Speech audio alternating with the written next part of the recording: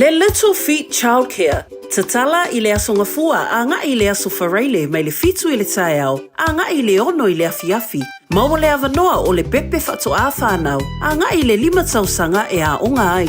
E lua se fulu i tūla, e a onga i le tamaititi 3 tausanga a nga i lunga, e a unoa ma se totongi. E mawhai o na piki lo walo i le Taeao, matoi maumoli i le fale i le Fiafia. Mawafua le lunch i aso uma. Talia wins quotes. Whasota i loa la walo i le Little Feet Childcare, Luas Fuluono, Yates Road, Mangere East. Telefoni o iwa, 255 55 luaono. O iwa, 255 55 luaono.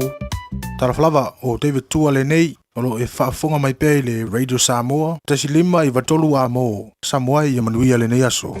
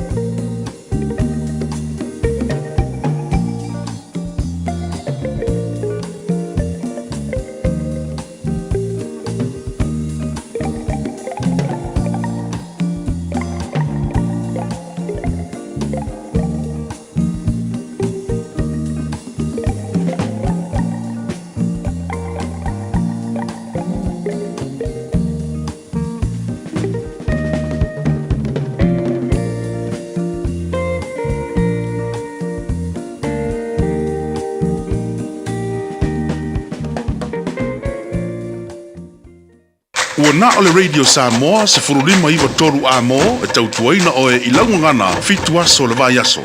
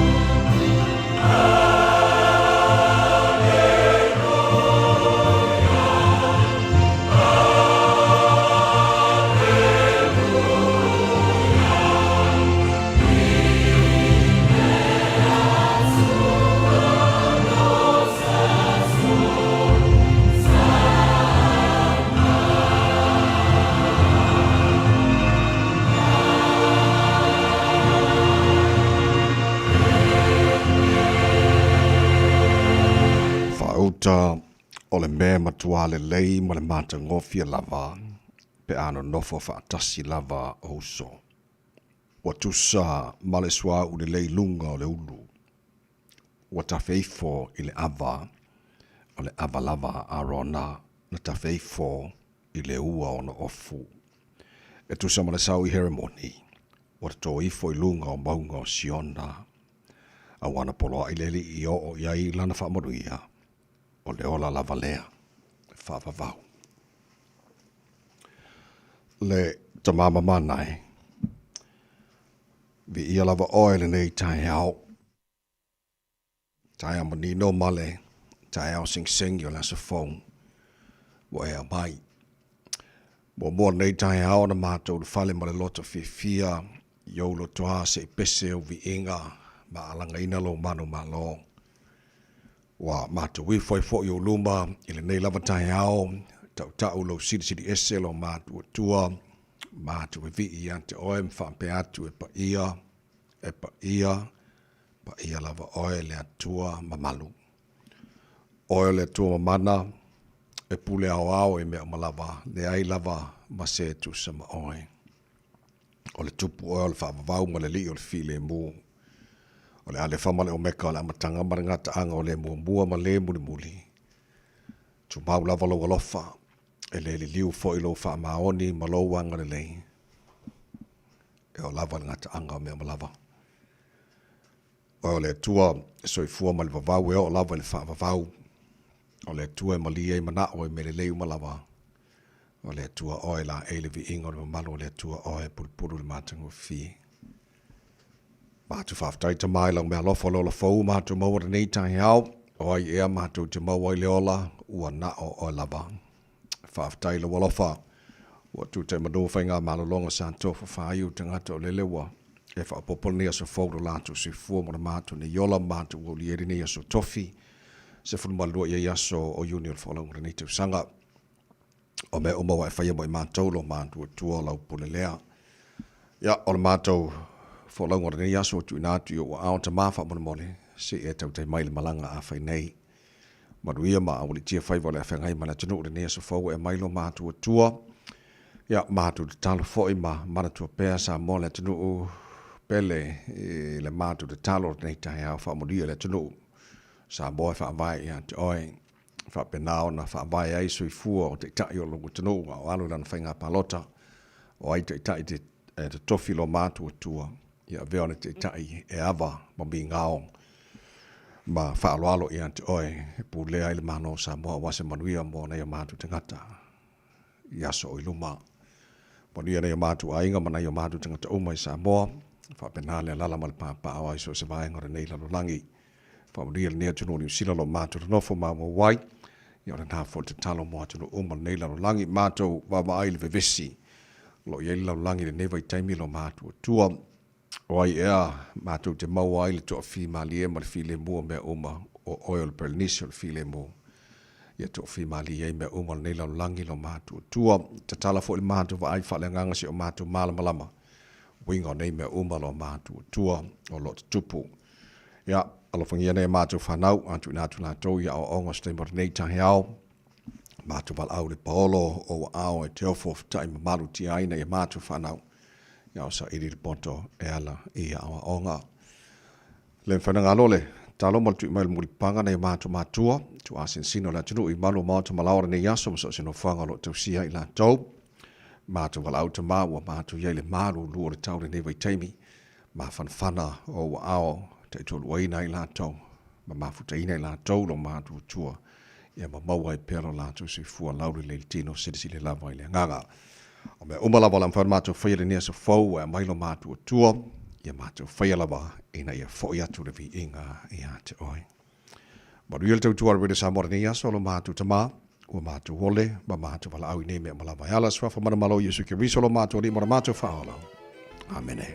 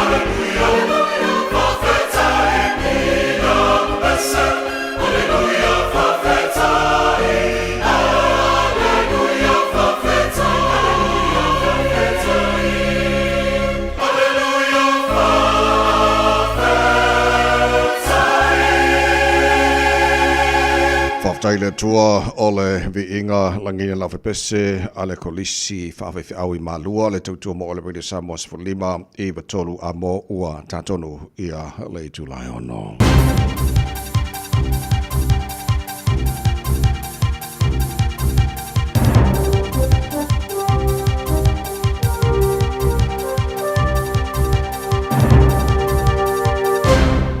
This update, the government is claiming success over its approach to tackling the surgery backlog. In March, Health Minister Simeon Brown announced a $50 million boost to outsource elective surgeries to the private sector. He planned for an extra 10,500 procedures to be carried out before July. Brown says the target's well within reach, with more than 9,500 procedures now completed. Beef and Lamb New Zealand is concerned about whether the settings around farm to forest conversions go far enough.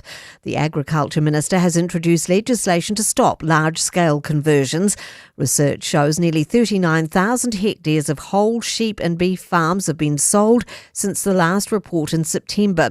Beef and Lamb New Zealand Chair Kate Ackland says they're not anti-forestry. We really support mosaic landscapes, so trees where it makes sense in the steeper, the less productive country, but leaving those rolling hills and flats.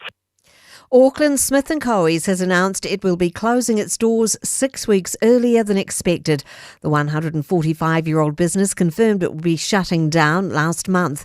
Jordan Dunn has more. The department store initially scheduled its closing day for the end of July, but has brought it forward to this Sunday. It will also unveil its final window display at its flagship Queen Street store. It says it shines a light on the rich history of the business, its people, and pays homage to the origins of Smith & Coe's. Christchurch residents are being urged to check their CCTV for any sightings of a missing 79-year-old who has dementia. Police are asking people to help them find Elizabeth Nichols, who hasn't been seen since about 8 o'clock last Wednesday night. She disappeared from Rickerton's Margaret Stoddart retirement village. I'm Kay Gregory and that's news. In sport, 14 wickets have fallen on an opening day dominated by pace at cricket's World Test Championship final at Lords. South Africa are 43 for 4 at stumps after bowling reigning champions Australia out for 212. Australia limped to 67 for 4 at lunch after being sent in, but 66 from Steve Smith and 72 from Beau Webster in his fourth test gave the innings some life. Webster reflects on the day. Had a bit of luck, no doubt, in the first 20, 30 balls there. It felt like they came really hard there with us at 4 for 60, like you said. And, a little bit of luck and managed to get through that period and get through some of those spells. And, we got a total on the board. And Taranaki have successfully defended the Ranfurly Shield for the first time in 2025 with a 78-7 win over King Country in New Plymouth. That's sport. Ua na o le Radio Samoa se furulima iwa toru a mo e tautuaina o e ilaungangana fitu aso le vai aso. Ele swafa marmalolo tanto ri fa i sukiriso mo mono fa talofa mo fa filo ai mo fa tu ni mai le avate le lava mal fa lo alo samolo watenu pele e pa ia mal malo lo fa fonga anga ile nei foi taia fo malo si fo maria fa malo fo le tunu fo lau tanto parpatia fa tasilang le leo tanto tu le langi awa o e tanto te mawai le ola ua na o le tu lava le ua mawai le yaso o le aso nei ua fai le tu tanto te ori matato Fiafia yai parpatia langa le lei sili ese o tanto tupu sili le langi o le nei fo ua mawai nei sila fa inga ile maduia o le tu ina ua mori malu tu si fu marmato malosi o taro sila fa ia manuel o mala nei fo taia fo e uile lo lo wa fo le tawi au kila nei no fanga fa sa longa Radio Samoa ia taro fa fatai le tu lo malu te pelo tu si fu marmato malosi ia mataro sila fa ia nei fo taia fo ala fa mai le tu tai taro fo longa nei aso Tatu falau de lalo na lofa tatu yai e nei foi a stoffi ua se fulmal do ia so junior tatu falau con do afe do se fulmal limo se malo fa fonga al proclame Malu al Taeao pero somos fulima e todo amor to ona data mai many so so mai insinio tatu Facebook mari YouTube ro sa mo se ro si pante mo fanga pista al jelo sio ia wale to ina ro to e mo to Malu se ia pa e foi le tu la e iva e le Taeao nei ia ala fa mai le tua ia tātou malanga whaatasi mai e le tātou proclame nei foi Taeao fau wha tele tu lai ono ia si mai lau whaafonga o le lui tau mo le aso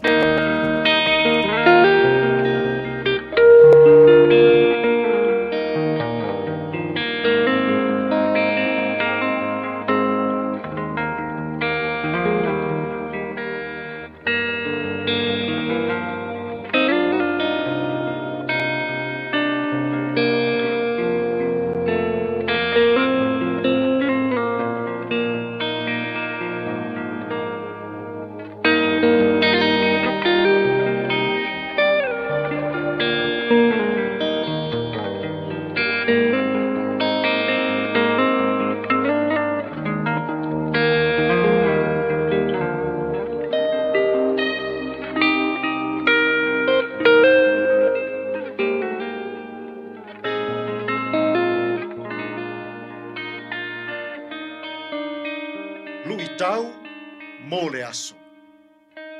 Fai oe mafaa o ao o mea le lei umalava. In everything, set an example by doing what is good. Tito ilona mata upo e lua, o te whaita wina, le foi upo e fitu. Ia avea oe mafaa o ao ngā luenga le lei I mea uma, ia e a o ao I le mata upu ma le faa maoni, ma le faa toia ina. O tito, o se whaife au talavou, o loo ngā lue I le e kalesia I ke reta. O se atalii whaale nganga o Paulo, ina ua whaatu wina le e kalesia I ke reta. A wina e Paulo, tito e ngā lue ai.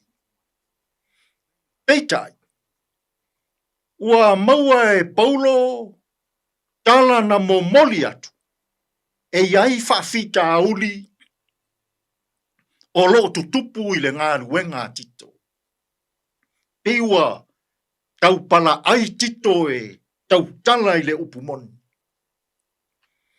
O le mafua angala lea na tūsia ai loa e Paulo, lana tusi le nei I a tito. Fai mai Paulo I a tito. Aua e te fefe. Loto tele e tau tala I le upumoni. Fai atu I toia I ina. Ia mio wha toia I ina. Ia ola wha tua. Ma ia ola wha maoni. Fai atu I olo matutua. Ia mio wha olo matutua. Ia wha pale. Ma ola alo lofa. Fai atu I tina talavou. Ia alo lofa ia lato whanau. Ia alo lofa I o lato teito o lua. Fai atu I taulerea, aua le fefe. Ia ola whaalo alo. Ia mio mama. Ma ia alo lofa, ia lato wava. Ae whaai u mai le tusia Paulo. Fai mai Paulo, tito. A o oe. Fai la oe ma faa o mea ia. Fai oe ma faa o le faa maoni. Fai oe ma faa o le faa alo. Fai oe ma faa o le loto alofa. Tasi lea whawhita au di tele I o tātou waso. Wale aini tangata e whai ma wha o mea lelei. O le liu tau o le neias. Wa fia maua I to tonu o ainga. Fia maua I to tonu o nuu mālalafanga. Fia maua I to tonu o le malo. Fia maua I to tonu o le ekalesia. Ni tangata e whai ma wha o mea lelei. Whai ma wha o le loto wha mangalo. Whai ma wha o le loto ono sa. Whai ma wha o le loto alofa. Whai ma wha o le loto mama. Aia, I le nei fo yaso. Pe a se I whai ia oe ma wha o mea lelei umalava. Tātou te tāro. Lea tuai. Lilingi mai au wha manuianga, I tau tua ma au nanga a lau leitio ma lau televise. Wha manuia le au whai ngā ruenga I a lii matama itai. Wha manuia le wha fofonga ma le mai moa sila a lou atu nuu. Whamanuia fe au ma ngā ruenga wā lau suai o tangata I lene yaso. Lui tauina pea Samoa I lou fina ngalo pa ia. Lea tuai. A o mai pea Samoa. Ia fai I mātou ma faa o mea lelei.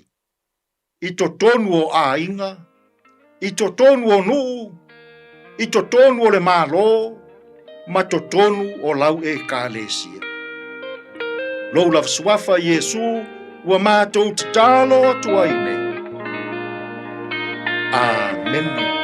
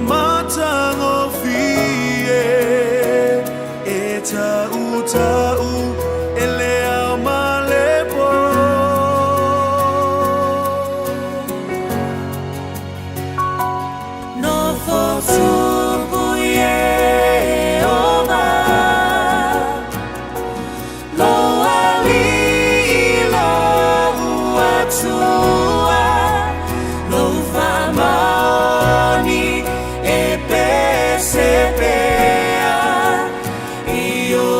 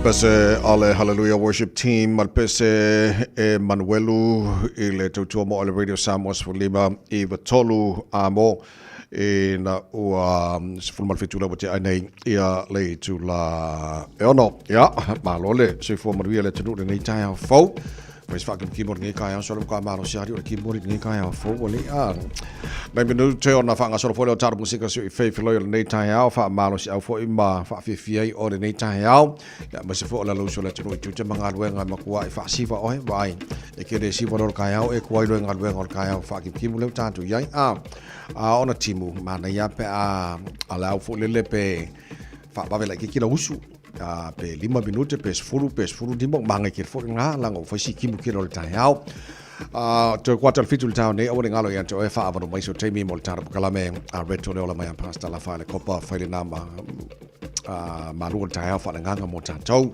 ile ne first of your tatu o liam today in history tatu pa vai body mena tupula so full uni ile tele to sanga ba vai ole taina ile fitu ile town ne fa ponga telefone ngal Protania pa tal fitu o national por kalame ola matai ile tu la mo mo tatu Malu Taeao ne fo Taeao fo a se mo mo tatu ba vai po a mai lunga la wala ne fo Taeao fo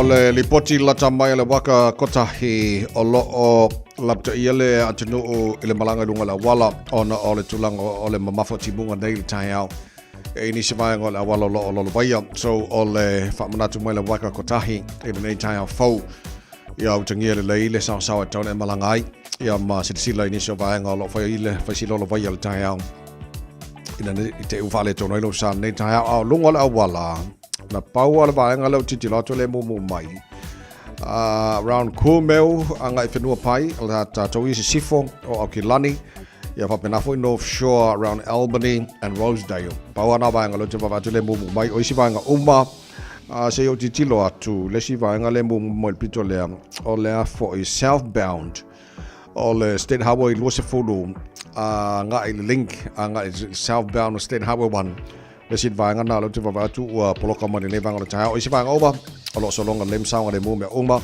matan pisil tele vanga ma se lava State Highway 1 city bound o malanga tu le sautianga te langa o Kilani mai lava Drury papakura ele poloka live flow live pisi ya live flow wa o le tulanga na lo ilunga la wala e nei time o Taeao fa manatu ya tavale ele leile fu le sa lo sa ele tulanga ia le masese ia ma lunga fo la wala nei vanga o Taeao sa ngole mulanga le tro e tute ma faiva o le nei fo Taeao fo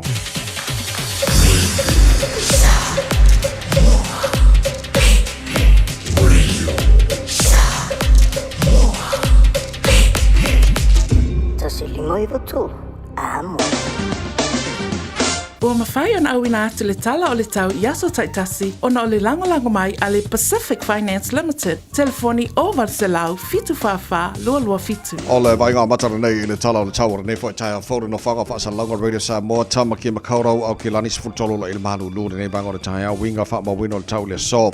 O le wha solon pa utimu e ma mafa timunga i nisu taimi. Wa pena fōru savili o le angi malosi mai nisu taimi betai a o le awauli. O le a mau atu ma losi o nati munga fa pena fo i marsavili ia o le a fa solo ina awawalang le leini se vaenga au kilani i le awa uli ma le Fiafia na nei se funbal fitu o marunga na al marulu fa mawina mo au kilani mo le nei trophy Taeao pe au lia tutusa le nei al marulu fa mawina mo au kilani nei ma Taeao se fulfitu lona mawalunga Taeao la fa solo fo ina awaoa langi le lei pa utimu ni se vaenga au kilani o le vaenga yon tuatu le fa solo ina langi le lei la sto nai fa solo fo ina langi le lei la sa ma la so fua ma la so do ma la so lulu o na vai solo mana yatu o vaenga na o lo o tuina mai la vai tau nei taimi o le Taeao o fanga solo le porkalame Malu o le Taeao ale Radio Samoa nei Taeao fo ma le timu o la faintaro va vai tulanga o le tau tiro si vaenga o Rusila fa pena fo le tau Samoa manisi o vaenga o le kelope o tala le tau Radio Samoa amnatu fa longa ale Pacific Finance. Ua loa le tautua le Pacific Finance in nonga tupe mo so se wha moe maliu whai puiponga aso whanau sa whai whainga balononga ba so se wha lawe. Apa laine lo le Pacific Finance.co.nz pe bala au le oval se lau fitu whawha lua fitu e talo sanga sauna nonga tupe ile bao le 5 se lau tala ma le lua se furu hawhe tala. E lua minute whai lau talo sanga online www.pacificfinance.co.nz ai whae tasi le tulai whaatali e se tali. E ai inga whapitoa pala au loa le Pacific Finance Limited. Ile ovar se lau fitu whawha lua fitu. Ovar se lau fitu whawha lua fitu.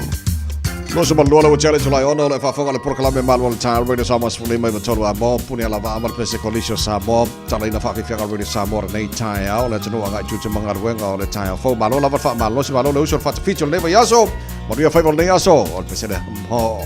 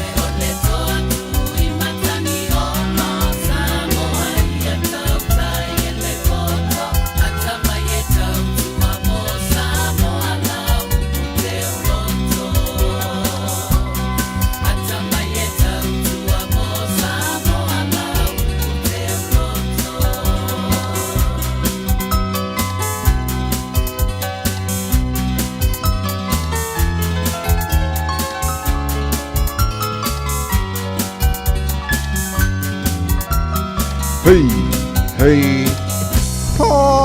Luas profitu lau jale tu lai ono le whafonga le proklame maro le Taeao Radio Samoa Sfalima iwa tolu a mo. O la wate ale fitu I Samoa whatalo whai paanga le tara proklame so se vaenga le tino pele I Samoa malo lam whaftai so reta felice. Malo whaftai le whatalo whamal nei Taeao lo whafonga I moa. Alo whatu maria fo ia le ne yaso mo fo whanga le nei fo yaso. Ia mo le tele o paanga masani le tara proklame le nei Taeao. Alo I la tolo whafonga mai mangele East. Caroline Tuala. Good morning. Malo si fua fatu so. Na ombuli malo la si fua manuia le nei fo I Taeao. Lene sia malo si fua manuia fatai losa savavau. Malo si fua manuia nei Taeao e la toia no titi loto fatalo fa mai o I senior star lia fui tole fo Tino Poni Nathan Levy. Senior stadia lo fat malo la si fo manuia nei Taeao Mayava Simone Talia. Good morning. Malo si fo manuia le nei Taeao fo malo fa taile fa si mai tu saula fa fo mai Brisbane Australia.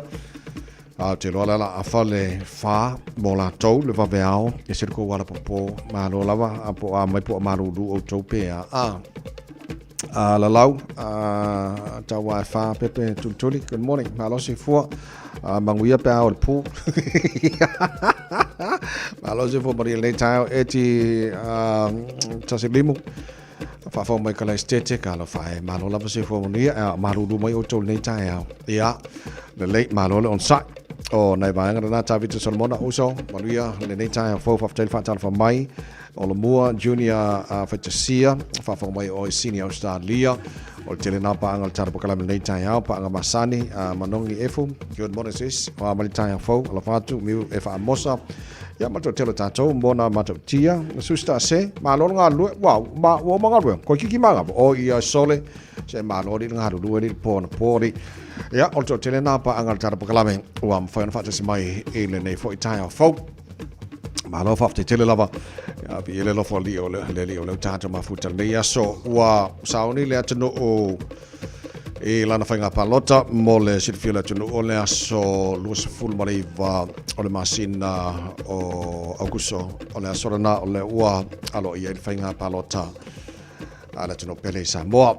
Tau sile lo fole tua ia manuia le lo tola tunu I lana fainga palota mo tu fo fainga palota fa temu karasi nei o lona le lei o le fa leo ia te tau tangata tusi au ia po aina te langolangoina ele pulela ele stangata le filfilinga le stangata o le mana ia leo malo fa temu karasi leo lo fa fo ia ima fa tino ia fainga palota Samoa mo New Zealand mo te lo isi vaenga lo lang e fa taua le ia te tau tangata e faia I lava lana filfilinga I lona finangalo o lae e iai e filifili ima palota mo tangata ia lae mana o fia panota iai so o le aso los fruiva la o le masina o kuso le aso la tar fainga palota e afo o le aso fao yu lai o lo titilo atu sa ile tanoanga ale sui le Radio New Zealand stasi fu alo Samoa ia o lo avem tu stala le Radio New Zealand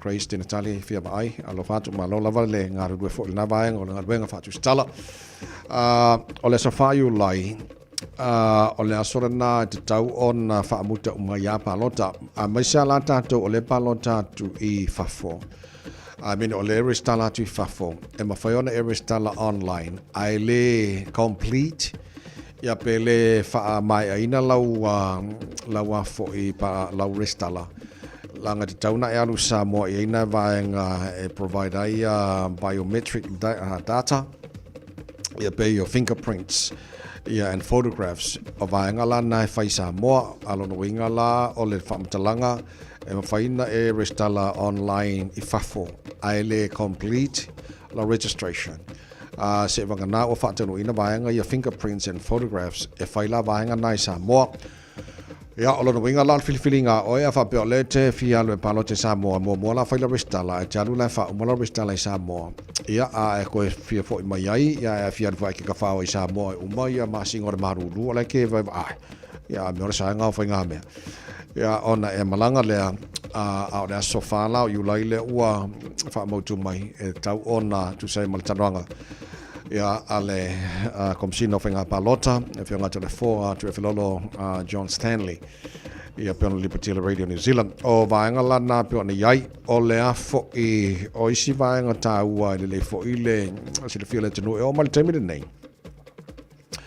pe atu sai li potia no fai tau ana po o fitu se fulu afe tolu se lau iwa suma le lima o le tulanga na o ia la tau wa umone restalaina o lau te mata watu tasu tasi ele po o le asonga fua thing bala so lua o termina after o moringa ruenga la to nga lue le official fenga palota ma lo nga lue ele fenga ofifo la to nga ruenga e ro tam fai na ia vave ona fanga solo ma ya mauti no e mai o mo restala ya o le fenga palota la sulu ma le ivon ma sino kuso so o vaenga na yai pe ona yai e tu sala ma le fo numero na va vai atu na liputia le radio in Chile fitus fulu afe to sala wiva suma lima sal pole ona super senena la tau fai nga palo fai ona palota ya pe ona fa mautu ina mai nei Taeao o le si vai nga tau o la tau fo nei e ka mo as candidates po sui tau va o party de tasi o lo te vai atu tu sai mo ripoti o le aso fitu anga se fulu you line at the town fa mautu o mai lava nominations o sui tau va fa pe te wa ye se candidate for suite of e toi withdraw elon swafa mai tonu le restala no vinga la su fa o kuso tau ona o tu ua fa yele tulanga otherwise ole fa wo pair ia ona tamo ia pe on restala so o tulanga na ia pre-polling ia po o la to fone fa la to palota au le ia o la solusu malaiva o la solusu mal fitu la sol na mo pre-polling ia onaro no le tuno ia molan fainga palo tala so suma nei va masino kuso so na vanga na o manatu le vatu mo sil fio le tuno a mai sa tato o le ala le fafo ia talwai ona o le fai on tato palota tu fafo ia ai na paule vanga fai on fa tu mo la le stala online ia but still et tau ne malanga Samoa e fa o mala restala ia pe o vanga na fingerprints ia mata tau na poe e fai la vanga na Samoa ne fa na fai atu nei fa fo mo tau ia ava pe nga kere lau 4 milion nga ke o fo mo ai mi disi me ke po de ai en fai nga ya wa fa o mala riskala ia na e ko sa wile e ko e vai nei ia lo fai ai ke vai ai o se umar maru rum fai no pa no ka wa ka ia umar pa no ka ma umar for seasonal winter la ko ai me ole ma nga nga ne ia ne vanga na ele le te fa na tu le no au tatu ye I vanga le mo tatu la isi vanga New Zealand wa tatu fa sa wa le adu vanga mo New Zealand so stuff for ne ke lope ai se vanga te fia mana mi ai e le tatu le fenga consula mo no office ma sa vanga no passports o le santa no mal fenga le consula le so nafi ia le fenga ia fe mata le malu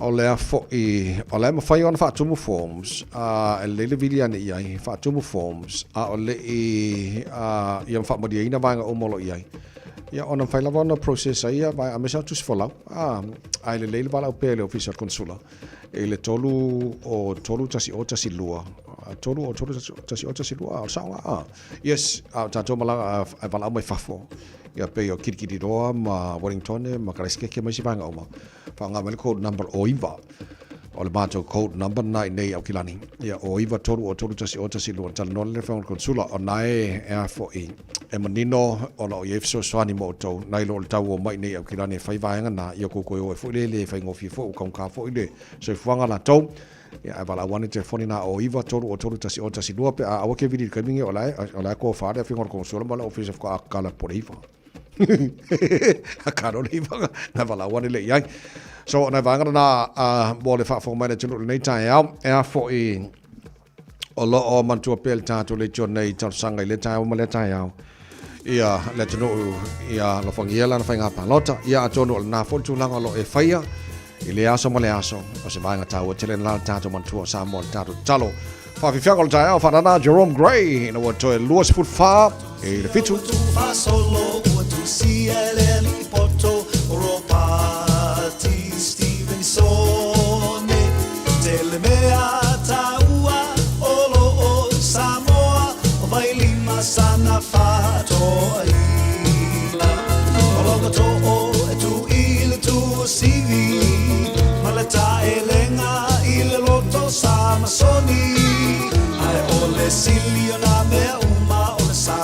e loto lofa Usili Samoa Oi Usili Samoa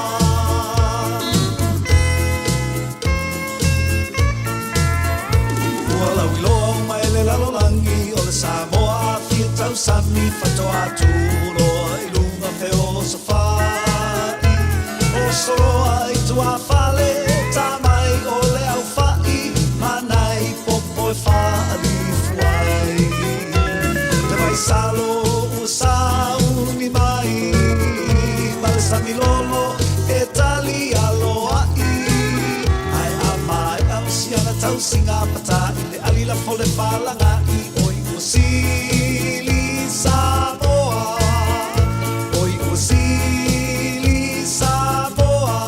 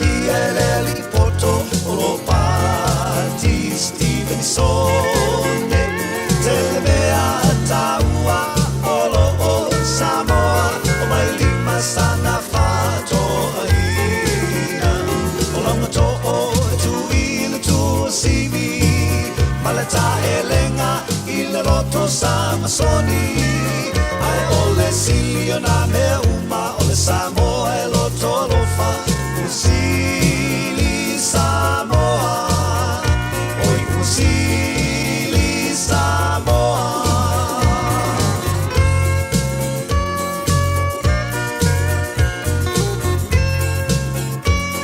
Talofa Samoa o Jerome Gray lenei Pe o e e lau ta vale po e whaafonga mai I lo maota. Ia tu upele ni lo lau le tio le sfulu lima iwa tolu a mo. Radio Samoa, numera tasi I New Zealand. If you feel love loco e awina tu pokala me ese I pito nuu o Aukilani. Ona o le lango mai o le Auckland Council Local Boards. Tato a wai fatasi mo le famna tuina o le Matariki Festival. Le tausanga fau a Maori. Esilia ma le se lau tāpena nga ese mai le aso fito Iuni anga I le aso se fulma le tolu o Iulai. Tele whaafifianga tau musika, siva, whaapea tau mawhitanga ese maisi. O le nei whaamoemoe o lo ngarulu e whaatasi ma le ngāti tama oho. Tanga I ane loa I le awaauckland.nz. Talofa Samoa, o Ateshna Ryan, o le Licensed Immigration Advisor mo le Auckland South Immigration Consultants. E visosoani mo so se tu ai ngā visa e malanga mai New Zealand po Australia. Telefoni mai nei loa I le o valu o tasi o no valu whaafitulua. Po le olua tasi o no valu fitulua tolu o. O fia maua sau ta vale po sau piki apu. Ai tongi ta I vaiaso, lua vaiaso, pe ta I masina. O le sleek cars o le a maua ai le fisosoani. Ua ta pena le au whainga ruenga a le sleek cars mo oe malo a inga. Aua e te popole I se mea I tasi. Te tala fitu aso, mai le sifulu I le Taeao, anga I le afo le ono le afiafi. Tele la lai au kilani I saute, vili mai loa I le olua tasi wha, fitu lua selau. Po le olua o, wha lima, tasi lima tasi. Oceania Career Academy, Sauni! Kako o, kaule kaua! He whai ama whai! Wāste lumangai maguia! A whaia sa ili se la asanga fau moe, a waloe te no whai. O le OCA e a tauina ai oe I mtata ese. Maua visenga fau fale, vali fale, palasa, male soifua maloloina. O le nei avanoa e anga wa aitanga tano fo mau masiti seni New Zealand o loo halala I Aukilani. Le sitala nei loa I le OCA, I le go.oca.nz/apply, po le vili mai I le over selau ono lua valu fitu tasi. O Varselau, ono lua valu fitu tasi. So, se fulmal valu minu tolo talo le tula fitu mai papifianga mai Richard Parker So Malaysia tātou ni poti lunga wala na ona tu ina tu i lole o tātou proklame a reto le ola ni foi Taeao fau patalo por sunga ti Malaysia ule fa fong mai afia malu alo patu nei Taeao malu la nei aso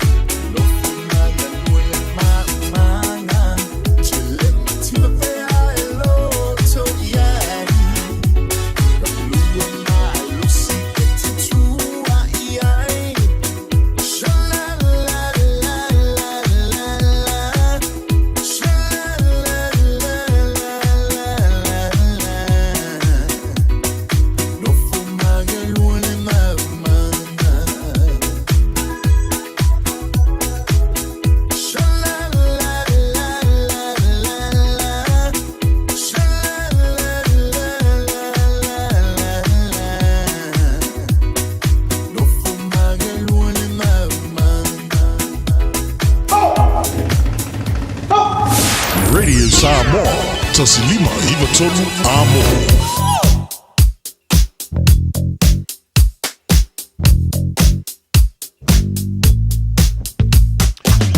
Mai alol tātou ni poti le mai lunga la wala ia on tuina tu lole ol tātou malu ol Taeao whalanganga a reto le ola leo te pena mai le sunga ol whawhanganga pasta la whaina kopa. E lunga ol Facebook mari YouTube ro Samoa na sisi la nei vaenga o le awala lo mumu. Ma se la vaenga le malanga mai sisifo. Sisifo o au kilani vaenga pitu silina na faisi mumu mai nei tai mo le Taeao so kiki lako o sifo lea mo tātou. Westgate, Royal Road, Lincoln Road, le whelolo ba Taratu, anga I kai al kaulanga whakakoe poloka I around Western Springs, ia le I hotel taulanga iau kilani, around North Shore le si vaenga le mumu mai I vaenga lea, whele vaenga lea I Saute, ka so ki kilo pe mo aku sauke I vaenga lea fo'i. Okay, le si vaenga Saute, mo tātou lunga State Highway lo se fulu, tātou ia malanga mai I Sisifo, angai mai nei le malava lele ia malanga I Saute na vanga le I Mayoral Road on ramp angai Dominion Road on ramp le fai mo mai le poloka au se vanga o malai so longa le lane le vanga le Taeao so ol tulanga namba le vanga lunga la wala le Taeao after vale lo fangil tulanga o le mase se o la wala mafa teleji mo ngel ka so ka fe mafa ki mo ngari ya tulanga na ia so o lunga na la wala mal fa fong mai le channel nei Taeao manuia masang le mula nga chucha mga ruenga nei foi Taeao fo to se full family to lo ta le le tula e fitu o se mai la fa fonga o le taro proclame a reto o le ola bread of life sent down from glory think you were on earth, a holy king, a carpenter, but you are the living word. Say it now. Come on.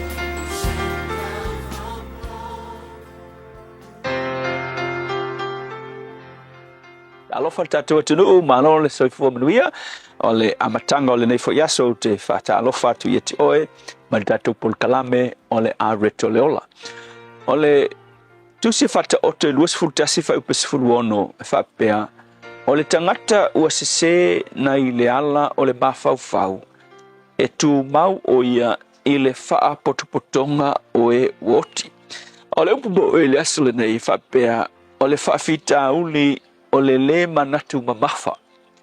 Ye loa e fai tau le mau, le winga o le mau, o lo tau tala i tangata fo ilea e le wha mamafa ina mea tā ua e ao na wha mamafa.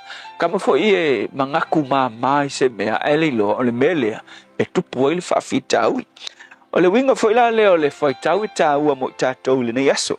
O le tangata fo ilea e le tonu lo na manatu i se mea tā ua e tatau ona fai ma fa mua i lona soifua o le fatita inga o le me foi le o le soifua malolo ina o le tangata wai lo e ai kuspa ia fa penisi e fa ele fa le nganga mata upule le soifua malolo ina ai o le tele foi tau le tuspa ia e fa ta ua ele tua ia lo soifua malolo ina o nisi la tangata ua vave ona fa ina mama mai ele onga ole le fa kukua pe ole ai onga ole le lava ole fa ta waina o ia o mea ole tino le nei ilona soifua fa le tino o nisi tangata ele o ango lava ilo latu soifua malolo ina ele tai o nalu e fai se siaki ele fo mai e fa talitali lava se ilonga lava e kaupele faku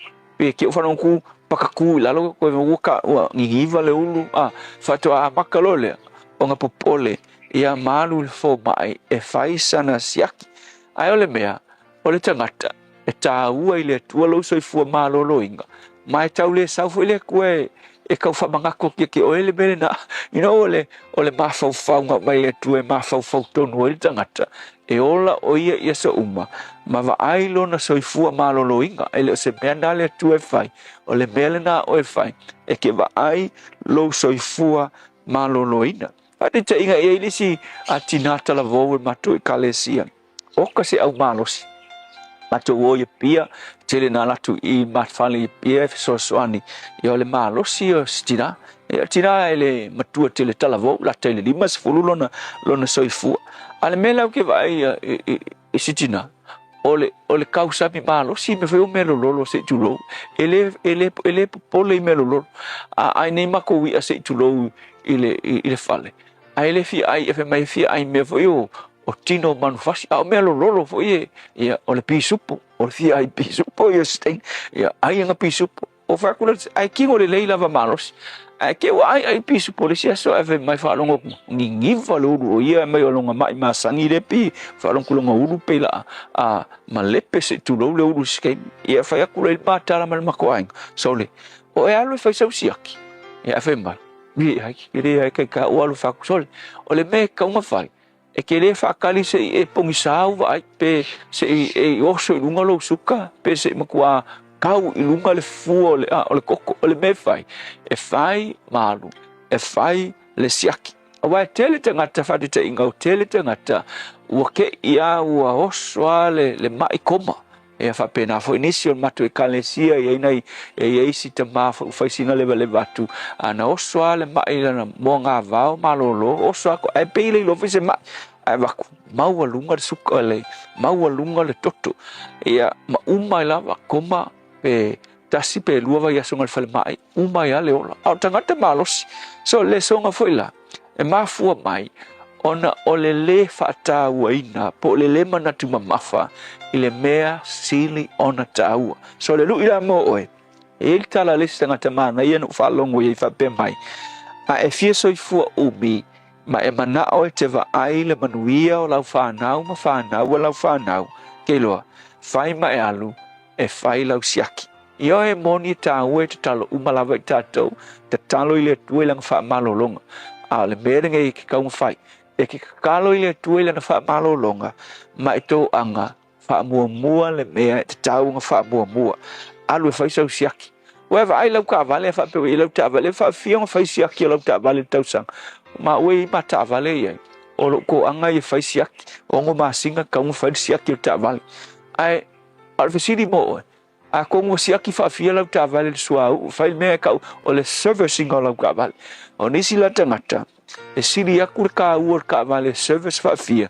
Ai ua fia kausanga, e le isa service mo longa lava soifua. So le upu mo o le aso le nei, whata ua lo soifua maloloinga. Ai aua e ke mangaku mama I le mea sili o na tāua. Le tua, au mai le mafau tonu ia te I mātou e whātāua I lo mātou wola I le tino. Au wai tāua ia te oe lo mātou wola I le tino. Whapei o lo mātou wola whāleangang. Whaftai Yesu. Amen.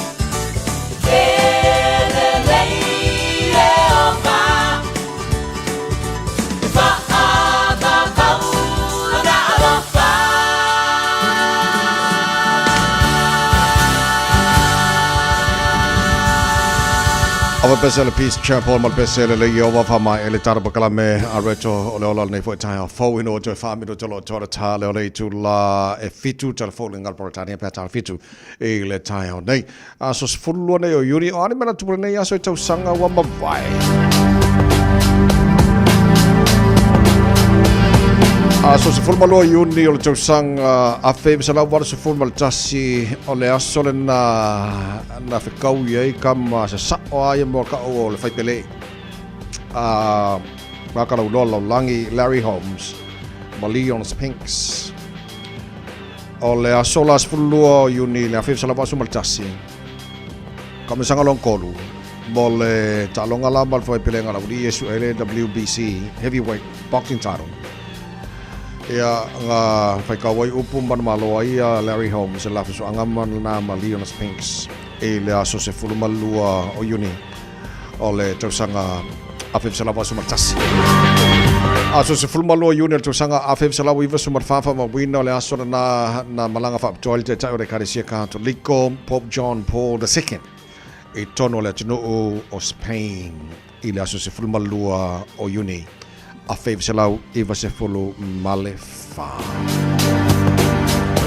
Nisi la befa ma wina tupu le aso se fulu o uni le tene tu sanga babal tau tomo le wina Samoa sfalima iwa tolo amo ina ua toi lua mino tolo John talo le tu la fitu telefone ngal protania pe amai antara fasa longa fa business nei. E Fiafia love loko e awina tu pokala me ese i pito nuu o au kilani. Ona o le langalanga mai o le Auckland Council Local Boards. Tato a wai fatasi mo le famnatuina o le Matariki Festival, le tausanga fau a Maori. Esilia ma le se lau tāpenanga ese, mai le aso fito uni anga i le aso se fulma le tolu o Iulai. Tele whaafifianga tau musika, siva, whaapea tau mawhitanga ese maisi. O le nei whaamoemoe o lo ngarulue whaatasi ma le ngāti tama oho. Tanga iane loa i le awaauckland.nz. Whaasilsilanga Taeao, o tau nui whanua o lo fau mo le tātou whalaoloa o le Eveni Pacific New Zealand i au kilani nei, mawala e dog pa tamaitai. Ia e mauki ngō fo i lava le vinga o papa i songa a lo o fau. So mai i le Eveni Pacific New Zealand store, mai le asonga fuanga i le stonai, se fulu i le Taeawanga i le ono i le Fiafia. Tua tusi o le Tasi John Galter Drive, Auckland Airport. Whaapsanga i tonu lava ma le KFC, au tawhane o le warehouse i le shopping centre, a le mala e valele. Eveni Pacific New Zealand store. A fio mai loa Samoa. Hey,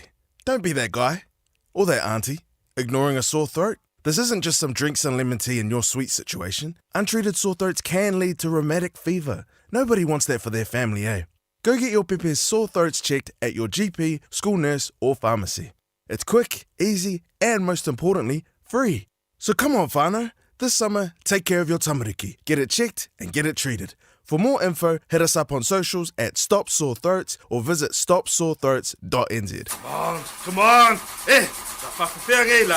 Popole fua. Vili le Wolfgram Auto Services with a warrant of fitness. E maua ai le fisosoani. E mawhai ano o atu siaki lau ta avale le fale. E au noa ma se tutongi. Le Wolfgram Auto Services with a warrant of fitness. E au auna mo o e malau ta avale. Vili mai i le lua fitu ono iwa wha o tasi. Pe asia siane i le lua se folo Hoia Road i Otahuhu. O si lia ma le luas fulu tausanga le tautua le Aro Memorials. E ngau sia lantou maa wha amanantou i o loa ananga tā. Maua maa e fua i lau wha asoa. Ma whai foi ona lei bai, fausia i lau manao, ma la foina i Samoa. Tatala mai le asunga fua i le asfareile mai le iwa le Taeao i le lima i le Fiafia. Ma le astona i mai le iwa le Taeao i le tasi le awauli. Awhi o ne loa i le lualua o Massey Road i Mangele, tolu tasi tolu Great North Road i New Lynn, po le tasi wha tolu Cavendish Drive i Marukau, Peter Yane e le arrowmemorials.co.nz. Le Arrow Memorials ua silia ma le luasfulu tausanga o lana tautua. Hey, hey!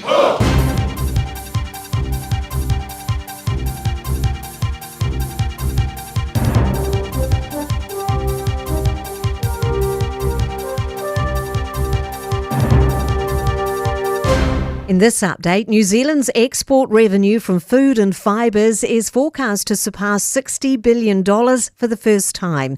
Agriculture and Forestry Minister Todd McClay says strong global demand and healthy prices across key markets are positioning us for record growth. Senior political reporter Sophie Trigger has more. The latest Situation and Outlook for Primary Industries report projects export earnings of $59.9 billion for the year ending later this month. That's $3 billion higher than expected in December, and Todd McClay says with this momentum, it's on track to reach $65.7 billion by 2029. Crews have been working through much of the night to fix a burst water main on Auckland's North Shore. Homes and businesses in Northcote, Hillcrest and Takapuna have been left with little to no water. Watercare was notified about a fault on Lake Road in Northcote shortly before 2 yesterday afternoon. A Kiwi Rail staff is recovering after a crash involving a truck and train wagon in Auckland's Favona last night. Kiwi Rail says the wagon was being pushed into a rail siding for unloading before derailing from the collision. Excitement's building at Cardrona Ski Field near Wanaka ahead of the opening day on Saturday. It's on track to overtake Whakapapa as New Zealand's largest ski field this season when it opens with 150 hectares of new terrain. Mountain manager Heath Richmond says snowmakers have been working in overdrive. With all that snowmaking and in, the team's been able to get McDougall's ready. The carpets will be open for the kids, and we might have a few other surprises if the snowmaking continues. Treble Cone scheduled to open on June 27th. And the co-founder of the Beach Boys, Brian Wilson, has died at the age of 82. Wilson started the band in 1961 with his brothers Dennis and Carl, their cousin Mike Love and friend Al Jardine. I'm Kay Gregory and that's news. In sport, world golf number 2 Rory McIlroy believes he's ready to emerge from his post-Masters slumber at the US Open starting in Pennsylvania tonight. The Northern Irishman struggled since becoming the 6th golfer to complete a career Grand Slam with victory at the Masters 6 weeks ago. After falling away at the PGA Championship and missing the cut at last week's Canadian Open, McIlroy says his deserved celebrations are coming to an end. Chasing a certain goal for the better part of a decade and a half, I think I'm allowed a little bit of time to relax a little bit, but, we're here at Oakmont and I certainly can't relax this week. And Lulu Sun and American doubles tennis partner Annie Lee have lost their first match at the WTA's latest grass court event in the Netherlands in straight sets. Sun remains in the singles. That's sport. Ua na ole Radio Samoa se furulima iwa toru a mo e tautuaina o e ilangu ngana fitu aso le vai aso.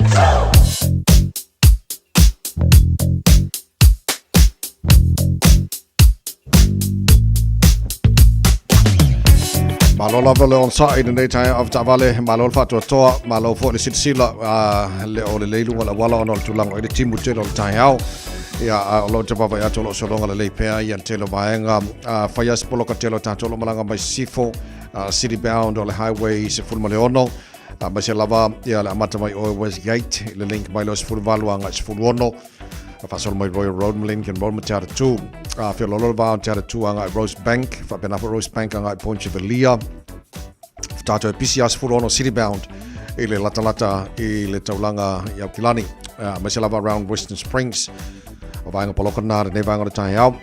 Tatolo Lunga State Highway 1 City Bound. Baba Yatu Face Poloka like Titi Lava, Mai Babakuranga, Itakanini, Ile Nevanga Taeao. Takanini Anga Manurewa, Life Lolo, Life PC, Life Flow, Face Poloka like Titi Lava on ramp at Manurewa, Tasolo Mai Manukau Life, Flow Delay, Anga Rangi, Anga Istamaki City Road, Istamaki City Bound. To Lloyd Tip Top Corner around Mount Wellington. Vangana now face Poloka, Pasilo, Mount Wellington on ramp, flow delay for him. Say pa ilaban tulanga yau Kilani. So tulanga na yai tatolo no shore. Fire CPC around Albany, Rosedale, Glenfield, Wairau Valley. Yeah, fasolo my lava in North Coast. Face Poloka na Nevanga Taeao. Yeah, lunga wala papala flow delay. Se ia pa ilaban tulanga yau Kilani o tulanga na lo ilunga wala nei tamal Taeao after valley au e fa fonga man Nevanga Taeao. Fa mole kau isi like titi ia sawa au e kwai ia le mo pe le alu lau ta valley e le leilo tuai a saunga le mo tau no man saunga le mo ia ngai lo so nga alu lunga wala le fa si mase se ola wala ia mo tupos fa labe nga ke dale fa le tonu kwai na bel ka valley yo ke le fo i nai vanga ia le ai mo ta tau pe a kupung fa la fa pe na so saunga le mo nga yo le tonu chucha mga wenga nei Taeao a le tala la tamai na ile tulanga ilunga na wala nei fo i Taeao from Malu soy fua, ol si fufonga Samoa, Radio Samoa, tasilima iwatolu amo, se kia Radio Samoa.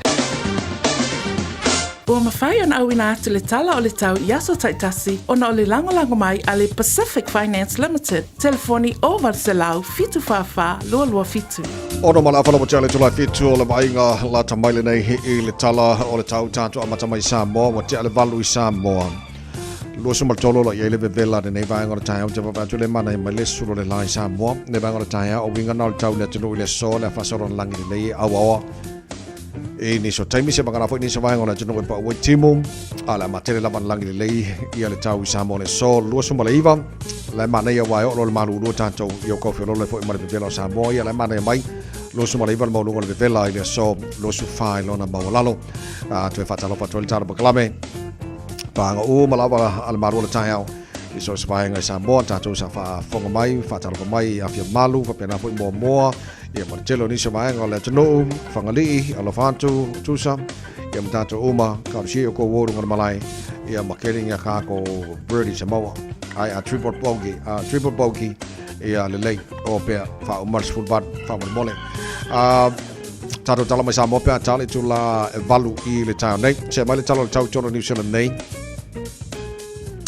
e le motu saute fa talo foi pangal tata pakala so se vainga motu saute nei Taeao in Chicago fa so na awa ole tau pa una wanga ni so taimi se fu mo lunga Malu lu fa mo wina kai kora fa so na awa ole pa utimu ni so taimi se fu lu mo lunga Malu lu le so Nelson awa foi pa utimu ni so taimi se fu fa mo lunga Malu lu Queenstown fa so na awa ole pa utimu langa le ni so taimi baru mo lunga Malu lu timaru awa ole fo ile so se fu mo lunga Malu lu Dunedin ole afa solo ina awa ole tau pa utimu ni so taimi even mo lunga Malu lu male ayo fungala aude ayo kariso karestete good morning Palo se fo manuia fa solo na awa pa utimu ni so taimi yangi maria mal savidi mai sauti sifo se furo mo lunga Malu lu fo mawina mo karestete le so ile motu matu pi tola pa lunga motu matu kaitaia Ola fa solo ina pa utimu ma mafati munga ni so taimi se furu balu mo lunga Malu lu fa mawina mo kaitaia ile so se tato pa aya le mo Wellington good morning pa ngal jara pakalame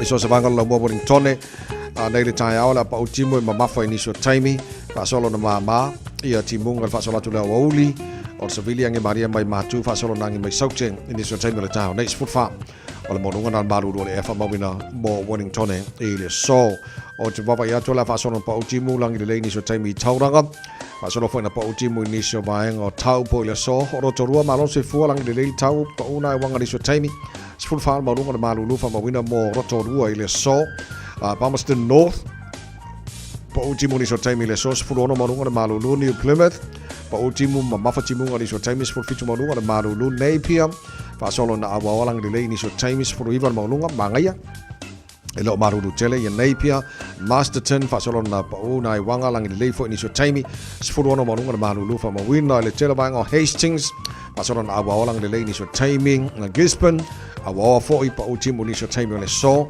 angi malo se marsavidi mai matu sifo kiri ro Hamilton malo se fo mo rio nei Taeao pa utimunga ma mafati munga ni so taimi ma mal pa utimunga fa solo na uli mana Fiafia na nei sfulono mo lunga na Malu lu fa mo wina mo kiri ro ile so no fanga fa salonga radio Samoa tama ke makaura wa kilani sfutolo lo ile Malu lu nei vanga Taeao makwa pongisa fa wa makwa pongisa le ngu ioi ya se mala makalo sia ya kare va po le mala ai o vinga le tau mo au kilani le so o la fa solo ina pa utimu ma mafati munga ni so taimi fa pena for Sevilla fa solo nangi malosi mai i le tulangi le i matu o mai la vai tau e o atu la wauli e o mo watu na ti munga mal so Sevilla langi le ni so taimi sfofitu marunga na Malu do fa mawina mo au kilani le so Taeao pe au liam awa fo langi le pa una wanga ni so bango au kilani sfofitu marunga Malu do Taeao Vai ko yon tua lang le sto nai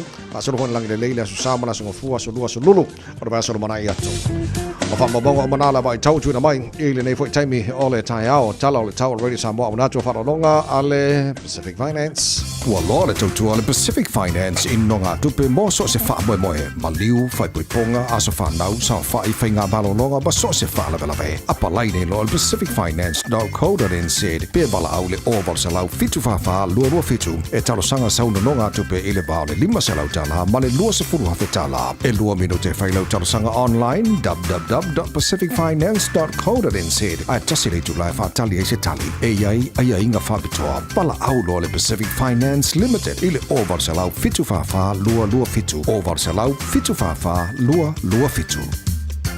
Well, it's almost fully over to almost for Tassi over to life fit to my love after tele lava let no oil my mama la fa from my ile nei taimi ole Taeao til tono lo so long le Taeao le fa malanga le le tar ma tai lang so le o usum ba ngir Taeao Ia awala o ke usu mai o sifo e sau ngai whainga luenga i sauki. So lo ke whai a kore ki mu o ka e se malo si o le pa u o le ki mu soli. Ia ai karsia ia mala mai fo wale ai pong saka ko iau kilang. Ia ua ke aku ngā ki mu. Ka wha pia fwoi ka i kare aso kofia di kau fio lori au ka ke i loka ala pok whalong wa kori oka. Le palasi mai koe le fia mawar ka kare kiu ke po ele uso ngasa saa mai pake ke vainge mo ka kore ka au a o le tulanga na iai. So o le alawa le tau e whengai matatou le aso. Ia o tulanga na wai au ngā fwoi ki mui e la au. E le whapeo le anga manga ngā o a kako pale ali o ngā ruenga le tu ele la. E whai au kako winga ma kako vai ma kako ka alonga. Ia a la fwoi manga o mi e la au ia suavai. Ia la fwoi kamo mai di poti le council au kilani. O la fwoi kau emti mai kako whakangoa vaili no winga la e ata mai ale atua mana fwofanga mo tatou. Wa kimuringe ia solongo inga walo fa maile atua wa maile vai au ngi sio kide vai o kako. Vai le akamai kelo leli mana fwofanga mo tatou. Le gero kilo anga po ile. I au ia picking e mo semi-finals ma voi langa o semi-finals la fanga solo super rugby o va ko au le mai au le blues ma ko le blues la ko le champing ia ele ave le champing el blues fa mole ka ko umaya sifi ma crusaders ma le brumbies o le ai valid ale champing el blues fa mole mai le lua fe lo fa ia a ko va ko le blues lo voi ai ia wanga fa pe ai longa o lunga I le vanga la voi ia la wa sao le semifinal ma ka o ki ala le blues on ale la o ki kilo la wale mo piki mele au ale blues le mo semifinal ma le crusaders e ku sa pe host la lo I kalaiskeke ma lo se fu manguia la o ku ma ko au lang boanga se I whakai aku I o kou kamar whaingor ka alonga. O le aula le blues o le ua whiriwhiria nei. Pe o te baba I atu ana po, kasi swinga lenga whai le blues. O I le ua whai le blues. Ia mo le talonga lea ma Crusaders I lea so... Po las whare lea. Aka so kikilo. Lima ke alfik, sao, las whare lea, kai hau. Vai le manga yo, ale aula mako aula blues. Nga ki fifa fonga mako aula blues. Le ai. Nga le crusader. O le la aula le se mela ala fonga la aula crusader. Le ole blues. Se la momola le aula crusaders ale crusaders o lato aula le umon fifilia molta longa le Taeao. O lato numel tasi George Bell, numel lua Goldie Taylor. Fledge Newell, nummer 12 na, Scott Barrett, nummer 5. Yes, nummer 5 ya Antonio Shaffoon, nummer 1 Ethan Blackadder, fitu ya Tom Christie, Vadu Christian Leo Willie, tasile ora Samoa o ta'alo le awal le Crusaders, nummer 9 Noah Hotham, Hotham, pula alsa orka oringor kamale fulum, reverse Ray Hanna, sfutasi Siv Rees, fulua David Havili, sfutolu ya Braden Enoa, sfutfa ya Jay Fihaki, ya futbekela ko kamale Will Jordan, kasile kamale le kele le awa Crusaders. Ja, alle laten we oudan lekker reserves lagen. We George Bell, Kerswell Sykes, Martin, Sip Calder, Jamie Hanna, Colin Grace, ja maar lako Kylie Briston, James O'Connor, ja maar Dallas McLeod. So alle aulanga le Crusaders. Ara mako aula le Blues. Le la o pingi malawori ia.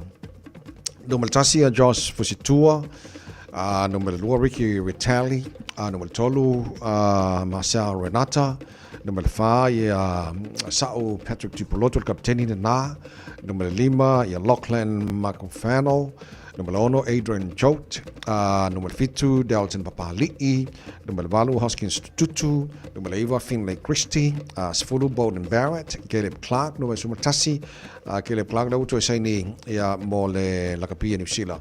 Se ia mai le World Cup o lua filo fitu AJ Lambs fulu lua fulu Korurico Ioane Magdelea ia mas fulu ma pea ke la palo swinga al Blues lo fine. O lako ngume sulima Sean Sullivan lo se mai. Ele numero 5 la reserves Kurt Erkland, Jordan Lay, Angus Taeao, Josh Beery, Anton Signer, Sam Knock, Harry Plummer.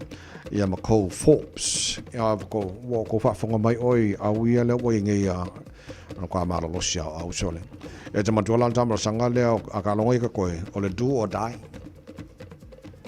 nga ka fale kongwa ia faso fu koe ki mai lo kula au le nga ka sanga o lo manga ipe au dia ai o tulanga na ia ia au ia mo fifilia ia mo semifinal mo la le Super Rugby lua fe lua lima ia le la koe fitau ia la ia champingi mai te sanga lua fe lua fa le Blues ia mala malo sile le Crusaders bangai ia so tulanga na ia mo le silfila tunu mal nei tai fo ia ai askonga ele semifinal Brumbies ma le Chiefs sai o ia fai i le Malaya le Chiefs ia wala ngala ko le number 1 le o round robin le nga ba wile sila ko avango ku sang penga fai inga le Blues silva so ka ngala ko mo le ko la ka bango me nga ba nga ia mo kam fai i le round robin e champingi wa ba wile si avango fa pop ja so le tulanga na ia tausia titula le visitele o i Los Angeles mal tulanga ia tele vainga America mo solo te e fa sanga tau niso tula fondo Donald Trump ile vainga fo o tangata fe mala ngai tono America ya wala ngalo kidingi ya mele manga o ia Donald Trump la to fo ndo fa so tula fondo tono America Allah sole ele fa kikia le visile ia toni o ya o fete na fo ia tel tonunga la to pulinu ia po senator o ia vainga ia ma le tulanga il te inga ia le president of America Donald Trump o leo te vavaiatu ia wa Facebook kekele o la to ia wa watu le president of America o se leo ina filemu ia el tele vainga America leo kikilo ku le ngaka o i Los Angeles California ia lau fa solo tele o state of America tarsia ia le no folili ia mo se filemu tono le tono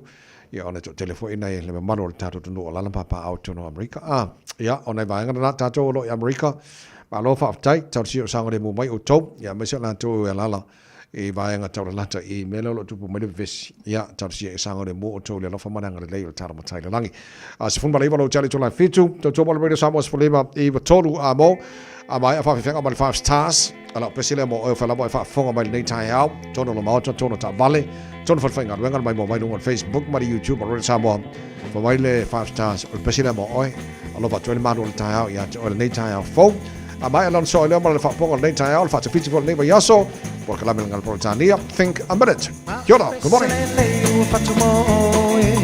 ai vai vai vai via mo Dar pai la ia la mai pea I say yo pa a Fiafia a tuilea o tari toni la pa ma ho wa me oi ma wo moni o te yo o te ame le foi le oti a pai wa Fiafia but the smile io ta mau left to Lima o night to my Samoa my New Zealand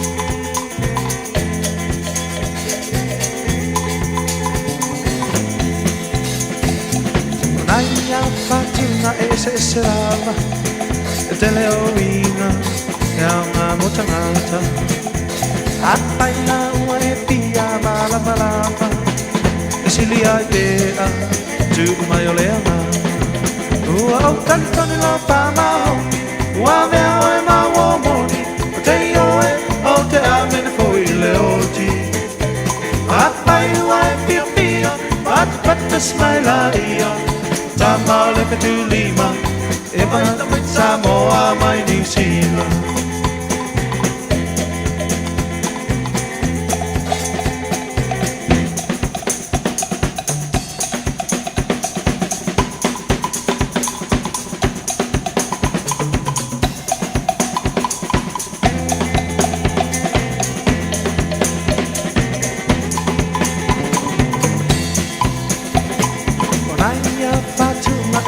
Se lava delle ovina e una motonata a paina e via mala malama se li a pea tu mai olema o tanto ne la pa ma honi wa be o ma uomoni te io o te ame le poi le oggi a paina e via but the smile io Tamau le tu Lima mai te mai Samoa mai New Zealand.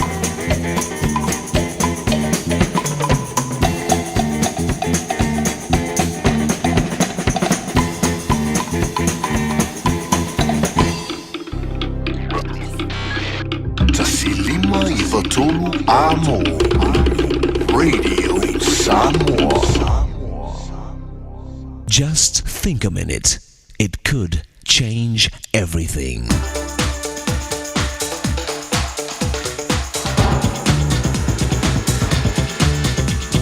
Think a minute. A pop song said, "People who need people are the luckiest people in the world." But to learn how to live happily and successfully with others, we must first unlearn our bad habits and ways with people. Sometimes we run away, rather than work through our differences. Like a child who's mad and says, "I'm going home. I'm not going to be your friend anymore." Our feelings get hurt. So we quit our job, end a friendship, even get a divorce. It's easier to go on than to grow up. But if you keep moving on from one relationship to another, you'll never have the rewards of close, lasting relationships. Many couples could be happier if they didn't use this payback or revenge mentality. But hurting the other person just makes things worse, not to mention the lasting pain and problems we put our kids through. We'd have much happier lives if we'd simply admit our faults and do what's needed in our marriage, parenting, and other relationships. So the first ingredient of successful relationships is communication. With no communication, you have no relationship. At the end of our life, some of our biggest regrets will be all the things we didn't say to the ones we love. We so often misunderstand and misread people. That's why we need to kindly tell each other how we really feel and not pretend everything's fine. The sooner we open up and honestly talk, the sooner we'll be happier and healthier. A second ingredient we need for strong relationships is acceptance. Can you honestly say to people, "I accept you just as you are. You can make your own choices and mistakes, say what you really feel, and I'll still accept you, even if I don't approve of what you do or say"? Do you have that kind of honest, unconditional love for others? The third ingredient we need for successful, mature relationships is forgiveness. Since we're human, we all hurt each other and need forgiveness many times. Yet we often fail to truly forgive others when they hurt us. That's why we need the only one who can. It's only with Jesus' love and power that we can forgive each day like that. So won't you ask him to forgive you for all of your wrongs and hurts you've caused people? Ask him to take control of your heart every day so you can begin to communicate, accept, and forgive others just as he has you. Just think a minute. If you'd like a free CD of our top 40 programs, write to us on the internet at www.thinkaminute.com and catch us tomorrow at this same time when we stop and think a minute.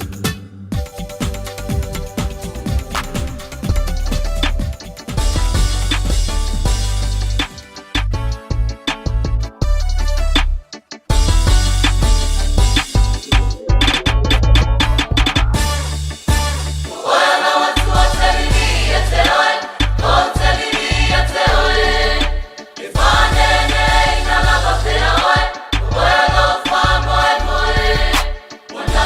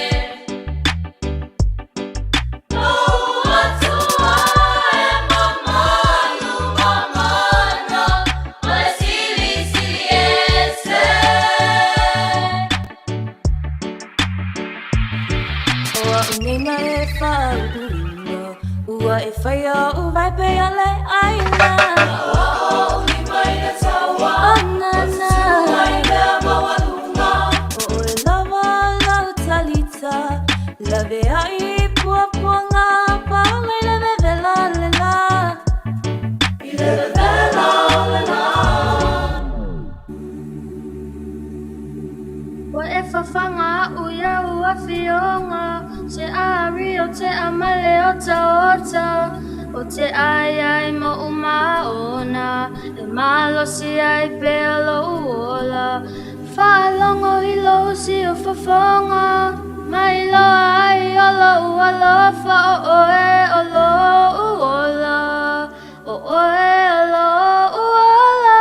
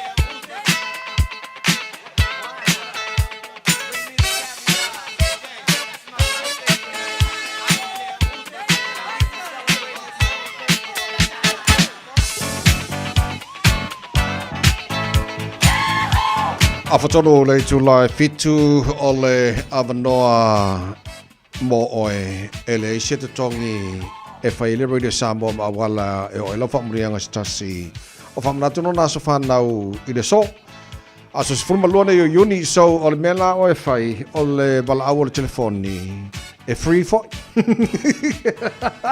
i oe nga paua le mea o le omi i oe o lau telefoni i ango kango le kariaku i ango whai ane o lau whamurianga wala paranga mea lo whamungato whamungato aso whanau le nei aso e a manga i aranga le lei o le telefoni na o mtala mo o e tolu fitu tasi lima i wa tolu ia whapea fo i oe le lei lau wabe lau fo i le fo i whaonga le e-maili ai o la fo i avangore e-maili na tau on air at Radio Samoa ia .co.nz e-maili le na ia whapea fo i oe ke mga oe sen mai lau whamulianga as whanau lungo kako Facebook ia bore YouTube o Radio Samoa o la fo i karafoni ngā vanoa on air Radio Samoa.co.nz ia whapena fo i ia lea fo i ia kako Facebook ia ngaki silfia le leia a tulango i so awala mana mfaina o mena whamulianga as whanau nei Taeao whopea whapea o nai mfaina e whamulia i sa sa whangau sesio whamuna tulona as whanau nei aso ea mfainga whaongana nā tulanga pea se o wawai mua tu whoringa mai dungo o tātou e-maili ele o yese kako whamulianga dungo o e-maili nei te mo le Taeao wherkako kerfong ele fes whamulianga dungo o tātou telefoni wika i mangai sorry ok va aia kwa ma singa no yungi pe ia foringa mai e o inga ko kere na ko le ya le lei pila in liko i lunga o le Facebook For my happy 40th birthday, Rena Taeao, Deception Bay, Brisbane. E whawhonga mai neighbor ngā Taeao wa o ke loanga wa awha le fia. Ono, lima, awha lima e au kou. Ia alo whamani atu ia pira ene riko I lo wasa whanau ne so. Manu ia lo whasapun tau sanga. Whapapo le 20 tau sanga stele mo oi. Ia a o iei I le nefo yaso. So o le whamani angara nā lo titi lo atu le lunga le tātou Facebook I le nei taimi o le Taeao. Whapea e paua I lea. I o longa winga nā akarka ko pese. Wa e paua nā le mea lo whapenga mako baku ia. Oi o le pese. Whamana tuai mo whamani e tō wasa whanau le nei aso. Okay, le lei. So kui ki lo kasi. Seki. Richard Parker, mai se pese mana ia. Mai se pese mana ia na ia a whapeo. Nei lo wasa whanau. E le se wala au mai e whamani lo wasa whanau. Le se me keru pole le a whamangi aku le. Urenga mana whenga whenga de Samoa. Mali kako poke la me Malu Taeao. Le se le whasa kako mpor sami. O koe le lei engi lo au po o pepe umakalo le maru. Oni o tō wasa whanau le nei aso. Tō rusu fitu. Ino tō lo John Talo le tō Malu Talo mai Samoa. Pea talo Malu Taeao ne. Omi te tonu lau olu au. Baile pepe se ne ima imau. Afifi malu o le tama. Baile lau ulu ne ima tala tala. Le lau whai whapito I te tonu. Vai ima sae pape o se pomu. Vela mai loa o le tama. Se whaala I titi se nai au mama. Tawhia ai. I se palu sami te. Tawhia ai. I se palu sami.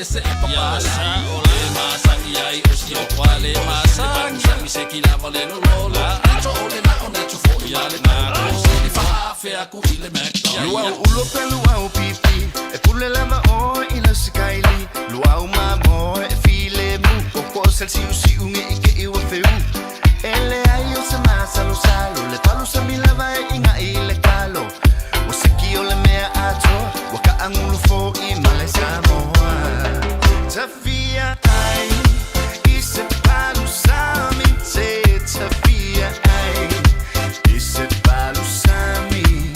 Ua te fiu, e wha tali tali. Se palu sami se pau mai le langi. La perfeita kakoloko auto e ole atu I lo utama. Si o atu nuku bele o Samoa. Wala komo a mama ma I utanga. Kai la au ale au sai. Koe whasa no mai ole mea mone. Ka mea ai whasa mo. Se mua tonu pa umiki na se suwa wha. Komo I se talo tau ma se palu sa. Tawhia ai, I se palu sami te.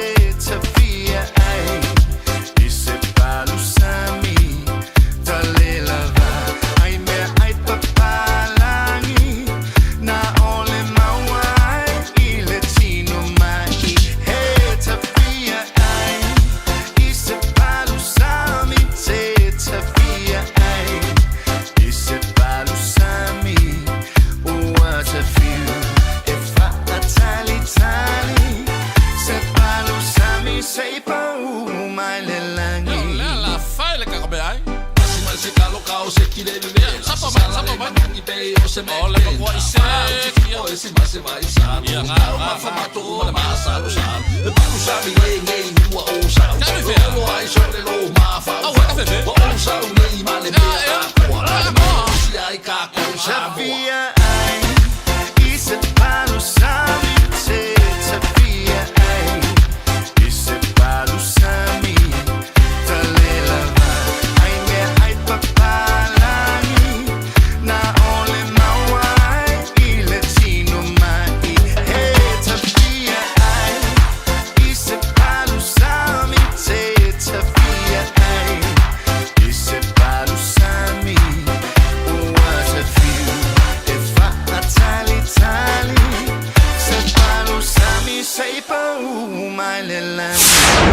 Sole, eva mali pese. Malo le fafonga Samoa. Malo fo ile va ile musika. Radio Samoa #1 New Zealand akoa. Simpson. Yeah.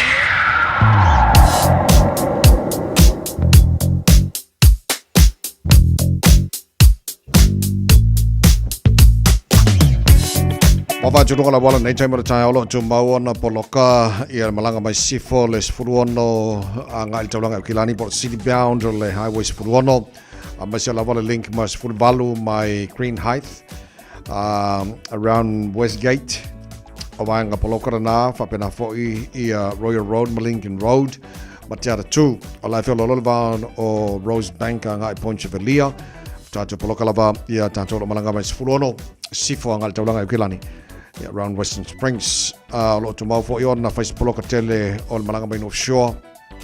They vanga o Taeao. Amase lava around Rosedale, Wairau Valley, Takapuna, North Coast. O vanga poloka na ne vanga o Taeao mo tato malanga mai North Shore ngai meltaulanga ya kilani nei. O lo tu mau na poloka le link o le luase furu anga i le southbound State Highway 1. Masalava le pasi mai o Puinu Road on-ramp, fasal mai Lamby Drive on-ramp, around Rainbow's End, mara link o le luas furu anga i tasi southbound o vaenga poloka na para ne vanga Taeao. Mo tatolo malanga i lunga le State Highway 1 city bound, lau flow le mailava o Drury anga i Papakura, poloka la Titial va Papakura takanini flow le mai, ka koe poloka lava i le Manurewa on-ramp, city bound, and also around High Broken Tip Top Corner. Vanga bloka na nevanga Taeao o atu Green Lane flow de leila was e pa il taulanga ya kilani so ole tulanga na yai ole tu mau ona yai lapta inga mai le waka kotahi ha fa mo le tano ma mafati munga nei Taeao ma se la wala drive to the conditions for malanga low sa tulanga lo yai ile ma se la wala nevanga Taeao ole le poti la tamai nai lunga wala ile nei vanga o Taeao to tobo radio Samoa Svalima iwa tolu a mo ina ua toe luas 40 minuto lo tore talo le tu live valo.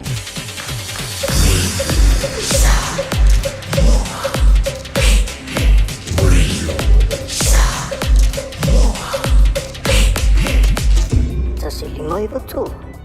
Faasilsilanga Taeao, wa taunui whanua o lo faumo le tātou whaleoloa o le Eveni Pacific New Zealand I au kilani nei, mawala e dopa tamaitai. Ia e mauki ngō fo I lava le vinga o papa I songa a loa fau. So mai I le Eveni Pacific New Zealand store, mai lea songa fuanga I le stonai, se fulu I le Taeawanga I le ono I le Fiafia. Tu atusi o le tasi John Galter Drive, Auckland Airport. Whaapsanga I tonu lava ma le KFC, au tawhane o le warehouse I le shopping centre, a le malaiva lele. Eveni Pacific New Zealand store, a fio mai loa Samoa. Talofa Samoa, I mawhai na whasoasoani atu Dr. Jen pe a whai te a fiele mai suka. Tauta mawalunga, le maua se whanau, mai sela, whatunga o, ti ngā le ua po tuli, whaalusi le tino puta, kānesa, ma le tino mangeso. Maua fo I le kulini fulunifo mo ni fo ti ngā, ma toi whaafilesi ai lau manawa. Tele nisi o loa e whasoasoani I lo soifua maloloina. A fio ane loa eva ai Dr. Chen, I le tuatusi lua ono Great South Road, Orahuhu. Telefoni lua fitu ono tolu fitu, extension numero lua. Ao tātou folau I teimi whaingatā o le soifuanga. O le kā for you, o le awhi sosoani mo oe malou ainga I se sā tau maualalo. I le teimi nei, o loo maua le SUV, a mata mai le vanu se fulu tāna I le vaiaso. Piki apu a mata mai le na o le se lau 5 se fulu tāna I le vaiaso. Ma tau te whesoasoani atu ia te oe malau paketi. Se su mai loa, talia so se laisene, New Zealand po o Samoa, ia iai se ngaluenga tu mau. Vili mai loa I le car for you, o valu se lau lua fitu, wha iwa ono malu. O valu se lau lua fitu, wha iwa ono malu. Po le tuatusi o le tolu se lau Great South Road, Manurewa. Hei, au ona ia vea oe pe o isi tangata e manatu maa I le wha iti ngā. Ele na o le inu o le vaiti polo na seki ai lea. A le vave tonga fitia le wha iti ngā. E ono o le tūlanga e maua I le fever rheumatica, ma e le ai lava se tasi. E mana o e o se pele le nā tūlanga. Aia. ave loa nei o alo, e whaile siaki le fo mai whale ainga, o le tausi mai le aonga, po le whale talavai, e vave, whaingo o fie, ma le mea sili o na tāua, e le totongia, e mawhai foia na whaile tui le baisilin, e ki lia atoa ai, saula ia Samoa, i le nei vai tau o le tau mawhanawhana, ia tau sia le leina i o tātou alo ma whanau, whaile siaki, ma whai loa le tong fitinga, mo nisi whamatalanga, sa iliana i lunga le social media, Stop Sore Throats, pe asi i lunga le upenga ta whailangi, stopsorethroats.nz.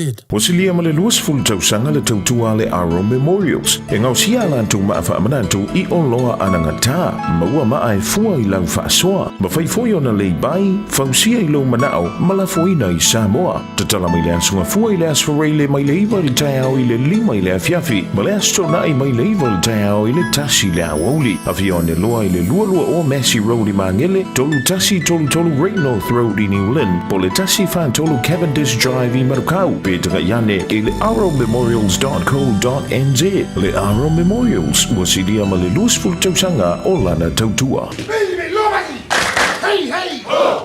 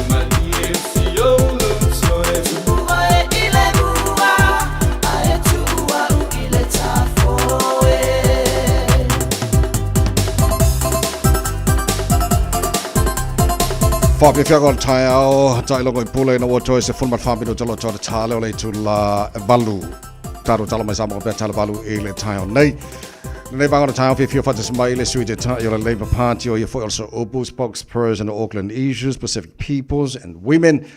Carmel Sapoloni. Thank you, Carmel. Welcome to the program. How are you this morning? I'm very good, thank you. Looks like you just been to the gym this morning, Carmel. I have, and so apologies that I'm not dressed up. All good, all my good. usual pulatasi or politician-like attire. Okay, once again, thank you for coming on to the program this morning. What do you think of the parents' visa announced by the government earlier this week? Look, it's long overdue because they promised this during the election campaign, and it's taken them 18 months to get onto it. The sad reality is that the vast majority of our Pacific community are going to be excluded from this. They have set an income threshold for those wanting their parents to come in quite high. They have also put requirements around health and health checks, which you can understand to a certain extent, but also an expectation that if the parents coming in would potentially have a certain amount of money. I think it's 160,000. 250,000 for two. Well, I mean, that means the vast majority of our parents or grandparents that we may want to bring over are going to be excluded from this. Again, Tavai, it's the government working in the best interests of the most wealthy in this country. I think I totally agree with you, because I was looking at this and I thought, oh, poor Samoan people, Pacific Island people, their parents, how many of us can have that 160,000 to support our parents to come into New Zealand? So if Labour is in the government, what will we do? Look, we certainly haven't announced our immigration policy yet, but Phil Twyford, who's our immigration spokesperson, has been quite vocal about the flaws, including what I've just mentioned, with the government's parent visa policy. So I think it's something that we would be looking to explore, and I think you can certainly expect to see that we would have immigration announced before the next election. But I feel for our Pacific community. Quite often we bring parents over to support with the everyday running of their household. Parents are busy. They are working, trying to raise their children. There's no better substitute than grandparents when it comes to supporting with the child rearing. And so I feel for our Pacific community that they have effectively been excluded from this particular policy and announcement. Okay, while we're talking about our Pacific Island people in New Zealand, how can Pacific youth be better supported in education and employment opportunities in New Zealand, Carmel? Well, starting with employment, I do want to recognise that the unemployment rate for the country is about 5.2%, but in Auckland at the moment, it's 6.4%. And the people that always miss out on getting jobs when the labour market is tight is our young people.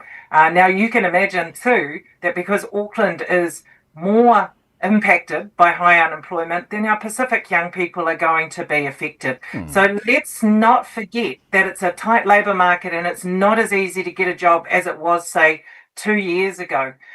We need to continue to invest in our Pasifika young people so that they do have the skills, the education, the qualifications to be able to get into the jobs that are available.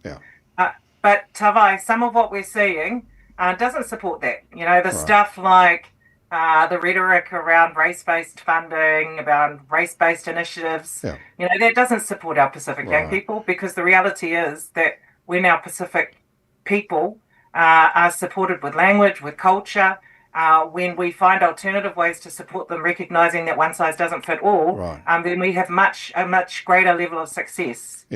Okay, Carmel, tell me, what role does Pacific culture play in shaping New Zealand's national identity? A massive role, Tawai. When the rest of the world looks to Aotearoa, they don't see another part of Europe. What they see is a very unique country. They see Māori, they see Pasifika in terms of being indigenous to this space. And it's what makes us unique. And I think that we shouldn't forget that. It's part of our national identity. And I think more than ever, most New Zealanders really do identify as being part of this Pacific region and being part of our Pacific neighbourhood and Pacific family. And so it's important that we recognise the value in that. Yeah. Okay, Carmel, looks like this week the Labour Party has been vocal about the need for stronger anti-stalking laws. What change do you believe are most crucial in ensuring better protection for victims? Well, let's keep in mind that I think it was last year, our spokesperson for police, Ginny Anderson, she actually came out with a members' bill which was going to enhance the legislation around stalking. That was off the back of a massive tragedy where someone had their circumstances ignored, they were stalked, and it resulted in the death of this person, Tabai. The government, to their credit, have picked up on that, recognising that we need stronger anti-stalking legislation here in Aotearoa. And now Paul Goldsmith is running with that. We support it, and we will be following this process really carefully. Okay, Carmel, how is the Labour Party tackling issues such as domestic violence and workplace harassment? Okay, so in terms of domestic violence, when we were in government, we created the first ever strategy for the prevention of family and sexual violence. That was called Te Aurere Kura. And we had our first ever minister for the prevention of family and sexual violence. The reason that was needed, Tabai, is that there are multiple government agencies that respond to family and sexual violence. The police, ACC, MSD, Oranga Tamariki have a role, and there will be more, justice. And so it was important that we tried to bring it all together so we could have a proper cross-agency approach. It's quite sad to see that that approach doesn't seem to have been taken as seriously by this government.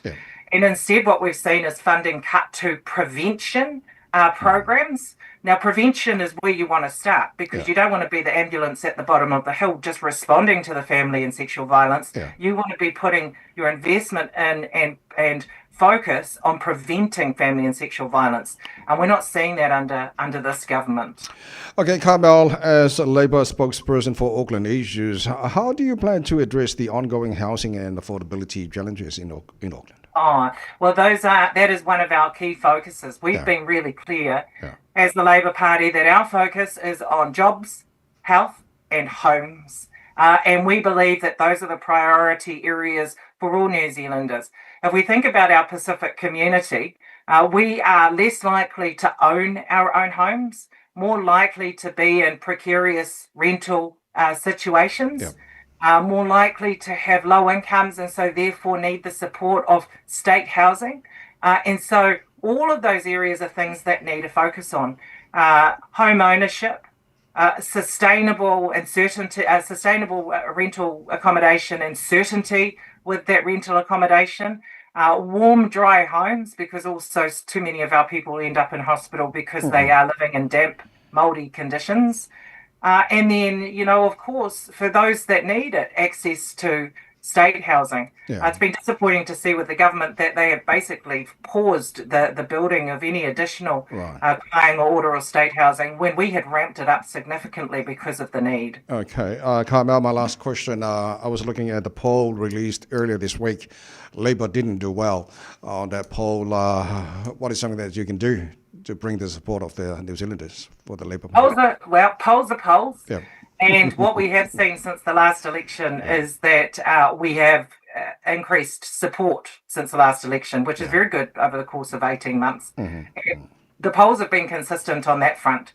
And so really what we have to do is just put our heads down and hold the government to account whilst working with our stakeholders, consulting to actually build the proposition for the next election, because the New Zealanders want us to be an effective opposition, but they also want to know what the alternative proposition is. What are we bringing to the table? Now, we're not in a position to announce all of our policy yet, and that's not unusual. But going into the next election, we will, and we're hopeful that our alternative proposition will be able to win back the support of New Zealanders. Okay, Carmel Zapoloni, Malu, Fiafia, thank you so much for your time this morning. Whaftai lava. Thanks so much. Bye-bye. Carmel Zapoloni, or the sweet Taeao, or the Labour Party, Malitananga, and Taeao, to Tomorrow, really Samoa Lima. Eva Tolu, more in a water, told Mala from Middle to Talo to La Valu, Fiafia, Malaskin, or Molones, Matala, Samon, Taeao.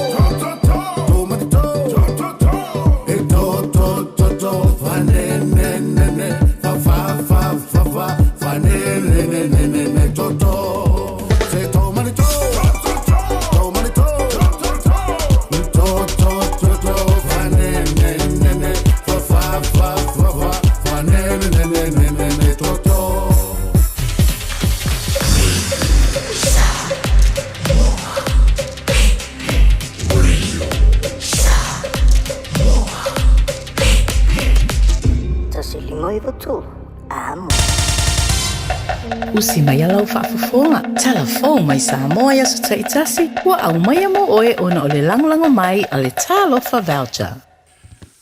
O te whatalofa ro tātou o tunu o le nei fwoi a sa fau. Whero ai fwoi o wale whaata whiti o le ngā ruenga o le nei vāiaso o tala mai Samoa.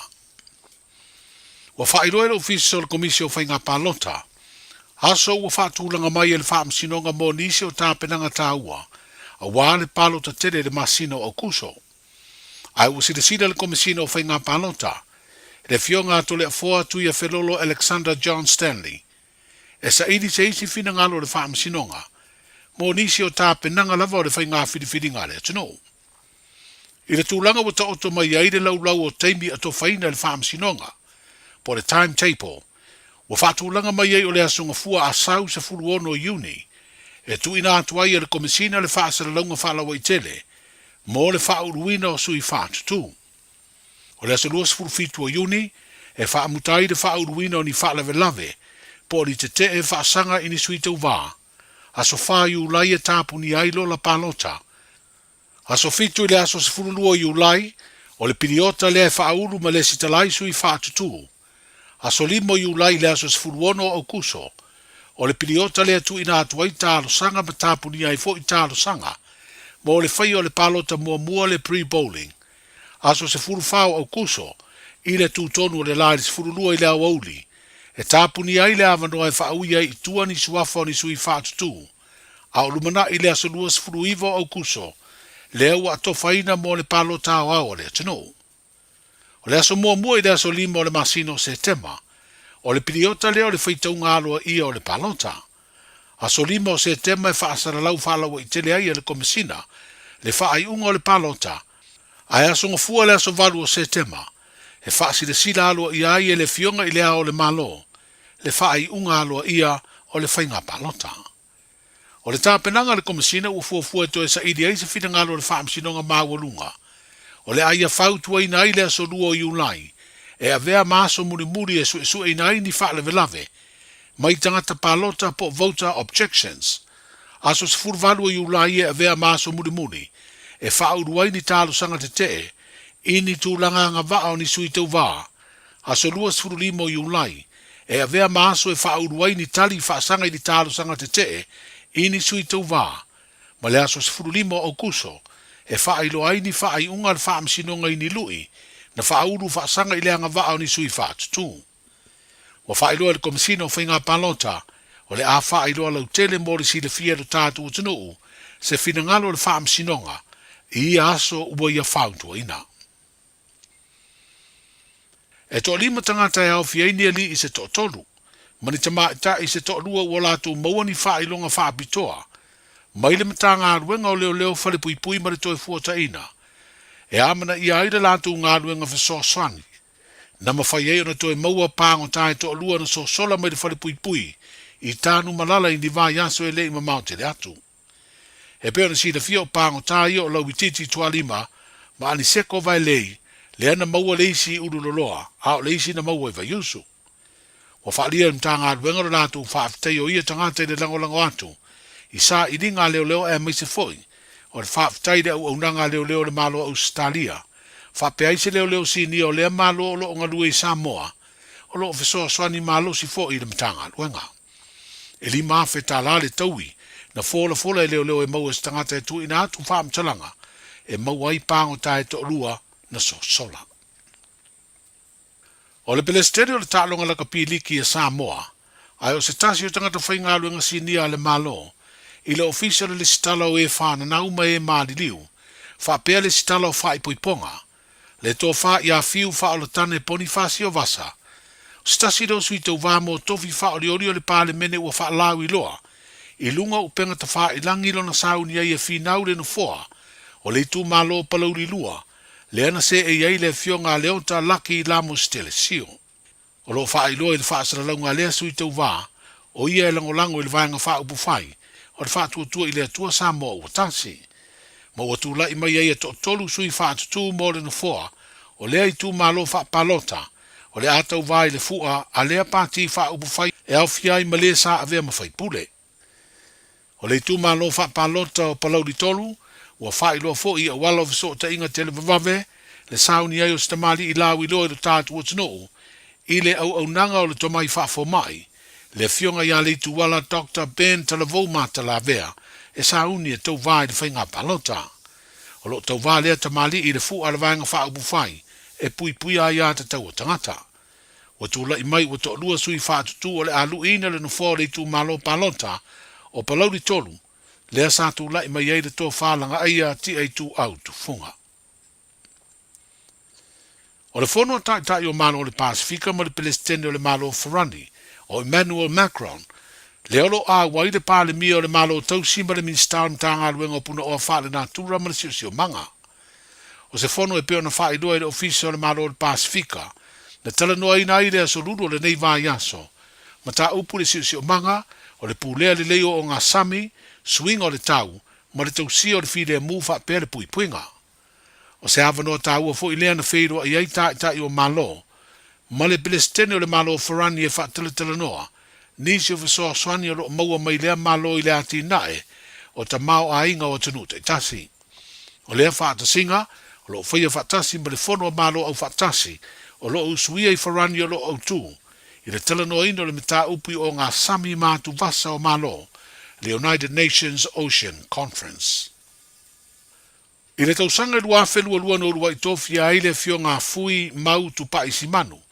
E a vea mawhauru lunga po le ofisa sili, o le pulenga o le mta ngā ruenga te tele me whela ua inga. O le ua toi tusi ao le malo i lea tamali e toi wha awauro na tofinga, mo le isi tolu tausanga. Wa wha iloa i le ofisa so upo le malo lea whidiwhidinga, ina ua wha mauni ai le kāpeneta, le toi to fio fui e vea mawhauru lunga, o lea mta ngā ruenga le malo. O se tamali i wasilia nei le tolu sifuru tausanga o lana tautua i le malo, e peo na sanga lua i nisi o mta ngā ruenga i au fiai, le wha alabu tonga o le malosi tau e le tise. Wheroa ia Taeao mo le taualunga, soifua.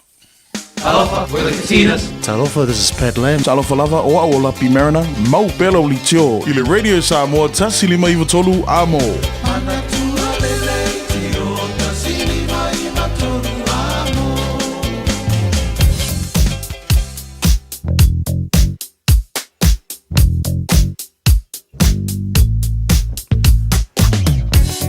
Papa lunga la wala SMI na lunga tātou highways po motorways i nei Taeao, Mount Wellington Highway, mai lava pe miua se pa ia mai Silver Park, whapena fo ile anga i le on-ramp south, State Highway 1 southbound, whapena fo ile on-ramp, Mount Wellington on-ramp, the city-bound of State Highway 1, poloka nei vanga o Taeao. Isi vaenga lau titilo atu de nei vaenga o Taeao, Pamiua, Addersley Pamiua Highway, whai fuisi poloka nei vaenga o Taeao Fou, tātou lo malanga mai si Sifo, alo te baba i atu Rutter Street i Avondale, New Lynn, Avondale, whaasolo atu le race course, whaasolo atu Point Sevelia, on Great North Road, fuisi poloka tele nei vaenga o Taeao, ia martelo isi vaenga la Wallam Te Atatu Road, Resi foi vai ngora tu vai tu fisi poloka tere nei vai ngora Taeao. Ia ma lungo taro highway so lo tu mau na poloka. Ia tere vai ngora wala apata vale. Da pa wal fa manatu fa mo mole. Ele leile lava on sa ilunga le wala. Le lei foi le fua le malanga lo ta vale tu langa le mas se on nei Taeao. Ia ma ia sa ngole mulanga o le tino i tu manga ngora nei Taeao. Tu langa na lo ilunga la wala nei vai ngora Taeao. Ma lo lava on sa apata vale. Taro si ongi e kwai le ngal ngora nei Taeao. Ia tau sia foi onge koe ka miki da onga vavenga mon te miti la onga faisi pistelo lunga la wala nei Taeao fo ole talamaina waka ko tahi male tulanga ilunga la wala nei vanga o Taeao fo. Talofa Samoa o Jerome Gray le nei pe o ti e lau ta vale po e fa fonga mai i lo maota ia tu pele ni lo lau le tio le sfulu lima i vatolu amo Radio Samoa numera tasi i New Zealand.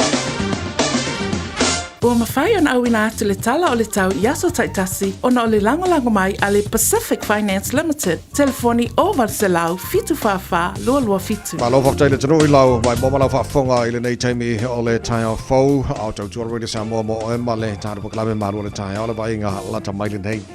I le tulanga o i le tau, tātu a matamai Samoa, o le tuwa vai atua o le 2.5 le vevela le e Samoa. O te alei vai Samoa e tu mauinga langi le lei awa ofo inisio taimi ia se vangana ni so vaenga tenu e pa ua timu whama wina more nei fo ia stofi o te vama iatu luas fuma le iwa maulunga le vevela le e Samoa le so ia ma le luas lima i lona mawalalo taurunga taru tala mai Samoa nei vaso pe atale valu le Taeao a Taeao ma lolo sui fuma nuia to tero paanga taru paklame so se vaenga tenu pele Samoa lo fatu ma lo lava le folau manuia o le vainga tulanga i le tau i Australia le vanga o Taeao. Good morning. Vainga taru paklame so se vainga Australia fatala fo mai vanga o Taeao i le lamoi Canberra o ka se maruru -2 o i le maruru le vanga o Taeao la fa sono pua o fo le tau le so maruru kile i au tau sfutolu mo le maruru -3 lona mawalalo tulanga le maruru tele o tau e Canberra o lo te vai atu fa pena fo i le maruru o le tau i le air ia mo Hobart o le alangi de leila ia Hobart ai marulu tu sa le marulu Canberra ma Hobart futolu i lona maulunga Melbourne marulu fo ia sorka fe limoro ile nevanga o Taeao Ona fa son lang le tau Malu teles fu lima maurunga Malu ia mo melpone ile nei fo yaso sini Malu fo i Malu el Malu nei bangor Taeao fa son awa pa una wanga ni so taimi fu fito maurunga Malu fa wina mo sini Australia le nei fo yaso le si vanga Malu Adelaide fu varu maurunga Malu awa le tau nei yaso va to Brisbane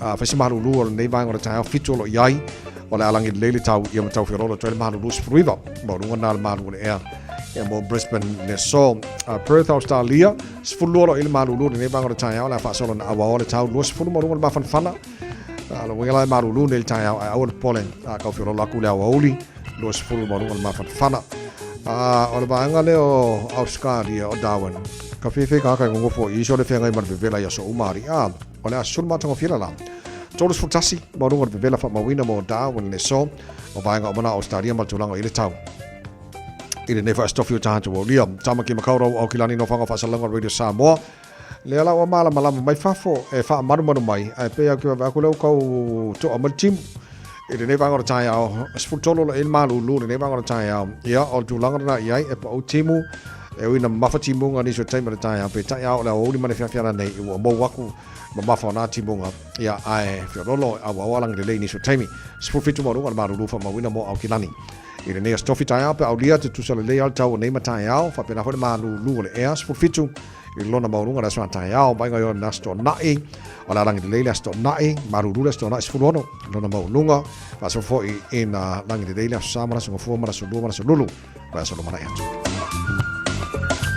Fa mo bongo bona la ba chau nei ba ngor Taeao la tunu la papa au ni so ba ngor kilope e le tel tunu lo o saungre mo mai tau mo tau ile nei so fo ua tato aulia Ua loa le tautua le Pacific Finance in nonga tupe mo so se wha moe moe Maliu fai puiponga aso whanau sa whai whai ngā balononga ba so se wha lawe lawe apa lai nei loa le pacificfinance.co.nz pe bala au le oval se lau fitu whawha lua fitu e talo sanga sauna nonga tupe ile bao le 5 se lau tala ma le lua se furu hafe tala e lua minute whai lau talo sanga online www.pacificfinance.co.nz ai tasi le tulai whatali e se tali e iai ai inga whapitoa bala au loa le Pacific Finance Limited ile oval se lau fitu whawha lua fitu oval se lau fitu whawha lua fitu Tātou tala mai Samoa nei Taeao pea wha pea ua misia ia te oe ona ua whaisio pisi le nei Taeao e toi whaasala wina pea tale tula se furu ma le lua lau le so ia ma le fitu le po ana nei ia ona tātou whaanono manule le lofo le tualo tu se fuma le mātou malosi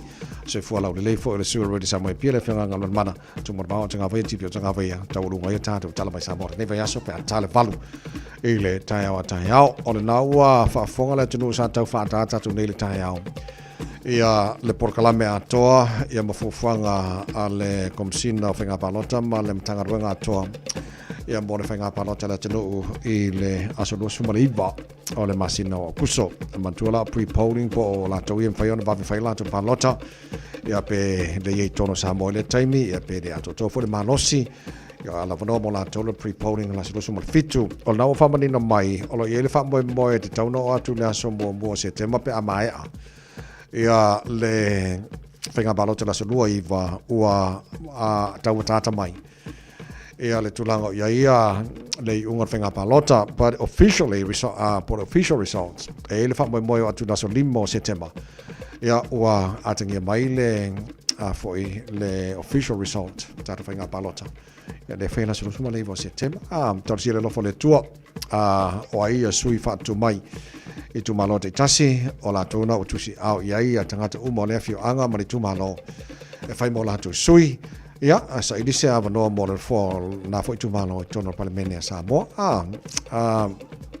so tar sira lo fo le tua ia so longa le mto fi mali va nga uma na no te fa na tu ma sia ta to o lo fu e malanga sa mo fenga palota e fai lo vote ia po lo palota a tātou ia whafo restala mo mua o lo iei vaenga o le restala en whai online ai le whai on complete pe mai ai umala restala se vanga nau e malanga sa moa ia whai vaenga i o lau fingerprints ia whapena fo ia ate puina e le whai lan whai atu whafo ia vaenga na o vaenga lan na o lau restala e whai sa moa ia pe fa na tena nau a te alo e whai lau pano te sa moa lo winga mo fa mautu le lein fa mai alo restala I vanga umana fa tu mo se vanga online.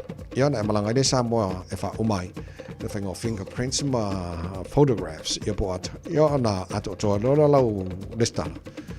Nga puna na e peke vai Samoa se ki almarulu nge New Zealand. Ia va so man finga pa lo ka vai umakwa ia au kusora so roiva. Ai. Ia wo aku fo de spring la to ia se tema manga ia. Ia o tulanga na ia mo tatou. Ia man fa fo mai to ne fo Taeao fo. Spul fitu tele tu la valu to mo re Samoa sfolima e vatolu a mo. Pusi mai lo fa fo ngal fa fitu leva yaso. Tato mau fa Samoa. Sa ale fau tu lima le lupe. Fai mai ai lupe yaso na mua sa fa lata ia po lupe fanga fawa aisi fo itangata. E masani la ona fa ta alo le lupe, ona fa lele lea o le lupe ai u le fau o lo ono no ai le vai o le lupe. A o la ina fia malo lo tangata e ana le lupe o lo fa ta alo. Ona au mai lea o le fau. Ai fa lava lo na lima ilunga e fa tu waila na lupe pe ato e fa fo i mai. O i e mawai le muanga ngana lea. Sa le fau o lono winga fa pu mau mai le fau. Tu lima le lupe o lono winga ia tu tonu le lupe i lo lima. O upu e lapata i aitanganda ina ia faya tu maanga le lei. Mama Malu. Langa o lo sila mamai ta watu isi tangata. A fai o se fau tuanga o na whapelea. Tau tuanali ma u tau tupulanga. Ia tau la mua o nā mio pūlea i no fuanga whaitele. Se manatu lava ia saa le fau tu lima le lupe. O nae ai filo ai lava matangata whai mafu faunga. I nā no fuanga. Aua ne i tilo fia pe songi tia o tau e tangata nā ai ia mio le lei matau sa fia. A whai o se tau talanga ua umi ma iwa o na whapelea. Wa o vai lupeina lau saunoanga i le nei vaenga o le pō, sila ua tu neva le fiafi. Ai le lei o na saa ia le fau ai whaatu lima le lupe i lau saunoanga, ua saufo i le fia malo lo. Saa le fau tu lima le lupe, e manuia lau whasonga.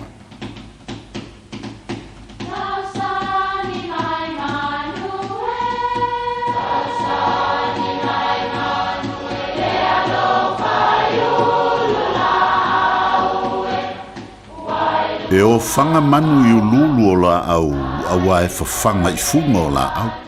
A o le tangata, e whawhanga i upu matala. O le mawhileo o alanga upu mamuanga ngana Samoa maona whaapongai, e a fua ilo na sio mianga. O lona lea sao i le whaatufunganga o le iloa whaale aso, mai le tautua se ia o ina pule. O alanga upu mamuanga ngana, ua lanto mamanuina le tō whamanino a Samoa, mana tua foi, e tāo fitau muli le atunu.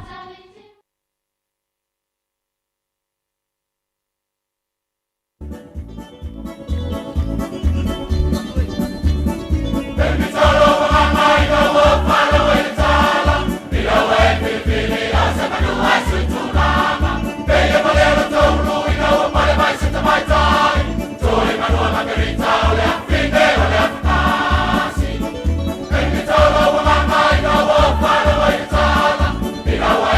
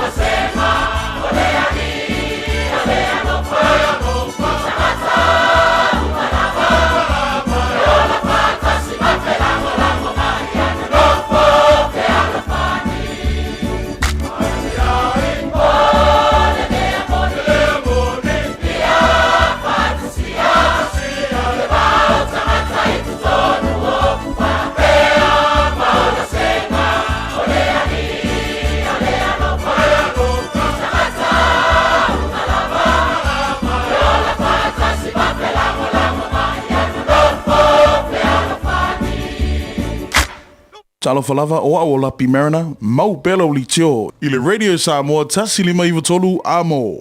O mana umie oe po se siolo a inga se fisoso ani tau fe malanga inga mo New Zealand. I mata au po pe o le vaita mai no whanau po nga luenga. A whai o lau tali o le ioe, wala au loa Ken Fernieho o le Fern Immigration Services. E iaila na laisene, ma ua silia ma le se 5 tau sanga o lana tau tua. E toa tele tangata o fisoso ani iai Ken, i mata au po tau fe malanga inga. E au fia ai mata au puna o atu le tribunal. Ma apili le minister. Tanga iane le mata o Facebook, ma le upenga te whailangi I moli mau. Mo nisi whamtalanga, wala au mai le Fern Immigration Services, ma tala noa ialu isa, I le oiwa, lua ono lua, tolu lua lima tolu. Lua ono lua, tolu lua lima tolu. Po le o lua tasi, tasi lima tasi, o lima. Whaasilsilanga tāua. Wa taunui whanua o lo fau mo le tātou whale o loa o le Eveni Pacific New Zealand I au kilani nei. Mawala e dopa tamaitai. Ia e maukingo fo I lava le vinga o papa I songa a lo o fau. So mai I le Eveni Pacific New Zealand store. Mai le asonga fuanga I le stonai. Se fulu I le Taeao anga I le ono I le Fiafia. Tua tusi o le tasi John Galter Drive, Auckland Airport. Whaapsanga I tonu lava ma le KFC. Au tawhane o le warehouse I le shopping centre. Ale malai valele. Eveni Pacific New Zealand store. A fio mai loa Samoa. Measles prevention key messages. Immunization focus. Measles spreads very easily from person to person and can make people very sick. Getting vaccinated gives you excellent protection from measles. It means you don't get sick and you can't pass measles to anyone else. Getting vaccinated will also make sure you don't take measles with you when you travel and spread it to people in another country or bring it home to your family when you return. The measles vaccines is free for everyone 18 years old or younger, regardless of their visa or immigration status. Your doctors should know if you and your family have measles. If you are not in quarantine, you are feeling well, and you haven't been immunized, now is a good time to do it. Mo tupe whamo moli Samoa mana tua lo le Pacific Easy. O lo wha awau pea le tātou whametoa e nao le 5 tala te tongi pea e whaonga ina le Pacific Easy app. E wha tino ai au tupe whamo moli mai lau telefoni whaamhai. O lo awanoa fo le tātou direct transfer. Tiposi mai ai au tupe le tātou account. Ma whamali eina fasili lungo le telefoni. Ma wha tino la foino lau tupe ai ka whametoa. Mo le tongi no pili o le vai. Mo li te ngā tupe so se whale tupe Samoa. Pe le tongi nino no ngā tupe le nupi wha. Samoa House Corporation po le Samoa Land. Ma so se au nanga Samoa. O lo mawhai na wha tino uma e le tātou au nanga le Easy Pay. Maratua e lata le fitu se furua tātou la wa wha sopoli ai New Zealand. Wha peo tātou ofise tolu I o Tara o tāhuhu mamangele. Pe wha ngā le Pacific Easy app po le direct transfer. E wha sawa ilo teimi. Ai sili atu na wha sawa inau tupe wa taunga tāle penisini. Mo nise whamtalanga pala au le ovar se lau o tasi odo. Po numera masani au kilani. O le lua fitu ono fitu iwa fitu wha. Ma le lua fitu ono fitu iwa varu wha. Pacific Easy. O lau pa anga mo tupe wha mo moli Samoa. Posilia ma le luas fulu tausanga le tautua le Aro Memorials. E ngau sia lantu ma awha amanantu I o loa anangata. Maua ma ai fua I lau whaasoa. Ma whaifoi ona lei bai, fausia I lau manao, ma la foina I Samoa. Tatala mai le asunga fua I le asfareile mai le iwa le Taeao I le lima I le Fiafia. Ma le astronai mai le iwa le Taeao I le tasi le awoli. Awhia o ne loa I le lualua o Massey Road I Mangele, tolu tasi tolu Great North Road I New Lynn, po le tasi fan tolu Cavendish Drive I Marukau. Petra Yane e le arrowmemorials.co.nz. Le Arrow Memorials wasilia ma le luas fulu tausanga o lana tautua. Radio Samoa. Taslima ivatolu. Amo.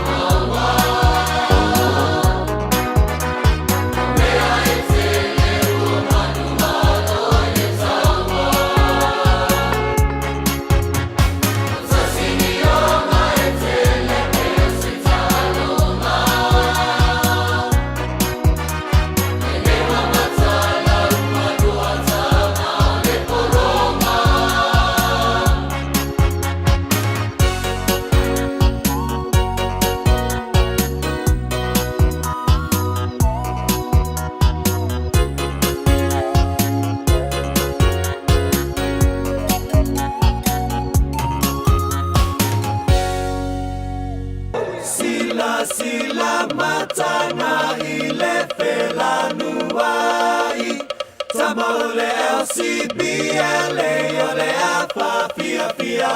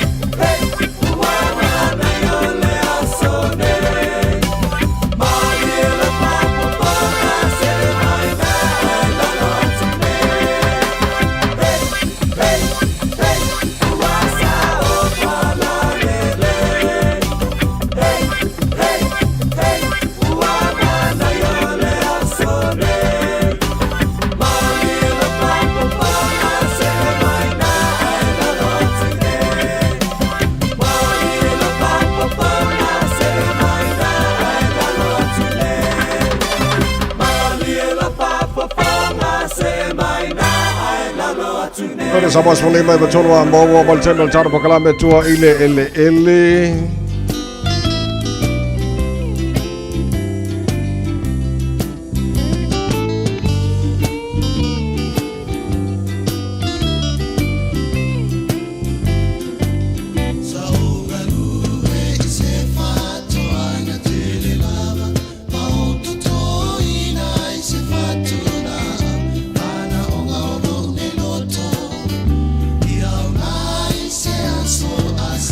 Ya le au fai whāto anga le nā e tutoa le whātu le la au ina ia fua mai mao ngā mo aso a sau o le nā fo ile nganga o le tāra paklame tua ele te le ia o whamurianga le tua e maua mai ia pe a ko anga kako o tuto le la au mtsunga tu le epa ropena ko vati ma le tāra paklame tua ele tu le epa maro le suifua Na lo se fo la sunta vai fatal po le manu la yemal maulu la fa fonga lo fa fonga van lita ya su fo mo langi me ma tama langi pa lo su fo mo afta ila vale ni fo ya no mo ta no nita ya ma fari ki mo nga pori yo o mo nga mi langi ki mo nga o la vai ki mo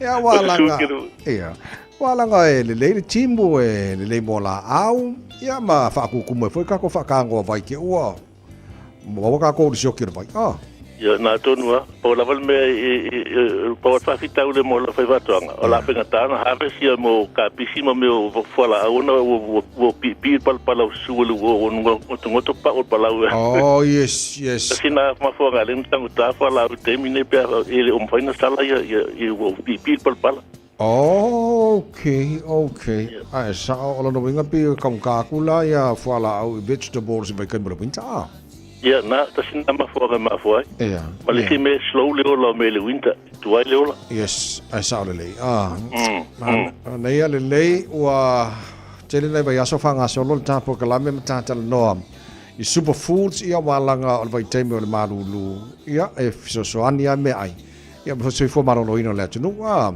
ia na tonu lava mata le la o telefona la silsile ia sa fo lo tino lo sfel tino fa ama o pixia ia lo tino te mi umala ia asa ole tu na volta tu fa passa te fa malo se ela fa passa te fa taua fa la au mena fa e tu la ku kala so tas ia Ia o lo tasai be super healing food o noina la avoka o pea, blueberry, broccoli, onion sainga, polkale, linseed, karoti, o le susu, manati, malaumala. O le power whatonga le susu, whamai whatonga le susu. O le mineral of calcium na mo le susu. Whamai a too much for le calcium. Ele mo pona ivi. Whamai tawan mana mile si mineral na le magnesium. Le mo leaf green vegetable o kapisia ese mas spinach malitas e el kamanga e paling e o fatasil mineral na luana ona leleile ele o so na intele pia so se me ai o so na intele so to inga me ai wa too much for ele mfanga o maltino mena right Okay, lele, so ole sosani al proclame tua ile o ta mafalave sosani se fu marorino le tu masamato malosi ole la ka kalango ngir kaya ile mana ia male tawo male aunga ole polis ya na tamna ole oats apalang OATS oats pole rolled oats ma ole polisi ole fatu ole saito le ka mo tu spai fatu saito al pia sala mate pia ki usela ka al fatu la anyway e tele protein le mo mai o le protein e masene na mo mai me ano man wa a le mo mai le polish isu suenga la tamai fa mai fa mani le ngal polish e tu ti ai la lo le no mo wai o i tanga te fa mai fat kasina nga kamanga o le healing power da fa o polish nga fa ti ai la lo le blood pressure ona me nga na ta o fiber ngai mo won me policy tamana le fa yele nga runga na tu ti la lo blood pressure lo mo fo ye me ta o beta gluten tu ti ai la lo nga o le toto ye so stoni fo ye tu ti ai fo ye la no mo o fat b il is full percent lo mo fo ye me antioxidant kamanga ku so fika yo tino le so stoni pu inale troi ma poloka le tafio toto tono lotino ia o meu soli po fiber nga mo mai o policy fa mai fa le mo ile fa maluina o me ai ata ma fa policy e toi na to so sofia ai e to ai mo ta mo policy pa ai policy Vale. Malo, ia, lele, o geloi. Mana ia le breakfast el policy taia. Ia, e ko forka kamarang le speed fengol policy, ia. Ia, pula tanga te o iswefa mai tule, ile vai na vle microwave to asa el susu mulmudi. Okay, ia. Ia, to hotelen na. Ia, fa mai o key nutrients la mo, me nga fa mineral e calcium, o le iron, magnesium, o le zinc, o le vitamin E, o le vitamin B. Tu sai ono mena me ngana mo mai. Maia. Lolei. O isi tangata pe fa punga fo le vaima le susu yang ko le policy ya sa ve fa kasi fa punga le vela le ma madur fa ko le ole oats ya por policy ya fa ma ya ya na fa po mo le fa po si na fa pula ki pi fa pula ai fa testi mo la policy ma na ele lo breakfast tayo.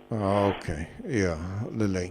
So ole si la ole fitar no toi ole e folu la ole istanga ole kale ole polkale kasi nga ole kale male insenga mal broccoli those are the top 3 anti-cancer vegetables ole kale te ale mo supermarket mo flea market e lua toenga pe o lesi toenga pe mingi lau a lesi toenga pe lanu purple e lua la kamalanga e one of the top anti-cancer vegetables o kamanga pe so sang fo le ya ka fo yel kanisa alo afia te kusa po fa ko fa le mai afa yo le mo kanisa fa ilo smoothie ave kamanga so mai wala ngi sing so mai ngi sing pe pe mo sele la mo kanisa su na fam talanga na le ngi sing okay Okay, le so le tulanga na e mal fam na tul program le Taeao tu superfood le Taeao polesi o so yar Taeao ai wo mo fo so ya no mo fo e la se tip mo se tip mul lo ta na su nga ta program nga mo mutato fa mai su nga ta mai ta program me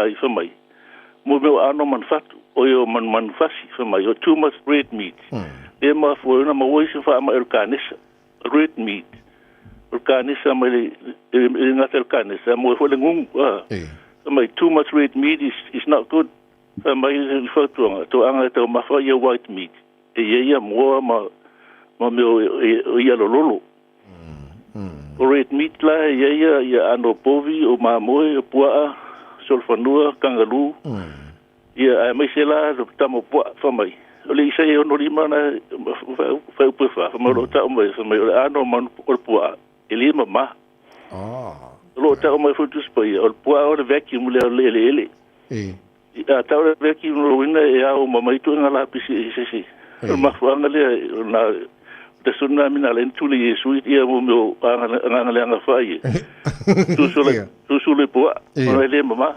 e la su nga scientist na faile anol manu repua mai ila no saka fa fil anol manu e batu la microscope titila to la nga yo mai me pinilo yes ia ma fo nga na le ni fa ma tu spaiele ma la anol po menga a menga ai po pi I va pe ya o na ila anol po so la ko e filo po ya na uta wa tu ma fo nga le po ya sa ori ka ko le pa mori pe le manga isa ka sa mori ya ma tele po me lu pasa mo tu mo le ngutu o na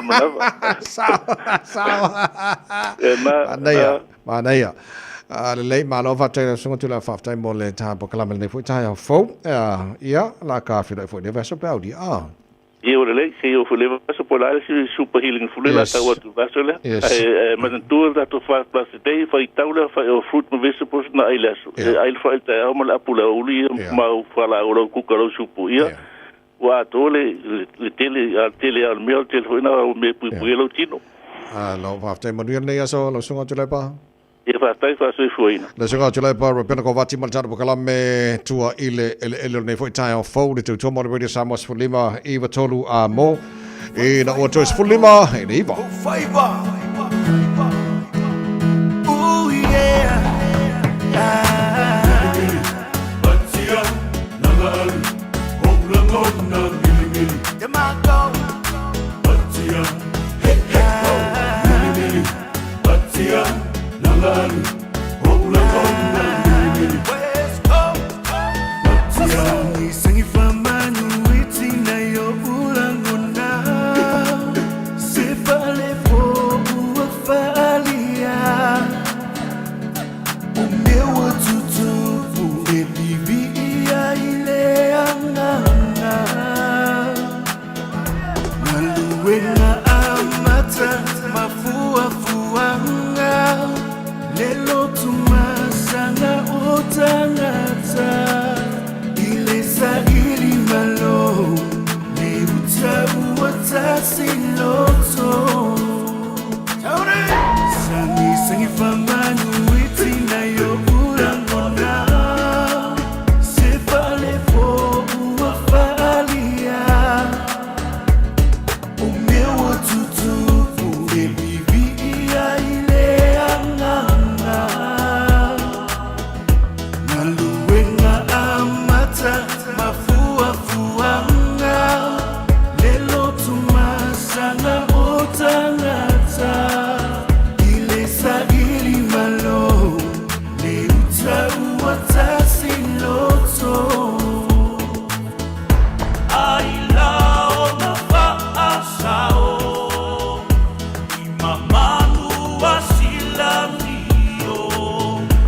tapa au oe o mea lilo o te toele ai ma ou i fo mamuru muru au foe i le filinga se tau manga mau i talo sanga le whanau maaina i lo o tou afu sisina Mili mili, patia, nangari, oulangona mili mili Mili, patia Luenga lene ua whaailoa Lo utofi mai le atua Ua whaingata whaalolongo i le anganga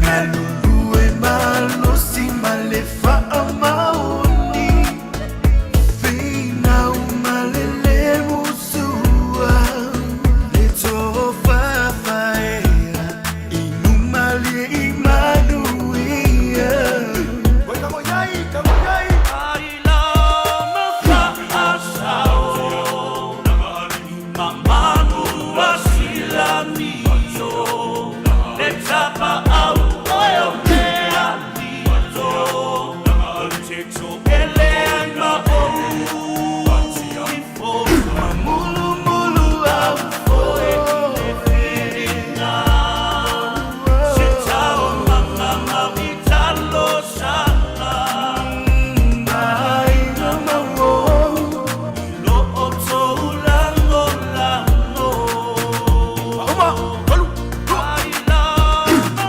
whaasao Mamanu wasila mio Le tapa au oe o mea lilo Te toele ai ma ou I fo mamulu mulu au foe i le whiringa Se tau manga mau i talo sanga Ai na mau I lo o tou lango lango Kamo ye Ai na mau I lo o tou lango lango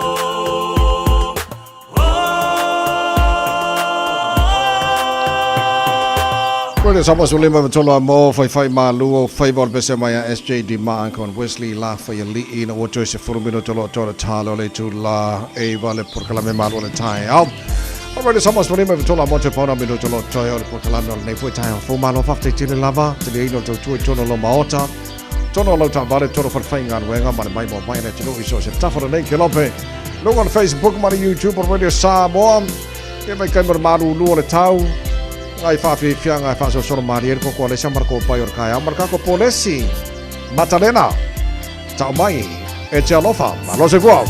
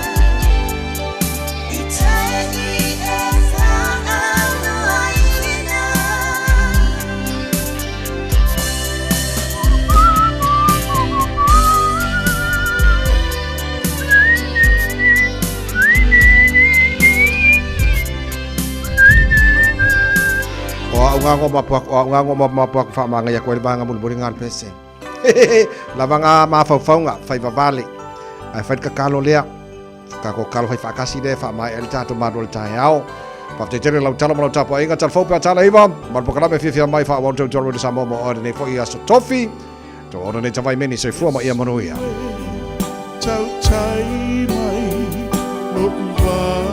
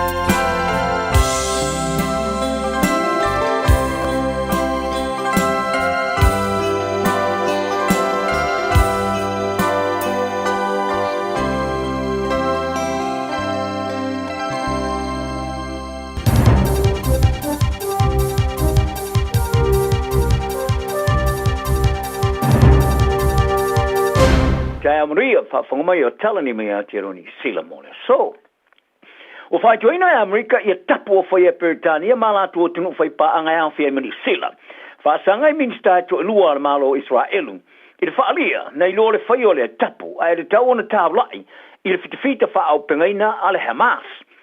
Ua tapo i New Zealand, i ni minsta so ona mae to olua Israel, ona ulu whare mai New Zealand. Talua io la mana tu whaali e sa whaia winga i le tau i Gaza. E beona whaali ai le minsta o vai whafo New Zealand, ua wha māmasang ai le file mu ma le puipuinga. Ua awa ia tunei New Zealand ia Australia, Kanata, Peritania, ma Norway. I le whasa aina o minsta tupe Israel, ma le minsta o puipuinga wha fita o na ulu whare mai ni e tunu. Whaali e le minsta o vai whafo New Zealand wa wasa mane Winston Peters. O lo latu taula ia na nei minsta to lua, a ele o whainga māloa Israelu. Mai e tā wai, sa whaonga e nei minsta to lua i o latu whinga te tae wha a masang i ele file mu ma le puipuinga. Ma ave e se ai ni tūlanga i se mālienga muni whainga māloa se lua e ai le two-state solution. O lea tapo New Zealand ua whaawa wai ini whaatinonga e masang i ai whaasanga, i hisi mata upo a ienga whaatino aisi atunu i whafo. Sa taula ia foi New Zealand ili tapu ni fa malanga inga ila u foi polo kiki mata ta of fita la ngolo ina fa tu bevesi a polo fa ma sangino fa inga fa temu klasi se tu no temu tonight el fe Russia Belarus ma Myanmar fa dia Peters wa umitele o ngolo ina New Zealand ise malienga moni malo se lua va Israel ma Gaza le foi ma fudi ai le ngolo tu no. O se aunga fōre vi Russell COVID-19 wa mawaina whala apu tonga soi fōmaro loina le rangi po le World Health Organization. Po le hu. Wa whaingo ai o le nu b.tasi.valu.tasi. Ia po le numbers. Wa whaali ai scientisi atu ni whafo. O le aunga e whaono siti ai ni mata apu tanga Taeao mai whoringa mai. E sao atu le pipisi nei lo isi aunga momo atu. Au whapeona wawe tō sina iai, e nisi o penga o tala i le rolangi, ma tau la muai i ulu tala e pei o le lapata inga mo le COVID e whaate iai, e po le shock COVID warning, ma le aunga fō ma tau tia o le COVID, e po le dangerous new COVID strain. Ai o le mea morning, o le nimbus, e esema iai i se isi la vaunga o le COVID, ma lo na ma tau tia iai ni sila. Whaari ai whala tonga soi fōmaro i nā le rangi, o le np.tasi.valu.tasi, a po le nimbus, e tupu mai le virus o COVID o le Omicron, COVID, le sa mua mai tawina ia ian warrior le tau sanganei. Sa vawe tele ona pipisi saina ma Hong Kong, ma ua wha maumawina nei le iai isi atunu e pe o Amerika, Australia ma New Zealand. O le professor maleli to mai wha pitoa le wha sengana ma le mai tawina o le wha salonga, o le pipisi o wha mai, ia Michael Plank. Sa ia longo ina vaengo tala le staff, o whainga tā telo na mawina, na mafo anga tonu o le aunga. Na betai, o aunga virase a mata mai tangata e yenga se ngasi tūmau e awhiain. Ai po ila tō o le mawhai e musele olo al kino, o ne te ai virase, ma le mawhai e o na kiria ese le aunga mai o lato tino. Ma le virase le mawhai o na kiria ese, o le a whana wa isi o aunga, mawhai ngo whiai, o na lau tele le pipisi. O tā pārmen star vai whafoni silava vasa mane Winston Peters e motor le Pasifika, e tu tuwa atasi o sei tūlangi e tasi, whaasanga i whainga wha malosi me tunu i whafo, o tilo e whainga wha te wanau, ma sai tianga wha malosi e tunu i le Pasifika. O Peters olo iai wharani mo ni whonutanga mtai tai rangi, e au fiai ma le whonutanga lono le Pasifika ma wharani, o lo tani malo le presidente wharani a Emmanuel Macron i Nice, le sa whailo ai lona manatu. Ono ni e tunu whaapaanga e whaietana noanga i li tuangi, e te awa tele ai e le whaia i se a mio e wha maoni, ma le langolango o pule nga le lei, e pena i e whaari ai. A e leo paanga uma e whaia le awala, o ni se tā paina paanga le Pasifika, e awa nei lo mieina i e malienga, a e pe alo fia whai le official fono le Pasifika i le taimi, e wha mao pa i e malienga whai tulangi. Wa whaari e Peters, after ia le Pasifika ma tūlenga me tunu i whafo e whainga wha tawa nau, wha malosi ma whainga se tia. O re tawa ene tu whaatasi le Pasifika o se tulangi. Ta ia whafta ia le tautua ume whrani le Pasifika, malona saur solunga le leo le tulangi, a patina lea, i le langolango ino ati na e mare pui mo moto French Polynesia, New Caledonia, Wallis ma Fetuna, a me se evi so soani mo so i fua mo ta matamwhainga, e tali atuai whaala vlave whaale natura. E na te rei wha maotia ilan tutalanga po aini atunu te tele. O se whaloloi Wellington e o fo ina i tāma fo fua mo tangata lautere o te punia, o na whae te toa ila mai aere se funmale lima teusanga o te tala. O le atau tua le Free Store Wellington, e peona sa whaata mo e se soo male maru malu e ka le sia le St. Peters, e le mga alo Willis Street, ua foloina le tapuni atu mau. O le tautua o le lātou toe whaasoina atu leo tau mawhafua e o seitasi, mo le whaitau se lau o tangata. E pia na foa ia e whale aine siria ma le onus fulu i le lau moa. Whaari ai e le tautua le ruafa ma le rufawha. E lātou te whaasoina i le whaasu ma le lua afe o kilo kalamo me ai ma whesoso ni e pui ngor sio mianga.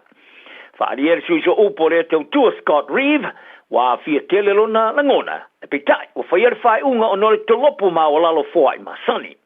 Sa tau whai malo se whaawau na talina, ma ua lātou loina nei, se a whianga tele o lea te puninga o lea iei tangata e lātou te mo o miaina lea tau tua.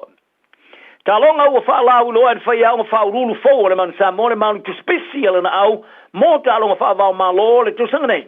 Lea au whia mar sumal tasi o tama fau e whaau no ta alo aina lātou ta longa whai taulia mo moa. O le ata alo i le man sa mo ma skoti lani le malai Eden Party o ki lani la suma le valu le masina fo yu lai. Ai li amataina le lato whaato sina mo ni tamari sanga mo ripo atu no Pasifika, le Pacific Nations Cup ia au kusum se tema. O le no merse fulu mo mua, a le au laka pia e ngelani Jacob Umanga.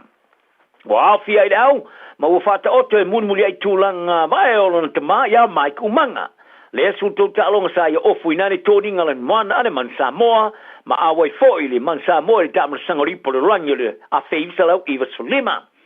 E nao le tasi le tālonga sa whiwhili ai Jacob Umanga mo Engelani lalo le whaia onga Eddie Jones, i le tālonga ma le aeto a Amerika le whātou sanga mo vai, ma ua qualify ai mo Samoa.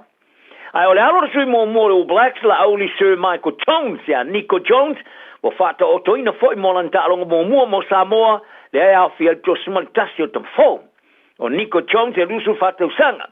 Sa whai masui o le au le moana Pasifika, le tāmara sanga le Superagapi Pasifika, ma le au kilani le tāmara sanga whaalo tui whale le NPC a New Zealand, whāti sei ma le au le Santiago Legion, e le tāmara sanga le Major League Rugby a America. O Sir Jones, e tasi le tālonga sa tālo ai mo le manu Samoa, i la whaibisa lau val sumarano, munmuriane, ta alo mo le lima na ta alo fai te uria mo le All Blacks, i le vale a whaibisa lau val sufitu mo le a whaibisa lau i visfuru valu. Ma manu malo ai le ulua i tamar sanga mo riporo langi le a whaibisa lau val sufitu, o ia fo isa ia mua kolosia le na skoa, i le tamar sanga a le rangi lea, i le malai Eden Park. O le aula le man sa mo ofil frio le ne luma a ki se yuli tiki la mustele kainen teine tua, Luteru Tolai, Peter Anai Ashu, Lifa Schwanky, Michael Alalatoa, Marco Fepolai, Tietu Monga, Bradley So Amitonai, Samuel Slade, Benjamin Petayanene, Michael Curry, Theo McFarland, or Captain Foyliam, Ola Juwan Noah, Chona Mahu, Taleni Seu, Maniko Jones, Lene Tua Malasa Ilielato, Jacopo Mapu, Melanie Matavao, Kona, Tupai, Joel Lam, Jacob Umanga, Ron Iona, Duncan Paiaoa, Alai Angelo Leilua, Henry Teff, Melanie Nanai, Afa Moleli, Tonu New Levaea, Tuna Tuitama, Elisabetta Alo Fipo, Tomasi Alo Sio, Maletro A Kong.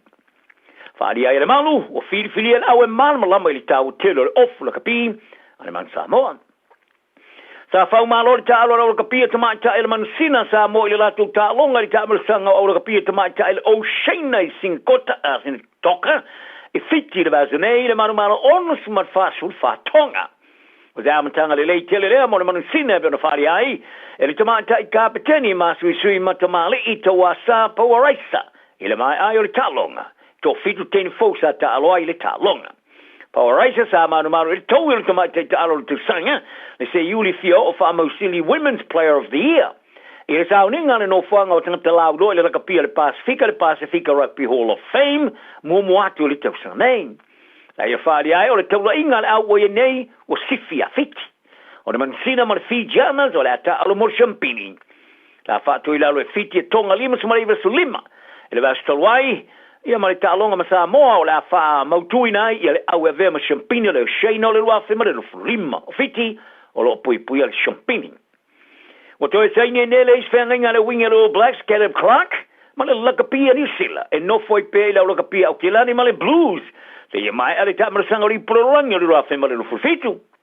o Clark, o le alo le sui mo le All Blacks, ma le presidente foi o le whanu whaafoio le kapia au kilani a sa vea tama e Ronnie Clark, wo Lewis Maliva, ta alonga whai te o ta alo ai mo le peoli, ta lu mailana ulu ta alonga mua i le All Blacks i le rafe ma le Lewis Fulu, i le se Fulu ma le tolu o ana score, Samoa, ia tala nau na yaso, ia i perfile mui tangtauma, manuele so. Ua mawhai ana au ina atu le tala o le tau Yaso Taitasi ona o le lango mai a le Pacific Finance Limited. Telefoni o Valselau fitu whawha lua lua fitu.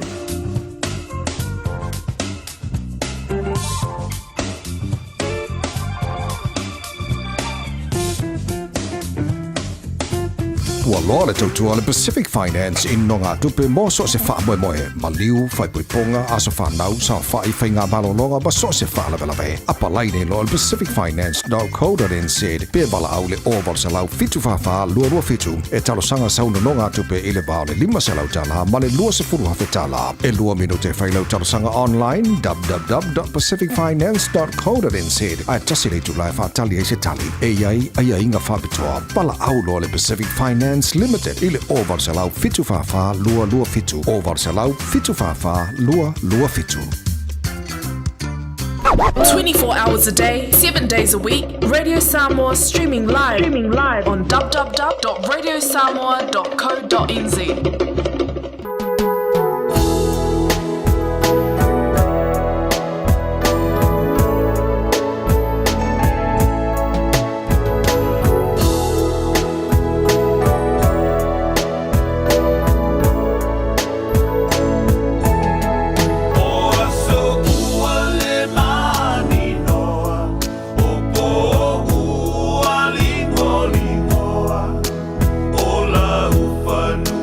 For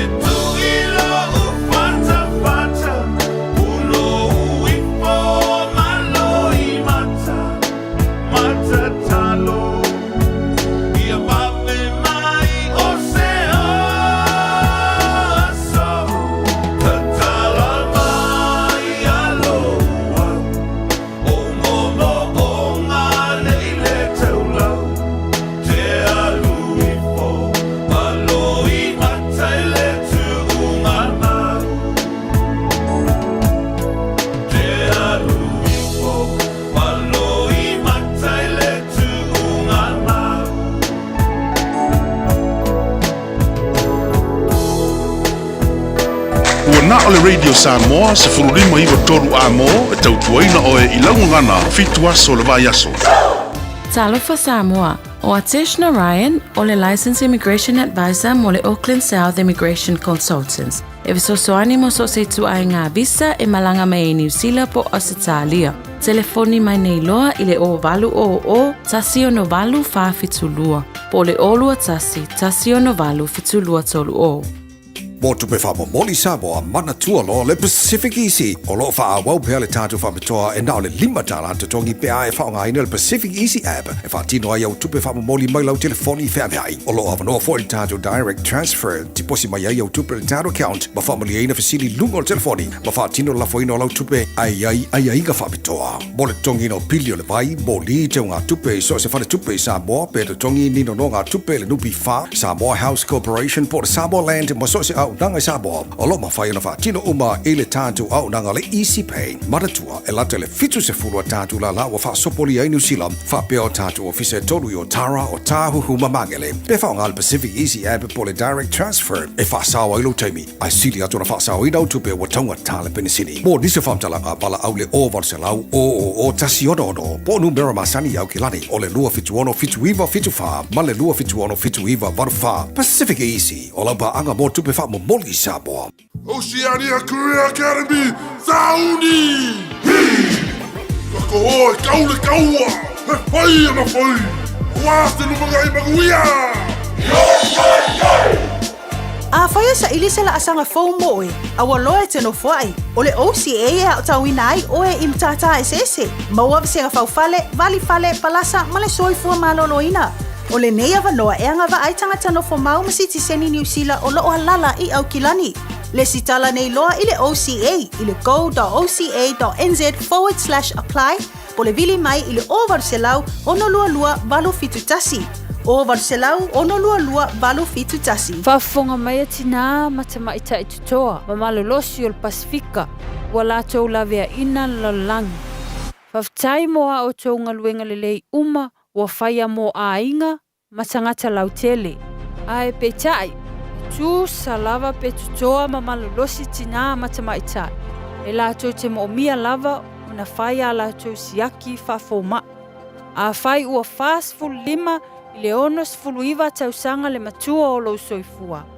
Whaatonu nei loa so wavanoa siaki fua ai o susu mo le siaki ina pe ua afia i le kānesa o susu. I le pressed screen Aotearoa.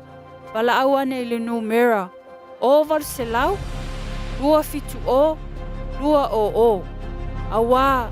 O le whaia o le siaki mawha ate o susu i le aso. E lavea ina ai o tou moa Taeao. Radio Samoa. Tasilima iwa tolu. Amo. Radio Samoa. Tasilima iwa tolu. Amo. Faitauina le upo le poto no le tautua matavela linga Fusi and Sons Funeral Services i Mangele ma Samoa. I taimi o mawhatianga ma whaanoanoanga ona o le maliu. Manatua linga Fusi and Sons malana au nanga o le a whaamama avenga atu mo oe ma le ainga. Wala au i le telefoni lua fitu lima tolu o fitu.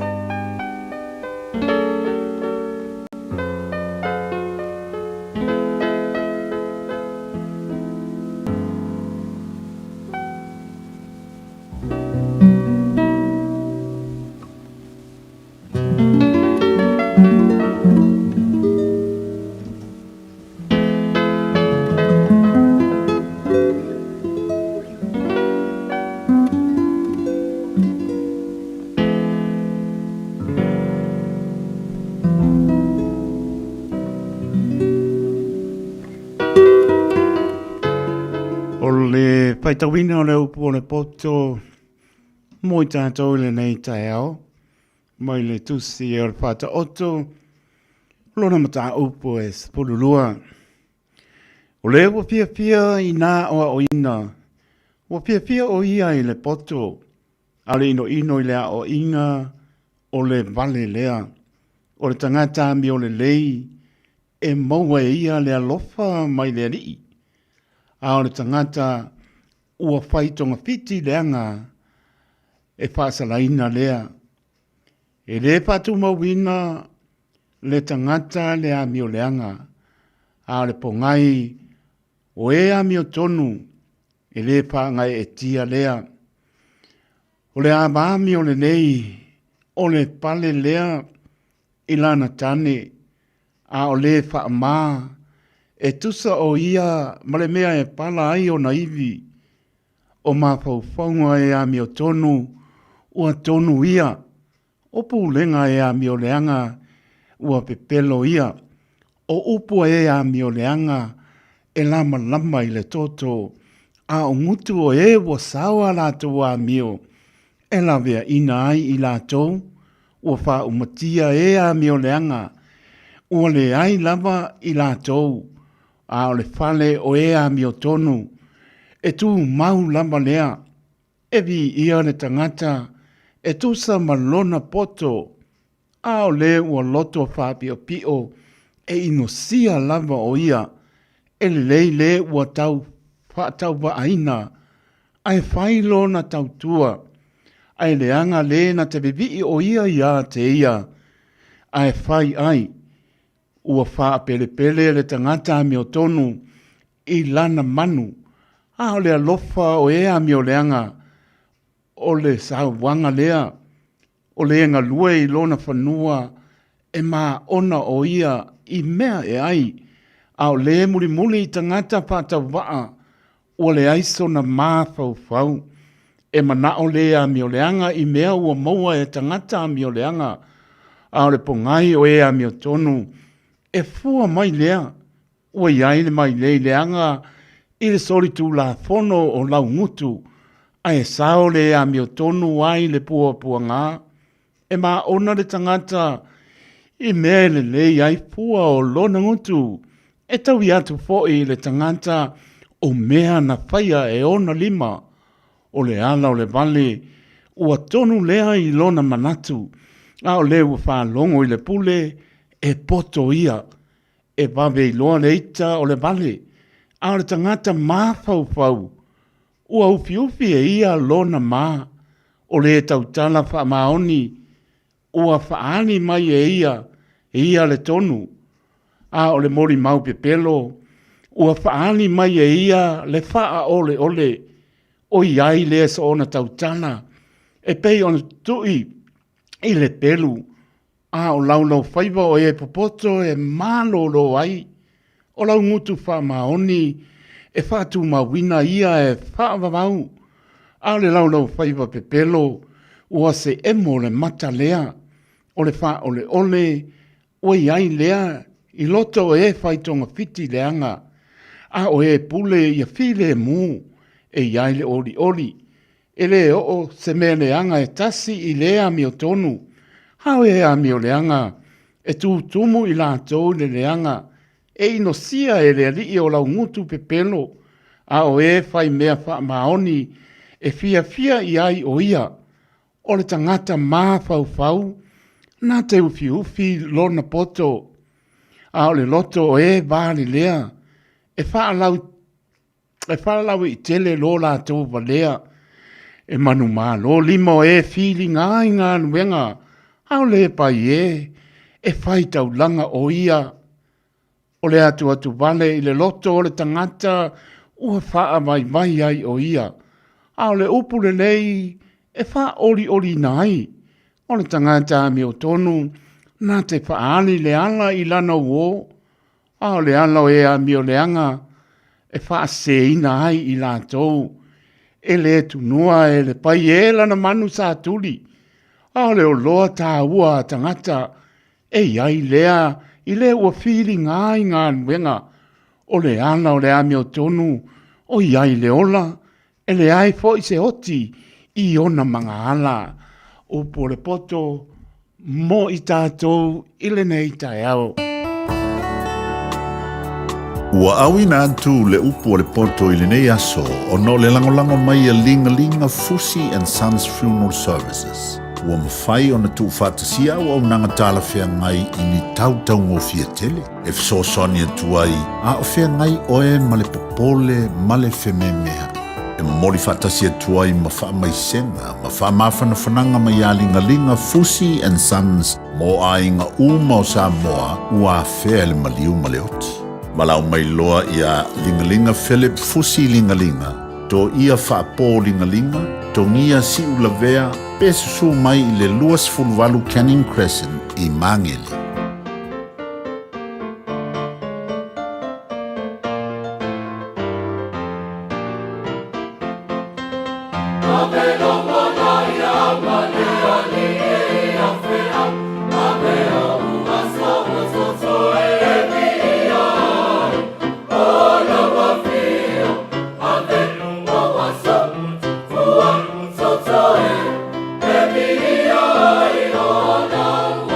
Feel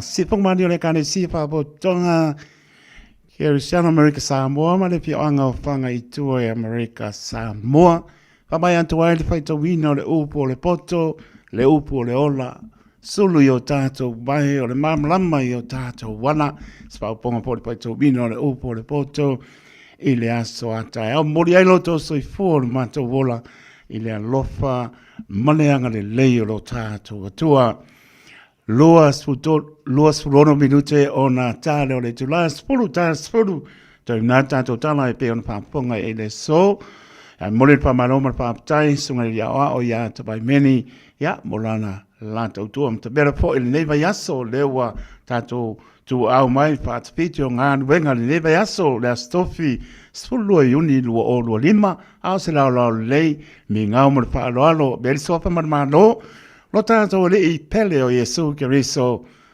le nganga Fiafia o te opo alofa mpata alofa atuai si o tunu pele le loto, mai lava I munga mo lunga pa ia se o au pitu I titi, ia mai se lava na yo tua a sina maa nore pangi, maa nore ponau, me elo tātou atua, mori mailo tō soifua le nei Taeao, eu lava le pengai ma le Malu, le efsini ele alofa o le li, Mo watu le pong sa to fam tato moe tau mate ale ete pe tua mania, tali fa maoni o lo tato tua. Ilana pule pa soifua lewa tato toe pta pai, lungo pe au mangano le ea, I le tau tua fa awawa le radio Samoa, sulima e batoru a mo ta lofa lava. Pa ta lofa ya pa uri tana leo lo pa tuna pa ulia, so se tapa o au te oro nei ma lalangi atoa, to vini o tau suina le vangi o soifua. Ya wala ni nganga ya ina mo ia malona malo poroba pa ta patu ta lofa lava pa ta lofa ya tunu mama o le mamanu le tunu malo le ala mai ya mai sur ta pati mai le au ma le po kan ho fa mama yo e bala no fanga ya o tari tonu au to pinanga mo ta to loto sia I ta to ya o lofa le ya mala un ta sia I fam yang sa mai I loto so fu la le so ma to vola Tato maputa I pe ala le tautua fa wau le radio Samoa su lima e batoru a mota alofa lava fa ta alofa so se mota ngase mota malawa ta no pai ya e anga le ya lo tato tua o ia lava le fo ma o lana fa mano longa e pa ya tu pa ya ne pa I fo mo le manosi ya tato tia nga mo ia malon pingano pa ta alofa tu ai lo fa ta otolia ai ta oto mai lungo lo moenga E ngai mati ngā tino, au si le fia e leri, lofa te le atu, ia rifa mano longa leri, ta lofa lava, fa ta lofa ia la tō tuli fa salanga I so sto ese, io e ea na io uso, tu fa pine matina, ea tari tono lo iai de file mua leri, tu umusu pea, tu ava noa pea, la ea le matango fia de la lolangi a ma wali soifua, lo a fine fo I mai, lo a tali fo I mai, La ngona salamo pe salamo lewi ona ta mai ai leo ia to e foi lo na ai e ole na alofa te atu mo to ri pa maoni o to pa salanga bave mai se lau fie se lau le leita to ma puta ile masango fio le tua ya pa ta lofa atu ya non fa na fia ngai ma onga ya tau tona ai ma tua ya on sai e lo sautia le pola inga le ao e malinga ono I mata le taimi e te sila atu ale samani ane, ma le pūlo umi vodene, ia oe wa e mano whaiba o roa fine, roa tari, ia o onga sa pia ngai ai, sa ila ngona le vai, ia oe ma le musu a ma le lele ma, ia sa e tūla wa ilunga ilo wha manosi, ile wha tasi mo le anganga, pa ia, ma loi matua umwa, aua lava ne e pata mana, o le taimi atu pata mana ai, taimi ngāru ki Apollo, ia lofa te reatu, a ialum whanau pui le rii, I loto wola I tonu a onga mga wenga, ia maura ngana, whanualo ngana soifua e tō mātua, maura e teito awane ngano, numere tasi le nā, saumari numere lua a toa tino le tama, lolo mana I le nā e te Fiafia ai, mai mana tua pēr teito ro tau alanga atu le Radio Samoa, tau tua nā le ngana, lepto a mai atu le whatawaina, o le tātou ngana ia manulo sa po lau I langi ma. Se ma ia le manga ia mea lofa le tuon pa e tātou. Mria toa onga nei aso, pa mnia le ri. Lua sepulu minute o na tāne o le tūlai, se pulu o nei minute ia se mama ai po le ale ku langa ne ieka koi tātou porklame. Ngano, tāne tūlai sepulu ia o lava pena. Ona tātou toi, una tātou tala I vai whanua, a tātonu o le Tire World Autos Limited, sunga a Victor, in na minute, ian whangasoro pa leo tātou porklame, revanga warau si a wo se uso ia fiu semo le tufunga, I hoi, se pese le na, sa o le lei, whaiva e tāpua ia, ea e maria o tō whaiva le nei aso, Samoa, le atu nu e pele, ia iai, au lofo le li, mua amuni au le tō soifua, ia mai se la tō lunga le ala, wha mole, au le wha ngaina le telefoni, tā ua tele lo stai tu la fono, tā ua le mo le pasia mo li, tā ngai wha ailo lunga le awala, le se si lunga le tu la fono. Alo whātu, mnuia la singo le neaso, pata la batua ia ila tō lunga le penga tu whailangi, tā lo whae, ia mālo lava le maputa mai, ia so pe sio Iosefo, nganu api le au pepe, ea mano o manu ruto tunu ioi kako woa iai mona matautia ia lofa te atu mano lava mona matautia whengai ngānu wenga tina ia tua sao mai Prespen Australia ka lo whae se so a meo tau ia kwa fo I mai ngā Lucia sau soo ia kako le whenua Sini Australia lo whatu mo o tau to mafa sefo bantau mano lava maputa mai loto mua bano ia kalo fai alofa atu shalom o ka era mau o falangi le kam fai mai ai ya patu fatua ya ali alo pulo ya lo fatu ya lo maputa mai West Auckland Henderson ya le na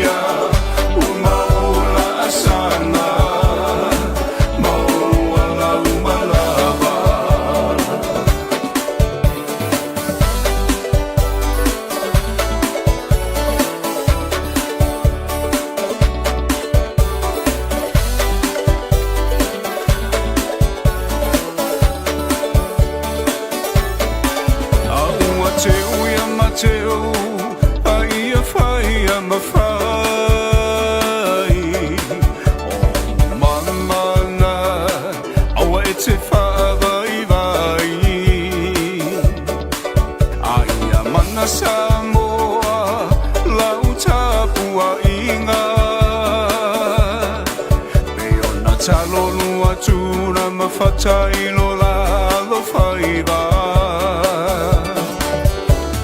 O se whai matapua ia, le mea moni e manuia. Tauina ia e mana toa lua tunu, pele male tapua inga. Ia polo tino e mala mala mao mata.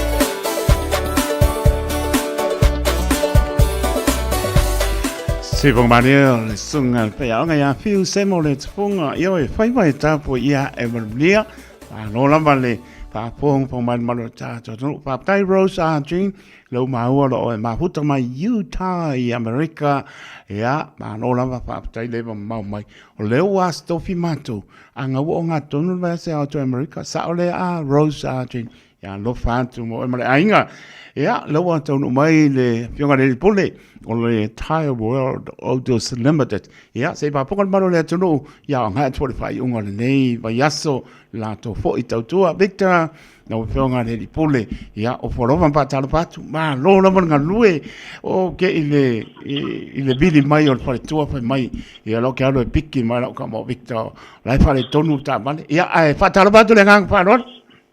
Ya, tai man rea lau a sunga taito, ma lo la man sai ma lo tautua tunu. Malo foi non sa in Taeao foi ataro foi lo tapoinga Samoa nei tatua Argentina. Malo se no nisi fanga urunga tava na uso nei Taeao ke singa le ama tau ya ko le muro sa singa mase se urunga wala. Ya malo no sa malo foi sa malo si ato to nei Taeao ya. Tori tetu. Ya. O le pure fare se kupe ya kafia pure se kapagi ke le va ya so de. Oh pure o me makau vaku fa e atu i lau whionga le pule ono le tau tuam tabela le se watu ya lo tau tana lava unga wenga ya me so le tal no mai o le tato watu i lau tau tuam tabela ya o le inga fo i le atua ai ma lo lava pane ma lo fo le ngan lue ya o le feido ya ku auskadi ya e sunga tia ya fa mai lo o fa mai i merpong yo fo mai no la ko nga le o la misi le se ka ba ngal likio ana lo fa mai ya me atata no lo fa te atu Victor ya alango ke ro a kiburo lo wa lo fa perika ya tango wo so foi mai kamba e kiburo a mo mai kamba sole e makau ko ngare ole liango o le kau e pare kong sole pare kong kau e de fain se wa kamba o le kalo fai le ki yo la o le ko pe la le un po e ngana po e ki mu o me ia e pare kong a me sia kama le o ngu o ki mu ai pare kong ia o le mau fo na e me o e me ainga ia ai la foto ia fa pon mano ta tu no ia manangang fa no Victor Pai te mara no amata ke tato farisia ta sile matolista makiwo mantora ku service ya kolau cha business service ava peloa te o re nga tono tau sanga i tera ku service ya amel tava tono fai mate tono saki mo oi na tulanga ta no foi na yalo Samoa morte so sani mo oi di fina ko tato tava de se mo lunga lava lo inisi to inisi o tato snoko o le lowing o le pupa so se design no mo ama to ava peta avenga pupa si Samoa ke tata no ma foi fa into to mai tato tau ya mo tau ma sani fa to ngi vaso na le lua so tala te tongia ile vaso tato lo pena fa tau na tele lei lo mo foi tato fer si mo tato fo wili a fa pe ke ole pasi pe por wolf ya nga foi tato fer fa pi ke ya ke wa fa le tongo sa ngra wala nga ta fo le mo li ko nga ka ki mo tonga tau whaafare kongi, konga le mori le sa vali, ke wa ke o saru ka le pe e mo mori ia ranga fro wa ai ngana wala, nga le o dia rau ta vali, so kimbu, ia ngata fule ta to ma ta vali, pe ke o malu ru ke ni, si ke ni pe ma aru ta vali, tono siak ta vali, ia nei fe alo sa mo tenso son ia to na tu langa, pok mar pe pare wo fe wo su ta la te tonga i le ta to farisidia, awa te pole mo le fa mama venga mo e i ta to lo pena fa tau ina temene awa Fiafia apalaisa ta vale pole wa mete su mo o le sene to ma singaro tengstene apalaisa sa ma in mato ta vale a ta vale fo ta vale tuai te mina mata la vai di masu ta la i dungo i ta vale fa tau e temene nei to mo to SUV ma fo ta hai pe kas ta to ki apu for winter relax lo ia le tu we try ma fo we try ta vale umala ma te mantua se ke me ku fo lava o mana lifi mantua res no ko mantua pupas ka to ta vari fa ta lo ia ale se bete pole solo fa ta o filo ia mo oi ia e ba fo lo cashback da pe fa ta na ta vari fo ta vari try ile ta to fa ta vane me telefoni o i va lo fi to fa to lo dua lo o le ta to fa pa mantua ma to to si ta si to suru pe cho ta fa fo pa vai mo temene fa pe tro mo ti no val au mai ia te ma ta vari to Rai avalo samo te anso san mo oi. Se ki mea kua amata ma se su bima, e se paile lua suru ma lua suru nga idunga, tau tangi vea aso foi, lua su ta la te mina mata vea aso, i tato se ki mea kua, pe ana fata ina te mina ile tato whare mea. Ile te le tato wima, sa lua suru o te, le a whare mea tato se te mina, a pe tata winga le wim, lua suru ili lo whero vea ta, utoro ta vale ile tato pampe sini. Maka to pa umaka sa kas ole size to kasi nga to bima so se pe na maro mo ia ma to I ta to pa umaka so I pa faru ta vale furilo ala me da ba ko le da te oi ai de to suma I pula ora se to suma ai fai lo ala me I ta to fale sinia ta vale ne be aso to era stima va va me no to sanga le to yo to ta vale na lo to mo fien de be aso ia pa pe to so ta vale mo ai na to tele ya suma ia talawa na mo e te suma te tanga ko ni se ta vale ko I te tato fa vale te ta to si pe hasta pe le pai ma le disco pa le aro ta vale ta la la e le pa wa ma ta fo le tato fa si ni ar me te foli le tato ofisa o I va lo fitasi to o I va lo fitasi to te bra mai ma se so sai ma te me le o le te si me te to fa pero ma to no Marota pena Victor parangolonga marito pe stop city ya le lava wa te pena fa pinito angai tono moto malao nei Taeao ya fa fonga maro ta tono mo le to pa maro ma pa tai ya o loso ya ngan le lo nga wenga pengai po ni ya so fa mlia le ya la ta to fe no pe stai mo luma mo te minei lo fa tu mlia ngan penga la so Victor ya mo le so fa ba to tai to so foi be pa vi fa tai lava ya so foi So nga Victor ea e lelo tala noa le orua tasi bili sawa ya Victor mau ai leo kong orua tasi o I matasi o tasi lima paono le orua tasi o I matasi o tasi lima paono po le lua fitu o le ai lua fitu tasi tolu o lua fitu tasi tolu o e le tasi fitu o Pierce Road o tana pe jangai mai po I la te faling sinia le tasi lima tolo I Stamake Road lua fitu fa tolu o lua fitu fa tolu o yo lo ye fo ia ai uso sa mo inai la te faling sinia le sunga ia Mikaele ia ma le sunga ia Jacopo yo tal no la lava ngana ina le lua fitu tasi o lua fitu fa tolu o tasi lima tolo I Stamake Road ia awar ngā te patola vaise na ngona ta uluma te fo I lo mota malo Fiafia. Pitu mi rute ona tāra o le tu last furu to e minau tātou tala pian whaponga I le so kasiano sa nele ta ia o leuso ma nora ngā lue taifat mai kasiano sa nele pe po ia nita saulo ma nora manu luko ku o pole ia e mapanpana a o lopo lere nise nu o lofa o mai ia papai nise nu o lofa patu ma le ainga ia mas ia ka ko musika o kei ia me o pole ku lea kwa ia o le na papai Rose Gino lo eva mai Utah I America mamau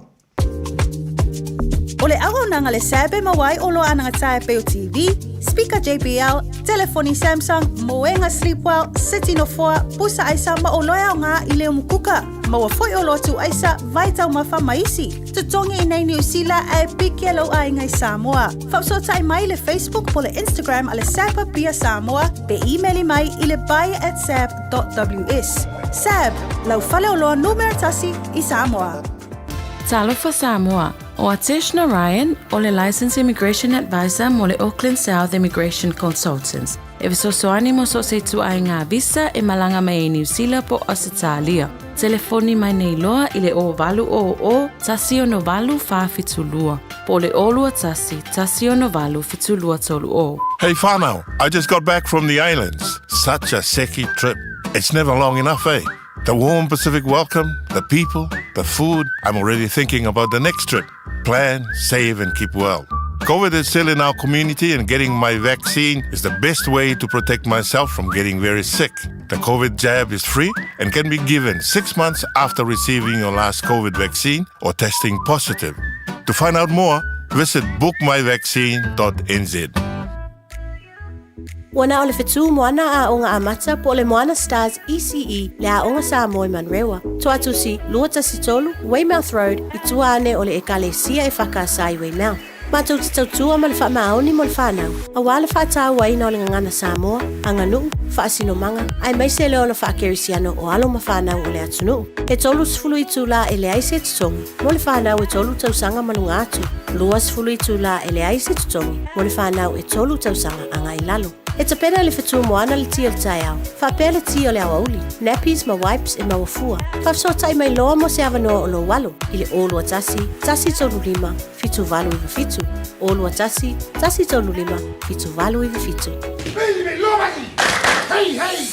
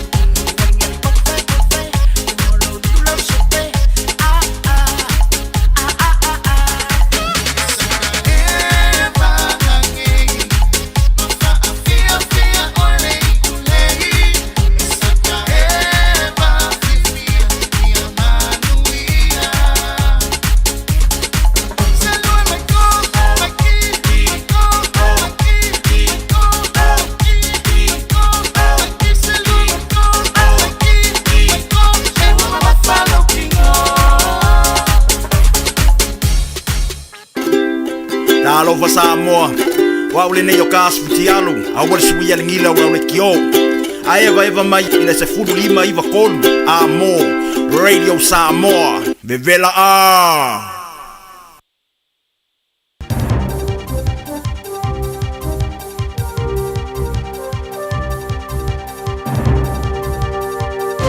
Taeao Maria, whangomai o talani me a te roni sila mone. So, o whai joina e Amerika ia tapu o whai e Peritania, malatu o tunu whai pa angai au whia mani sila.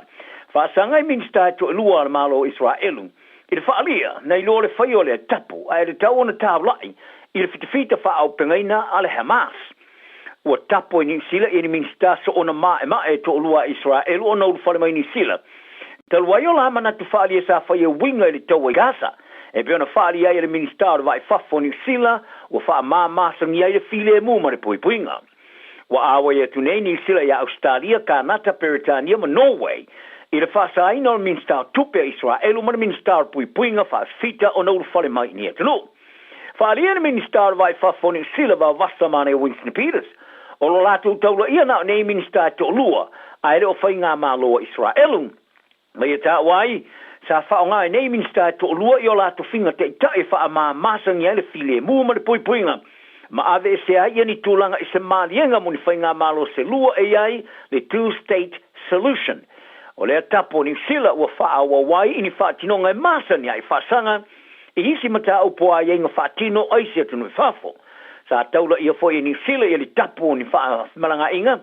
I lau whai poro kiki mata e tae o fitfite alangolongo ina wha tu bevesi ai po le fa masang no finga fa te klasi se tunu i teimi o tonai Alfe Marusia Belarus ma Myanmar fa le Peters wo umi tele o langolongoina ni sila i se malienga moni malo se lua ba Israel ma Gaza le fo ia mafudi ai le langolango tunu o se anga fo le Russell COVID smriva wo moina fa la tonga so i fo malo loina le rangi po le World Health Organization po le WHO wa fai ngoai o le nu b.tasi.valu.tasi ia po le numbers wa fai ai scientists tu ni fafo o le unga fa no siti ai mata butanga Fiafia mai foringa mai e sao atu le pipisi nei lo isia unga momo atu au fa pe ona va veto sina ai ni se o pengo tala i le rolangi mata la muai i ulu tala e pe ole la patainga mo covid e fa te ai po le shock covid warning.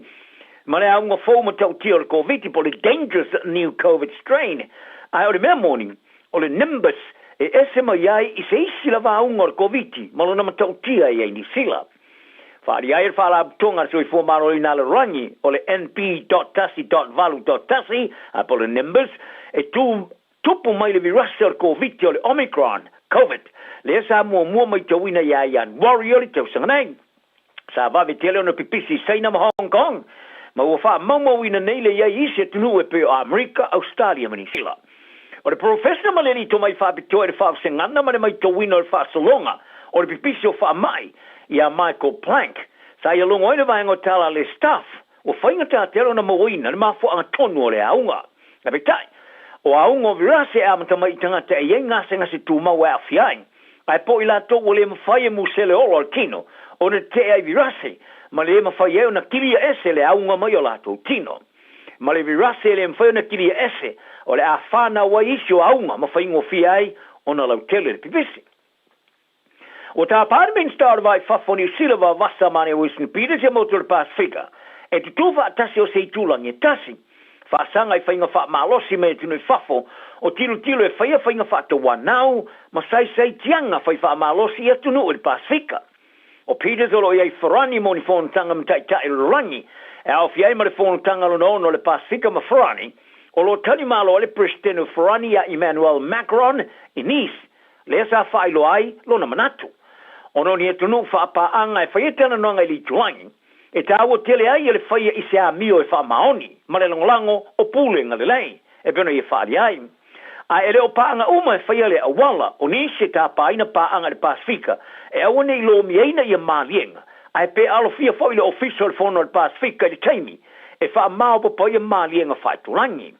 O whaari e Peters, a ofta ia i le Pasifika ma tūlenga me tunu i whafo e whainga whata wanau, wha malosi ma whainga se tia, o re tau ane tu whatasi le Pasifika o se turangi. Ta ia whafta ia le tautua ume frani le Pasifika, malona sao le solonga le leo le tulangi, a patina lea, i le langarongo ino atina e mare pui ngo moto French Polynesia, New Caledonia, Wallis Mawhetuna, a me sevi so soani mo so i fua mo ta matamwhainga, e tali atuai whaala vlave whaale na tura, e na te rei wha maotia ilan tautalanga po aini atunu te tele. O se whaloloi Wellington e o fo ina i tāma fo fua mo tangata lautere o te punia, o na whae te toa ila mai aere se funmali lima tausanga o te tala. O le atau tua le Free Store Wellington, e beona sa whaata mo e se so o male maru malu e ka le sia le St. Peter's, e le mga ala Willis Street, o whorofolo ina le te punia tu mau. O le atau tua o le latu toi wha soi natu leo tau ma fafua e o se tasi, mo le whaitau se lau o dingata. E pia na foa ia whale aine siria ma le onus fulu i le lau moa. A whaari ai le tau tua le ruafa ma le rufawha. E lato te whaasao ina ia le whaasu ma le lua afe o kilo kalamo me ai ma whesoso ni ere pui pui ngor sio mianga. Whaari ere sui so upo le tau tua Scott Reeve wa fia tele lona langona. E pitai, o whaiere whai unga o nore tolopu ma o lalo foa i masani. Sa tau whai malo se whaawau na talina ma ua lato iloi na nei se a fianga tele o le te puninga o le ai tangata e lato te mo o miaina le tau tua. Ta longa ua whaalau loa en whai au ma whaurulu fau o le man Samoa le manu tu special na au mo ta longa whaavau ma lo le tu sanga nei. Le au fia ma le sumal tasi o te mawhau e whaau no ta alo aina lato ta longa whai tau lia mo moa. O le ta alo i le man Samoa ma skoti lani le malai Eden Park o kilani la sumal valu le masina fo yu lai. Airi amataina le lato whaato sina mo ni tamari sanga mo ripo atu no Pasifika, le Pacific Nations Cup ia au kusum se tema. O le no merse fulu mo mua, ala ula kapia engelani Jacob Umanga. Wa awhia i au, ma ua whata oto e munmuli ai tūlanga vai o lona te maa, ia Mike Umanga.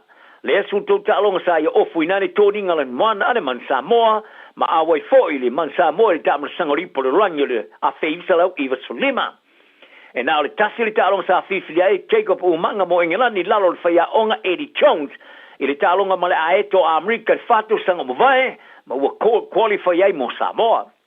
Ai o le alo sui mo le All Blacks la auli Sir Michael Jones ya Nico Jones wa whātou o toina fo i mo lan tālonga mo Samoa le ai au fia to sima le tasi o tam fo. O Nico Jones e lusu whātou sanga. Sa whai masui o le au le moana Pasifika le tāmara sanga le Superagapi Pasifika ma le au kilani le tamari sanga whaalo tui whale le NPC in New Zealand, whatisei ma le au le Santiago Legion, i le tamari sanga le Major League Rugby, America. O Sir Jones, e tasi le tālonga sa tāloai mo le manu Samoa, i la whaivisa lau wa sumalona o munumuriane, ta alo mo le lima sumalilimo, na ta alonga whaitauria mo le All Blacks, i le vao le a whaivisa lau wa sufitu mo le a whaivisa lau i visfuru valu. Ma manu malo ai le ulua i tamari sanga mo ripuro langi le a whaivisa lau wa sufitu, o ia fo isa ia mua kolosia le na skoa i le tamarasanga a le rorangi lea i le malai Eden Park.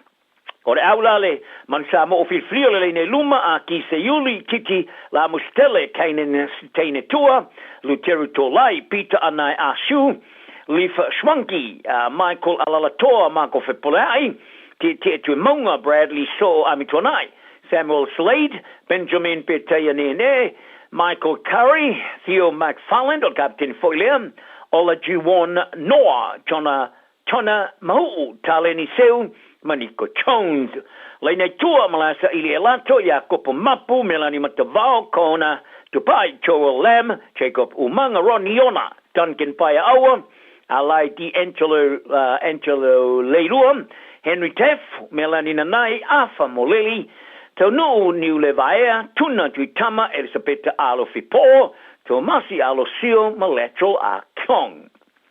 Whaari ai le malu, o whiri an au e malama ili tau telo le ofu la kapi, ane man Samoa.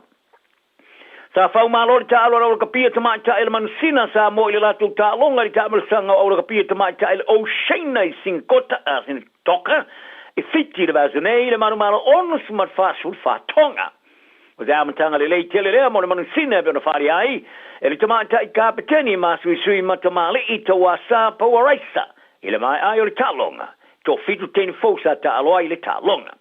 Pauaraisa sa manu le tau i le tamata i ta alo le tusanga, le se Yuli Fio o Wha Mausili Women's Player of the Year, I sa uninga le no fuanga o tangata lau do le rakapia le Pacifica Rugby Hall of Fame mo atu le tau sa nei. La ia whaari ai o le taula inga le au oia nei o sifia fiti. O le mansina ma le Fijianas o le ata alo mo champini. La whaatui lau e fiti e tonga lima sa mariva su lima. E le vastalwai, ia ma le ta'alonga ma Samoa o le a wha mautui nai ia le au e vea ma champini o le o sheina o le ruafe ma le lufu lima o fiti o lo pui pui a le champini. O toi saini nele is whenga le winga le All Blacks, Caleb Clark, ma le lakapia New Zealand, e no foi pe la lakapia au kilani ma le Blues, le ia mai ale tamara sanga ri polorangi o le ruafe ma le lufu fitu.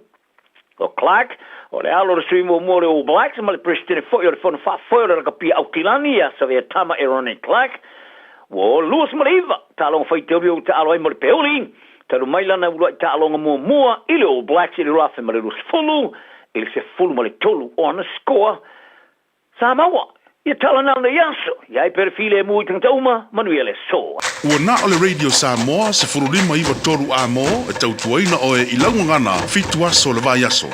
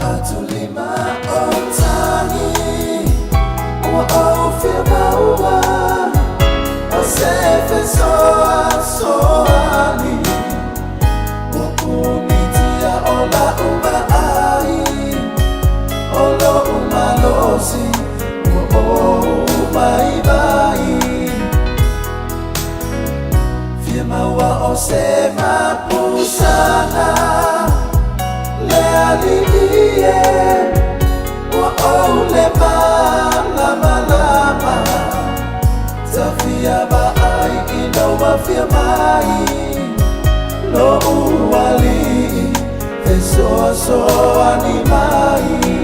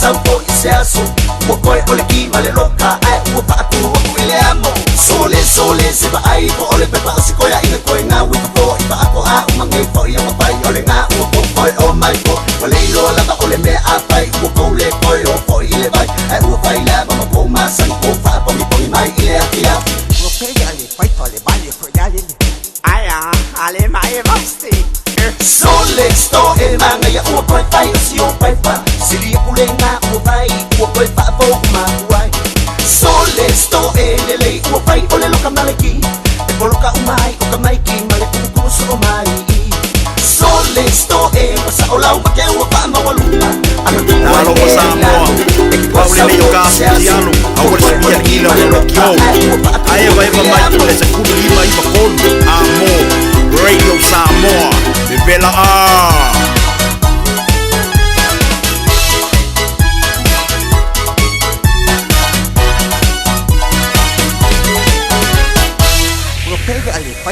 Ua na o le Radio Samoa se furulima iwa tolu a mo e tau tuaina o e ilangu ngana fitu aso le vai aso.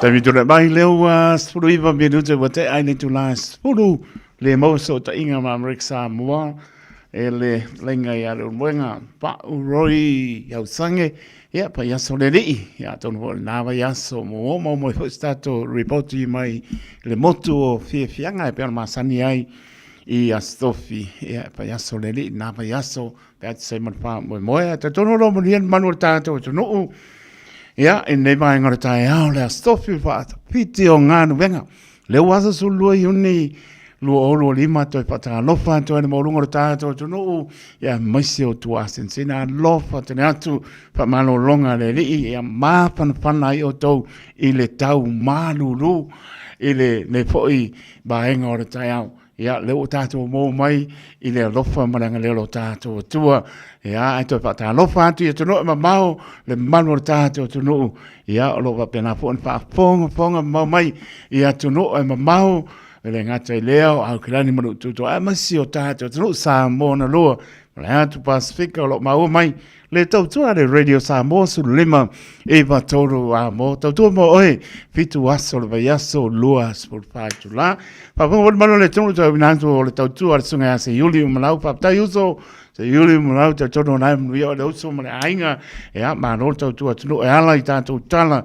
Longo po ili ina manu tātou tunu i mena tupu me o mana tupu me o la tupu spa pongo stai me o luma ya tonu o lo mnuia manu tātou tunu i le ne po i Taeao le stofi sulo yoni lua o lo lima o lamana yalom whanau toi pata lofa tuai ta lofa lava ma lor fo lau vi ele paingo fie pe ngai ma maru lu tātou e o le wha mawhanwhana le supo lava kama chicken soup lava uma e o e kasi le koma e a marei supo abuwal ka mapakele le taro e o e mangai e a pave ngai po e mo po le suka vai aina le lok pa po mai le a mo lunga po le ko sami le taro po le taro e a le na i le po le suka ngai mo mai ya ka mo pa panengia pa manu stino sau fai yo mai ke anu pa pe ke miu wa lava nga makoe e sau fai ya rungo fo a wo ke ru ai ke o ka mo pusa isa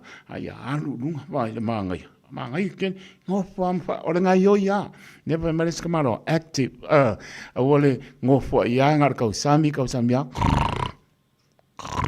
kangu ko fango ku mo le foi mai ya lofa te nat fera ba mau mai lofa tau ba lofa tai to mo to muir ta to fo longa au tanto ye donga tono ne fo to sanga ile lofa tu no lo ta to tua le ngalo ta to vi fa manum fa tai me silo o ya sa nia ni se no lofa o mai io e sa lo le o fa mar skingo o le ka o nga rose trin mai america ma no namba sulu matamua lo maputa mai mai ngai pakuranga io e le mawaku umona potni pakuranga loa koko bay e ala ko lo inga io e ma ngai e a talo fatia te o tou ia pe fo ia ma mo ti ia lo fa tu ngal wapi la pepe ia ma no la ma mai malo le tenu ia lo va ia se vene krom ia fa tai lo eva mai Orlando America ia va su vai Taeao mi ma no lava o lo maputa mai e mamao o lepa Malaysia e va mai sini Australia mai la to uma lava vai o Mrs. Rapa a lo panteneatu na bidute sai le tfole tau le Parkinson Bosco io tau tu mai lo fa penava vai tu fa tu ale sina a show io la pengai foi martato la una pe mo watu ale fo sei si foi ia sui tu lang mai tau tu Parkinson Bosco pe on sil film martato no fanga solo le tato proclame anga tu la for su tasika for you io Gambo Rick the man ia lo va ke Rick the man foi mai ia ngano ia anga foi le ile spurulu mai lo a matu lo le mata tau ma vai ba lo la mai pa tai lo to lia ina lo fa tau vai mo to malawa pe la mo ma puta mai fa tai tele la ma to fa mana tu lunga la wala la to io e lo se pa to lunga o le tu o la lo e ma le lo fa mo ta to ma la vai fa mo le li a wo fa un haina telefoni ta o le mo le pasia mo ni ia o atulo ina mai tanga i malama mai fa ai lo lungo tato o wala le ia se si lungo tula fono ia ai lo fa tele atu le malo tato no fa mia deli ia na musika sa li atu ia le tautua Parkinson Bosco in ne foi vainga ole Taeao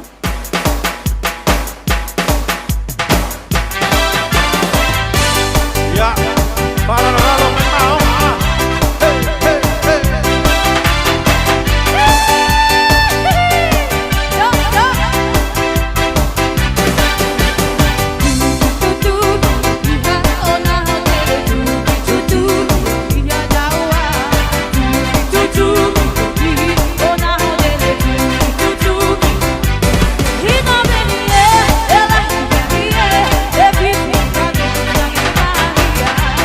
Who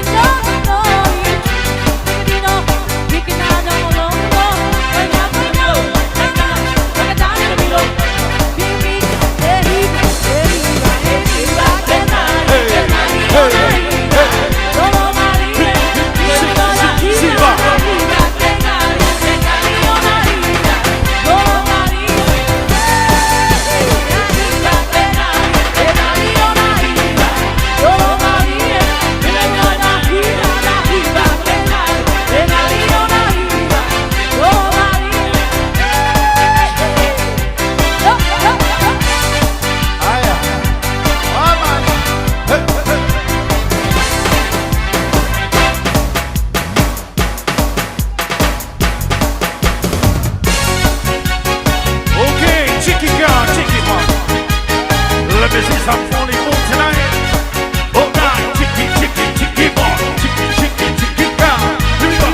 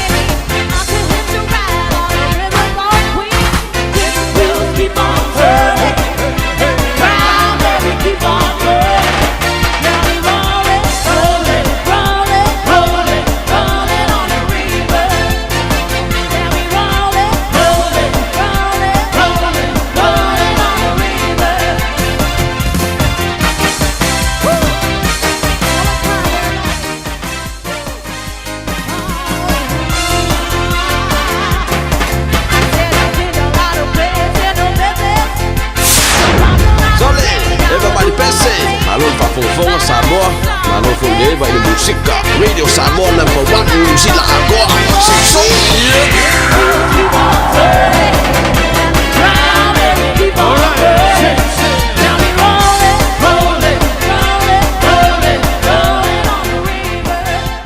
If you feel love loco e awina tu pokala me ese ipito nuu o au kilani. Ona ole lango mai ole Auckland Council Local Boards. Tato awai fatasi mole fam na tuina ole Matariki Festival. Le tausanga fau a Maori. Esilia malise lau tapena nga ese mai le aso fito yuni anga ila su se full male tolu o yulai. Tele fa afifia nga tau musika, siva, fa apea tau maftanga ese maisi. Ole nei fa amoy moyo lo ngalulu e fa atasi malengati tama oho. Tanga iane loa ile awaauckland.nz.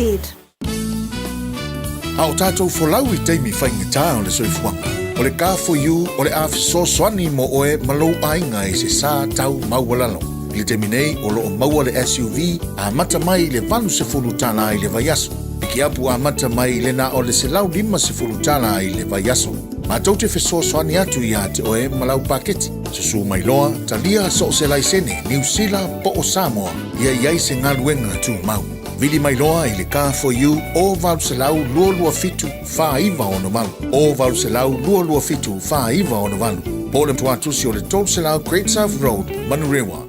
Talofa Samoa, o Ateshna Ryan, o le Licensed Immigration Advisor mo le Auckland South Immigration Consultants. E visosoani mo so se tu ai ngā visa e malanga mai New Zealand po Australia. Telefoni mai nei loa I le o valu o tasi o no valu whawhitulua. Po le olua tasi o no valu fitulua tolu o. Matau te whaia ni fo aroi le aso lava te fio mai ai I le Shine Dental. Ai e inga whapitoa. Matau te salia le Afterpay, Zip, Q Cards whapea wins quote I le Shine Dental. E whaia fua whatalanoanga ma le ACC I le Shine Dental. Le aise tongi mo whanau I le bao le se fululua I le se fuluwalu tusanga I le Shine Dental. Talanoa mai le tongi ino le whainga o ni po whaunga ai le zip, smile now, pay later, le haisi tului i le Shine Dental. A fio mai le 575 Great South Road manukau pe wala au le 255 255 mo le Shine Dental.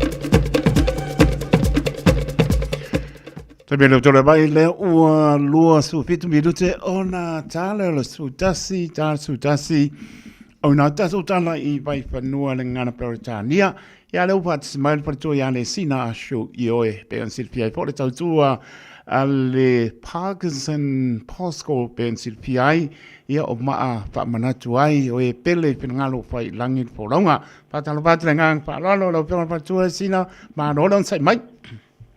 Ia, ave io nei Taeao matango fie mo la mon fatalo fatu le pa ia mal mamalu fa fonga anga sa mo le nei tula ma lor soi fu mawa ma lor soi fu la le ia fatalo fatu fu ia tol tuangane nei Taeao o mai Ia, mon wia lava fa tai Ia, lai lopo mai ia seo ko ngangi ate tia ke lope ke alai ko mar pa mai me ponge ia sau sao no ia le wo wa mai ia kabale ma to por clame pe on masene for tu fantasio ngan venga le tau tu le radio Samoa me siro mon wia or tu fine ma ne pa ia mo manu ni o ma ai ia me spo le wa uma o kia ele bank ane vo e sa fa di singa no venga ya ma no la pa time me sili lo ka do lungo pe mo ngal ya I love for to start report ya pa por malo le tunu le sina ia fa time mo le vanoa ia ai se ta amata mai la se fa mtala tu ia sina fa mtala ngala ki te winga ile company le Parkinson and Posco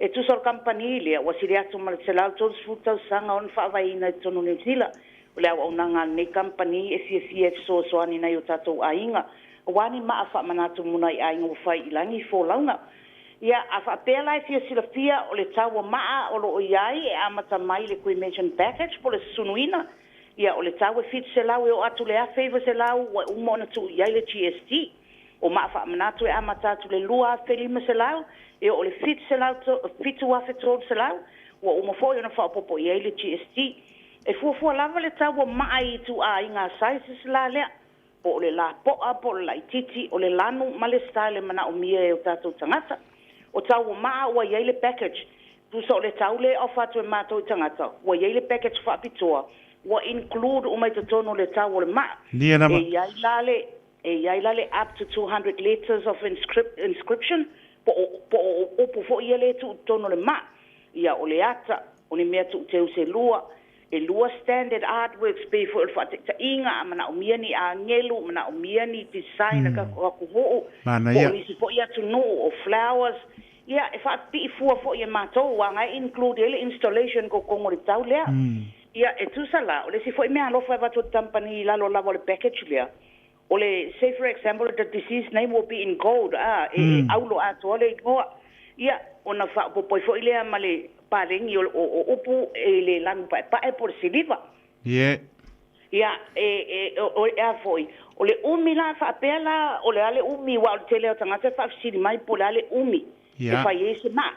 Ia o isi taimi o telo taimi e fa sina fa tua yo a inga e fa tulanga pe sa ili mai pe pena mai se ata. Ia matusia se fa mtalanga fa to am fa leon a matalanga luenga se ma fa mnatu.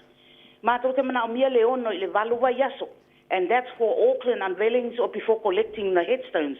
Ta pena. Mato te mana o mia le valuwa yaso kusole 8 weeks na notice before shipping cut-off dates when shipping within New Zealand or overseas. Yeah. E mana o mia le whama sina mo le sau mio maa manatu whapitoa. Ia ma maa whamanatu lanu, aile i o le unveiling, po le aso piki ele maa. A fai ai o atu ile unveiling. A pe ia o le si mea lea. O mata wina. A wale popole. A fai ele uma ona totongi ina le maa. Pa wale mea ia longo mai mātou en fai mafta ngofi move le unveiling. Ai tongi mai pela o maa. E uma no le maa. Ia ona maua fo ilo le fa mama avenga yo tato mafo fa wa ia yana isi a inga fa pena e popole fo ile le fa pea o le umo na fa ile ma ai mana tua wo fa langi fo la ngana yo tato a inga o le ala vai tu mai lava no ia tato e fa ilo atu ai tato walo lo fa ia ila to e bela o le sif so swani nai e fa tato o le leila o le mele fa ia mato o le fa un tong le ma ele que le ka walu e foi le fa pe que e foi se long wa mana tua ai e foi se long no le malia e fa tolu wina e se leo le longa wa le interest ngala ko fa popo e mangisi me ai e sa wa tongi le ma e uma le lava e fai ngo fie me uma e o le si foi la mia e me fai na mato wa foi mana mato la foi na ma i Samoa American Samoa Cook Island Fiji Niue Norfolk Island tonga ia matu valu ia ole fianga lo ne loto le au nanga le mai o tau ia wa pe ia wa Samoa o fia se au na mo na yo tato ainga ai mai se are e tato ngana fo taito ia na ai a fa ilo atu la matu telefoni ma tu atu ia etu sai ono matu showroom se au kilani tasi tauranga tasi onehanga tasi papatoe tasi West Auckland fa sanga mai wai ko meke cemetery tasi Albany, tasi North Shore, ia malala leo te au nai tono o tau ole address o tolu whalima, Great South Road, i o tau e whaasanga i le lea malilangi Malia Medical Center. O le mato toll free number, o le 0800-733-433. Ia po le mato website for it, which is www.parkinsonbosco.co.nz. O lo iai uma telefoni matua tusi o mato la uma lava. Maropa taine sin koe a maile ka le over se lau fa morti. O le over se lau, fitu tolu, fa tolu. Fitu tolu, fa tolu. Over se lau, fitu tolu, fa tolu. Ia, pa tele lava, piongo partua le sina o manino turanga uma, sa pa pepo e se pisili ya le ua a toa lava i lau pai mai ya pa ponga malu si o ta tonu le manino mea uma ya le bala au tu lava ya mtata noa ya mispo le ua we po e fai masui le ngana ta to po na yo ta tu a sina pa ponga mai ya pa man lama to po ya la to ya le ta ua po yo ta to ngana ya masio tu lang po e mo mi ai se ma pa na tu mo e pele o fai langin po longa ai pa te tere lava ya orto fine ba ni lava pengo pa tua lo pa te datu mo si to po pane ya e manu ya ngal ngo to ne ya sola ta to pero tere sina ia fa tai tere lava mo lava no taito ya manu ya fa tan mal ngo ne ya so lo fa ki ya o ya o lua mal fa na ya lo fa so fo ya sina so fo le lo tan no fo ya mo lava ngana le sina show yo lo to o lua balu vale tolu o le oiva lua fitu o lua balu vale tolu po le olua tasi balu o lua fai fitu o le olua tasi balu o lua fai fitu po le o vale se lau fitu tolu fa tolu o vale se lau fitu tolu fa tolu le tautua le Parkinson Bosco wa Silvia lava malo le atunu o le manino i luma sa mo pelele fa tonu ina o le manino i luma e sel man ia la po su langa ia man ia fa pe mau fa pe o tau sanga fo le unveiling fo i ni se pelu fa i langi fo longa ia e le lava le va tala no ia mane tong ia e tu la lanta tua ia wa uma fo i le fa ngo fia fo ia e moni sau no anga le sin a fa fo i se long ia lo nge fa ku ruinga e anga silia le kulang po le o le su o le cash ai le lava tong yo lam fa inga fai part payments fo le ia la to fo tau tua ia le va sa o le over se lau fitu tolu fa tolu po le oiva lua fitu o lua vanu tolu sul var minuto e ona tane o le tu la sultasi ia au na tatu tala i vai panua i le ngana peoritania fanga solo le o tatu por klambi Se pa ia le tu la spululua su ia po leon foa ia na su mai fo ile tlainga ia ponga moa por tlainga ia se man Francisco ane ia to te maputa se pa i por taima le fiafi ai to pata lofa to tau tua de radio Samoa ia mlo pata wa le ator ta to tuno au kirani manu tu tua oi o atu no o mamau ia to e for of pata na patu le tau tua de radio Samoa ta lofa lava ia penga le to pia le tu so viene mano le pane lo fa no a wasa moa Taeao ya ma no fo lau vi ere tanto ia le nga tonu le neto sanga o lima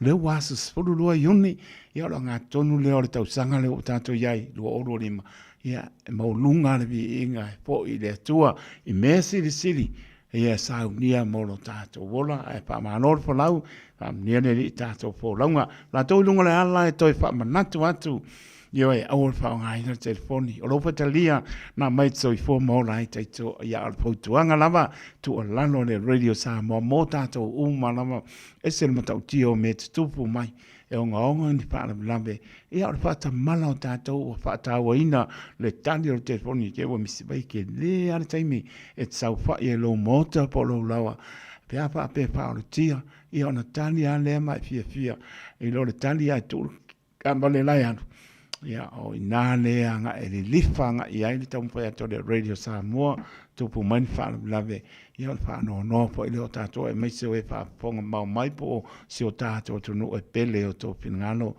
meise o ainga o wha muni mai Samoa ia mātunu o mora langi ta ua le le mole i pasia moli wha muni mole ta ua tele ia o e Mama aia ile amagau ko ang bane ia ile abanoa ia mai sisirato lai lan me mata mai kawanga e alu saunga le mu ia ta ua tele tangai pa ilo lunga la wala le ia se si lunga tu la fono tato sta ia e se le mana ia le ingi kupe mau ia le apa ina i fo i tato fo longa ia o e lava mlo po italia ia ai manino mea o malava i le lofa maranga leo le tua patalava ti a clear ta follow o lepa Malaysia pe po ia vai ta ia via vena po ia 7 ekroma ia le ngata le o David Vise sio ia malauso ia committee kalifa ia marpatu ia anieta committee maroso marola nga lue ia maro fo le fa fo mai ia le minute i hon tato watu ai lea ile tato Elena, tato tore tato tana i vai whanua au inatu i le ngana Peritania, karo whai se oso. Lupi, wenga ia le aso ka poi, ono tua i le wha me longa, mo oi mata o malingi, na o wa e aso o toso a se revi tonu a whansa. O le nopo ki koe poi, o nopo i lana. Le mati le shoga le mati tuina male ona sita Yohane taolpai mai le piano ya dere mafai e fa ngalo le mafutanga mafana ile tele oaso Lori mata uale matu Tuatu kea ia Yesu Lo umanatu Yafa afifi lemu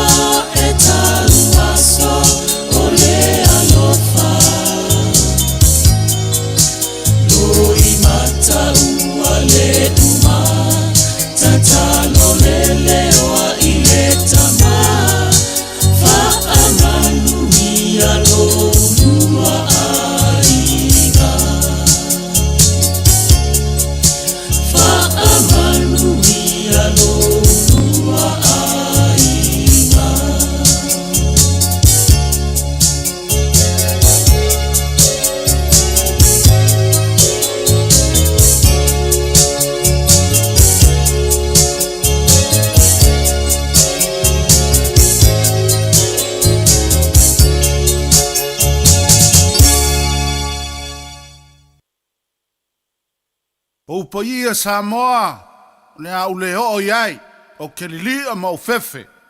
A usi lau whafonga ma lau silisila, le mako Fiafia. Wauma! Fa! Wauma na o whaia atu, whetawi ila lo le maongo, reia ile mea lo Fiafia ava atu, malo silo le talitonu, ela ina ma salo, uma le fai le leia fosi le maso.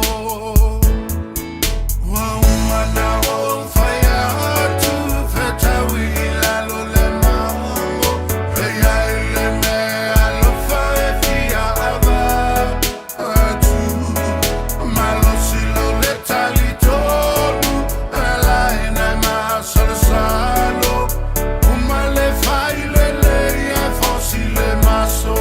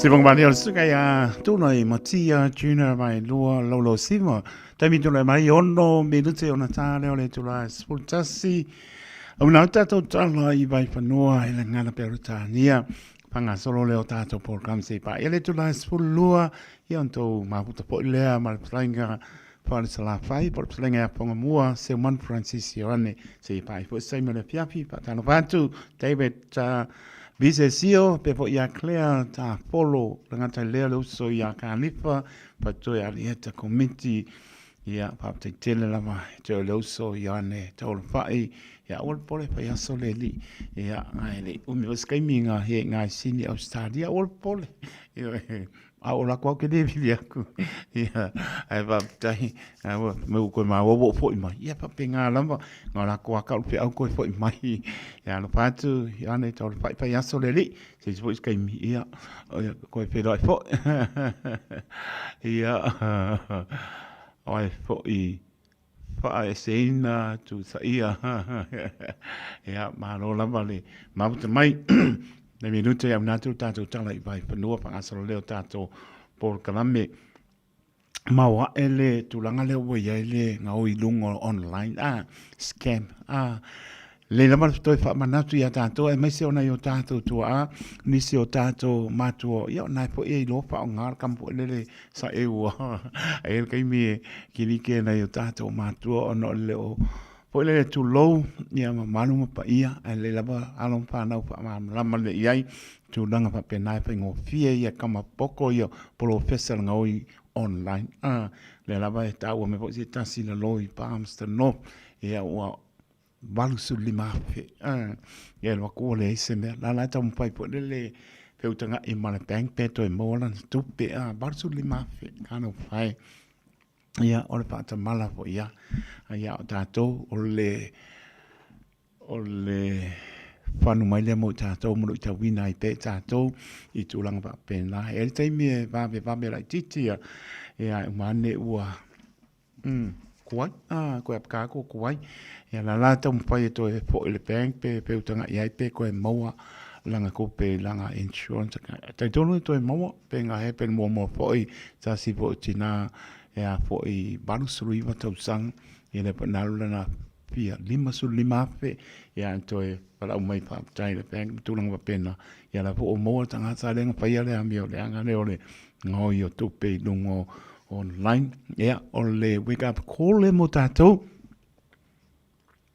ne uma ya tatou ma tala te me uma talo ma tala ya mai se labo o meio telefoni e le tu o te mai ti me telefoni ba na ya no ra ko mai kila ko iskai mi se ai po e a me sona yo tatou tu ana to pa manatu lava o le su langa o faleria tu ya tu o ya inicio ma tu ya o le loka po le fifi o ngika langa pe o tala ina le fane ya mai se tu langa pena ya tu mal pa malama ya pa lava ya no fo mal pui ya pa longo kwa feeling o e le safe ya bedi role tasi ya o ma police ka u ko e ma kusi mal kwa kusi tu u yo matua tusi pe va pena lo tina tu le fale tusi le leam fasino le bilino telefoni mal numero na tasi o lima pole 111 tasi ya nga pa ya police ka mar ku ulo fa de lo mal tu singa uma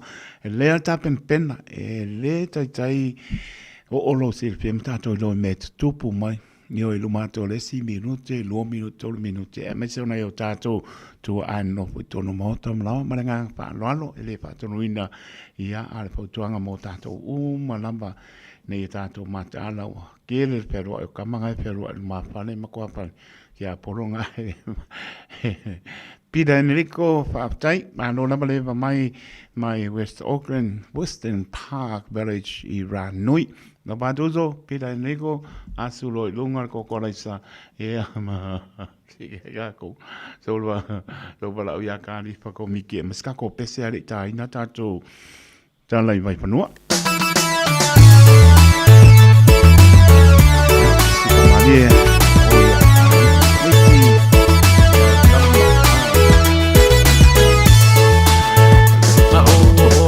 Lo ai ma ai fa mai e la ko inga fe lo kai ka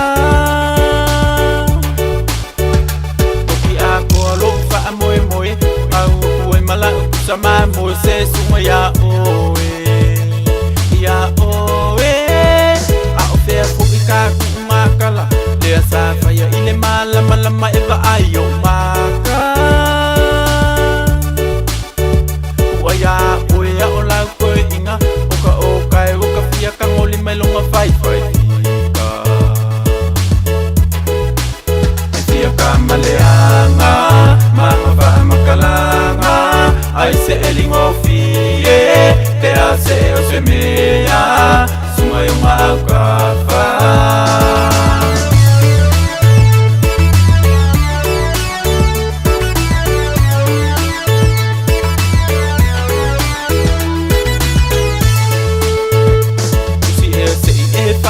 maila sama mo ya ko fa fo men makase goodbye awa lo pa u fa abale a o la ko inga yo ki ai o le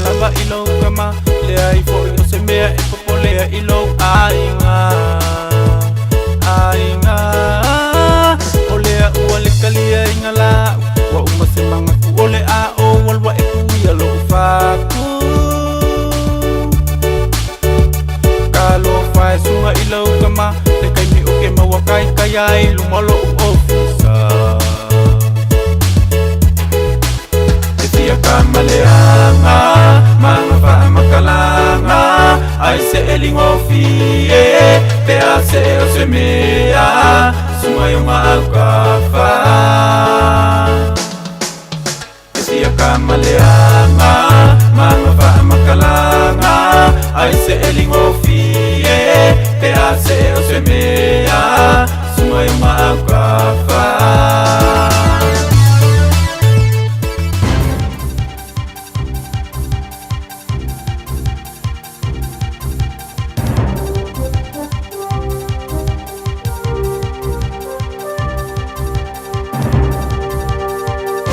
In this update, an uneasy calm has descended over Los Angeles following mass arrests from anti-deportation protests.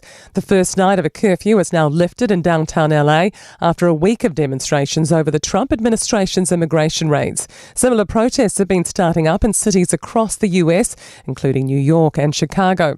LA Country Sheriff Robert Luna says around 400 people have been arrested so far for things like vandalism and assaulting officers. There's a big distinction between individuals that protest and demonstrate to violent, destructive, basically anarchists, just creating that chaos. Federated Farmers says the decision to use wool carpets in new state houses could rebuild the industry. Nicola Willis has announced changes to a Kayanga Orders supply agreements, which sees public entities required to use woolen fibres where appropriate from next month. Fed Farmers President Wayne Langford says sheep farming is the backbone of the country. Once we lose that critical mass of our wool sector, we might never get it back. So this is saying, hey, we don't want to lose that. We want to keep it. A coroner's report suggests the death of a 20-month-old in Manawatu was an accident. Lorenzo Miranda died in Palmerston North 8 years ago after suffering a traumatic head injury from a short fall at daycare. A WorkSafe investigation into the preschool says the toddler was sitting with others, including a teacher, at a small table, and a short time later was found crying and on his back. Staff comforted him but say nothing indicated an injury. He kept playing later that afternoon. WorkSafe concluded the daycare should have told parents about a potential fall but weren't in breach of any offences. A surgeon says Health New Zealand's decision to partner with private hospitals to ease strain will help inefficiency in the public system. Health NZ is outsourcing more elective operations to private facilities to ease strain and expand surgical capacity. And that's news. To sport and a bittersweet return to the Crusaders starting side, George Bauer, in tomorrow's Super Rugby semi-final against the Blues in Christchurch. The Loosehead prop replaces Tamaiti Williams after he came off the field with a knee injury in last week's win over the Reds.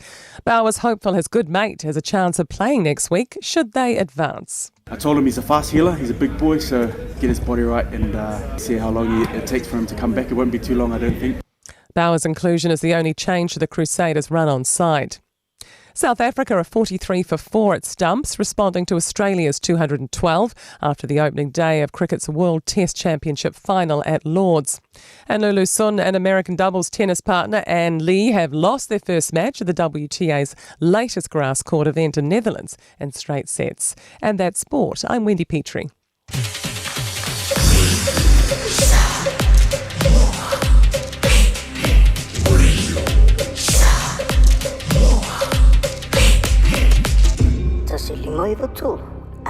Aukilani, pamulumole whaonga te tau le suawai, ua whaiti tia munga nei lole masaniai I masina o tea, ua malusi tele le alua le vai le tātou a ai, whamulumole fe sosori mai e alai le whaiti tia o lo whaonga ina le vai I fafo ma le whale ta ele, whamulumole fe sosori mai e alai le whaiti tia o lo whaonga ina le vai I fafo ma le whale ta ele, o ne ngai o inga e lua o le a maua ai se ngatele, whawhitai mo lo lango mai, morisi whaamtalanga, tanga yane I le watercare.co.nz.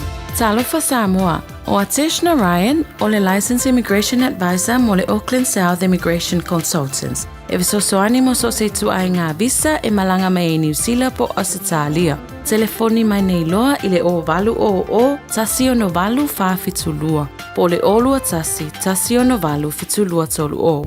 O esi la fia e iwa tesi ma le tolu wha miliona ta la le se leni ale UTOS ua toe whaasafua atu I ona sui whai unite I le lua o lua wha. Fai sau teo ngā tupe e teo whaafainga luenga ai lau se leni ina ia vave whaatau nuu se whaamoe tā ua a lau ainga whaape e kālesia. Whao ngā au nanga le ANZ po le talofa voucher, le M-Tala, ma le My Cash e ala i le Click X. Whaafsotai mai le ono valulima lua ono iwa whaiva, le www.utos.ws, po le e-maili o le info@utos.ws, po le Facebook, le UTOS, le whaaputu ngā tupe teo whaafainga luenga o le mawaenga tausia Samoa, teo whaafainga luenga e mātou lau seleni, ai sele e oe le manuia. Hey, don't be that guy, or that auntie, ignoring a sore throat. This isn't just some drinks and lemon tea in your sweet situation. Untreated sore throats can lead to rheumatic fever. Nobody wants that for their family, eh?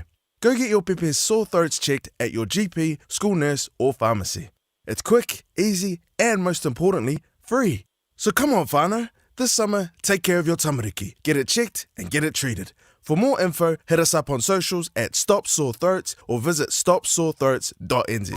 24 hours a day, 7 days a week, Radio Samoa streaming live on www.radiosamoa.co.nz.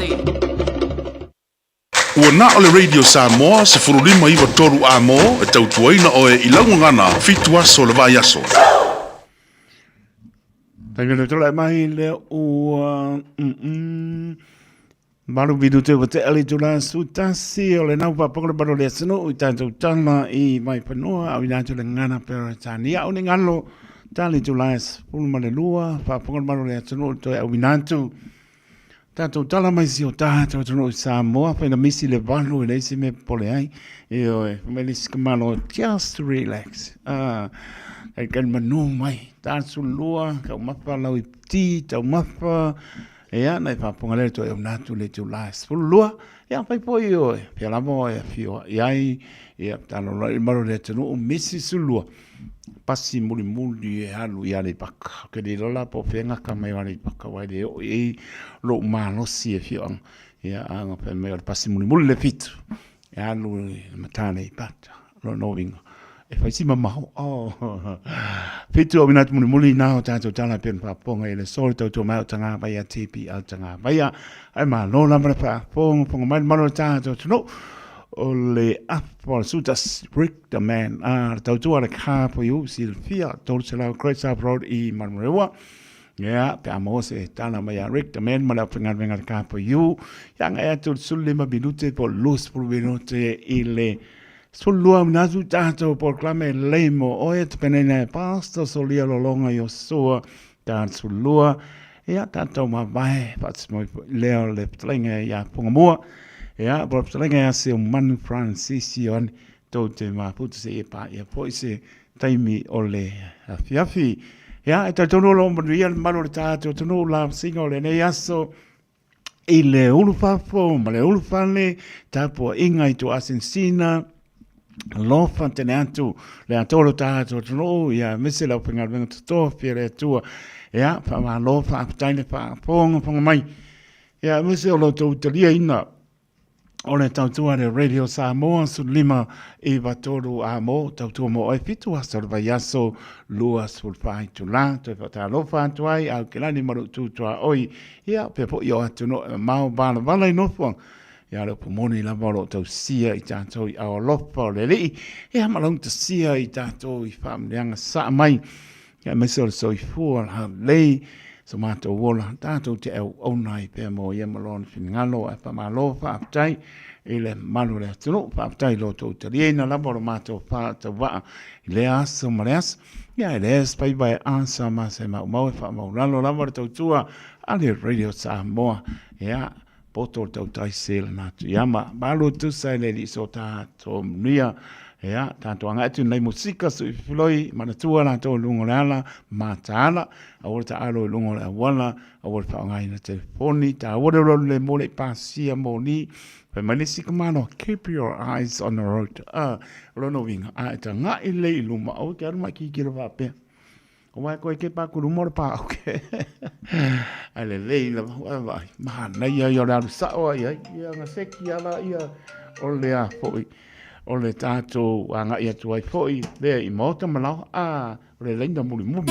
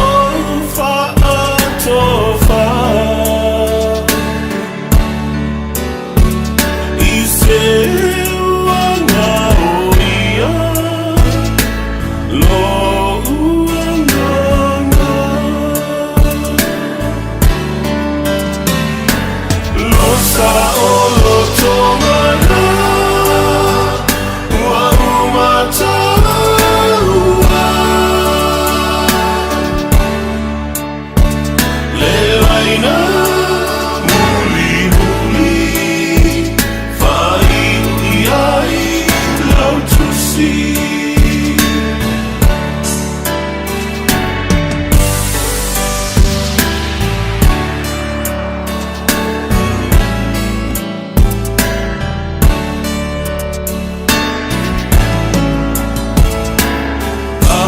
Taeao ai le ai se Malu sa tau fati ola upu fai so va se asota no no fo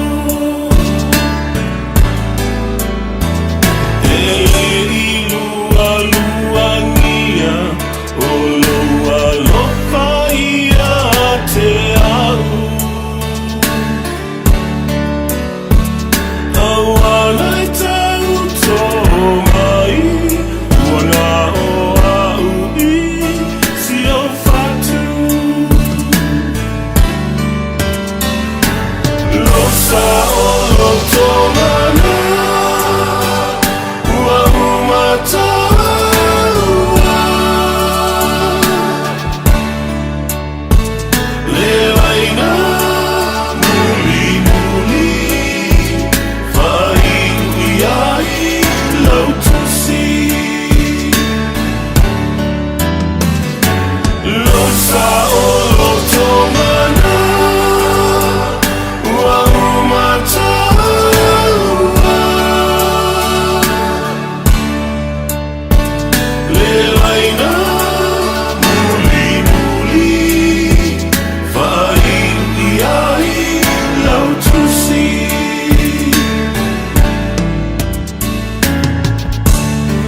Pengi tanga whao senga lau mawhawha Sili ai o whaia ka Na kuku aku oe ke alu loa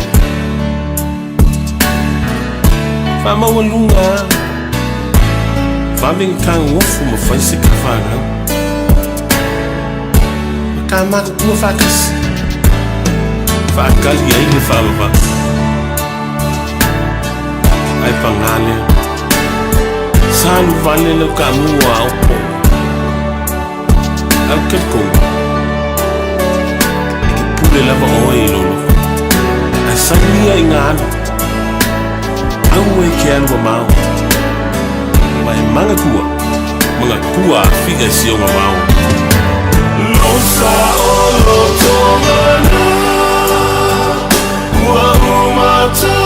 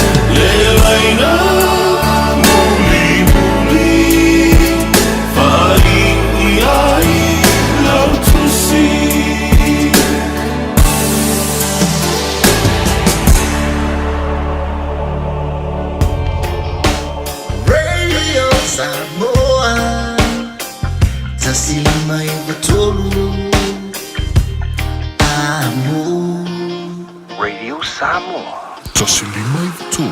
Amo.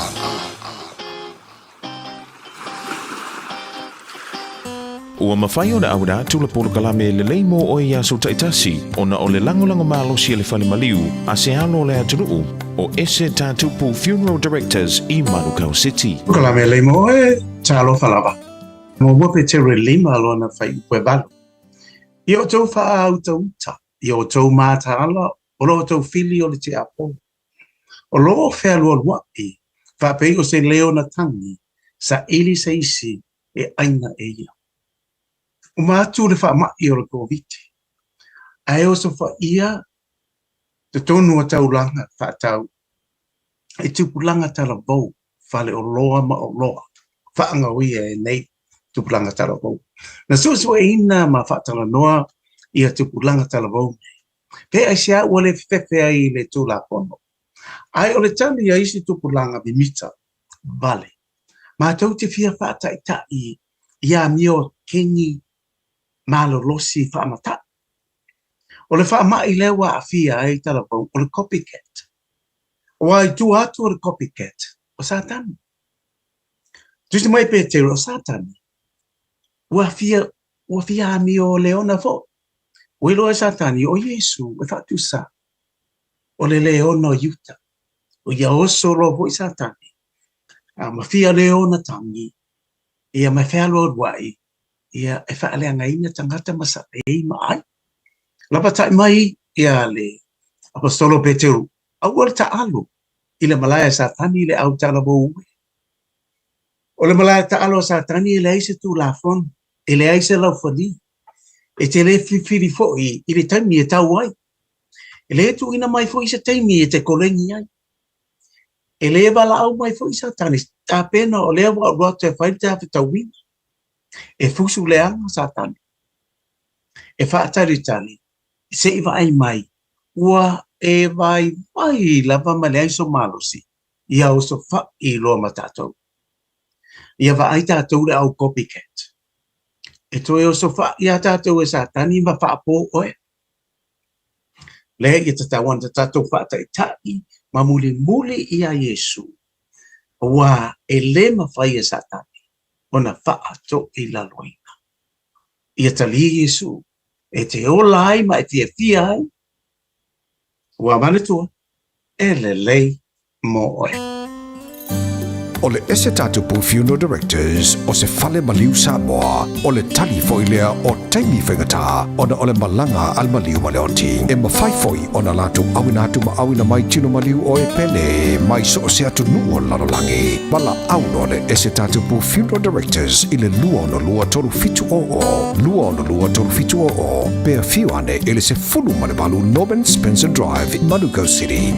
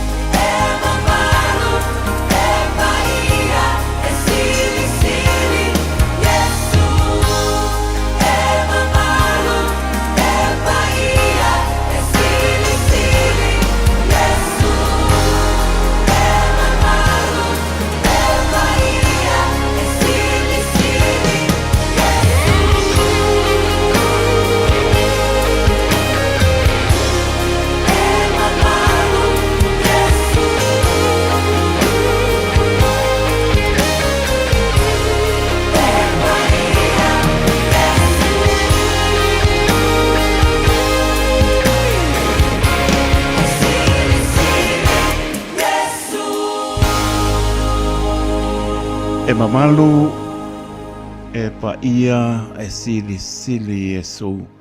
Si whamari aleluia ua September o tau, whamai atu ai le tātou porklame lei mo oe. Pena ina e pasta solia lo longa i o soa. Matul whamalo man whaapatai lo sunga solia mano ta pena. Mano sauni uporeola sulu i o tātou vai on mamlama i o tātou. Wala ria ngā bengolo whangai e fōi meisi o le tau suina o le vai o le soipua. Nā fōi tō bine ngā luei ma le pritua. Ia polole lo longa i o soa. Ria fōi swaponga nei porklame i le aso a Taeao. Ta tātou au dia i le alofa ma le anga le leo lo tātou atua. Talofa Samoa, o Ateshna Ryan, o le Licensed Immigration Advisor mo le Auckland South Immigration Consultants. E visosoani mo so se tu ai ngā visa e malanga mai e New Zealand po Australia. Telefoni mai nei loa i le o valu o tasi o no valu wha fitulua. Po le olua tasi o no valu fitulua tolu o. A o tātou wholau i teimi whaingatā o le soifuanga. O le K4U o le awhiso soani mo oe malou ainga i se sā tau maualalo. I le teminei o loo maua le SUV a mata mai le valu se fulutala i le vaiaso. Piki apu a mata mai le na o le se lau 5 se fulutala i le vaiaso. Ma tau te wheso soani atu i a te oe malau paketi. Susu mai loa, talia so se laisene, New Zealand po o Samoa, ia iai se ngaluenga tu mau. Vili mai loa i le K4U o valu se lau lua fitu wha iwa o no malu. O valu se lau lua fitu wha iwa o no malu. Po le tuatusi o le tolu se lau Great South Road, Manurewa.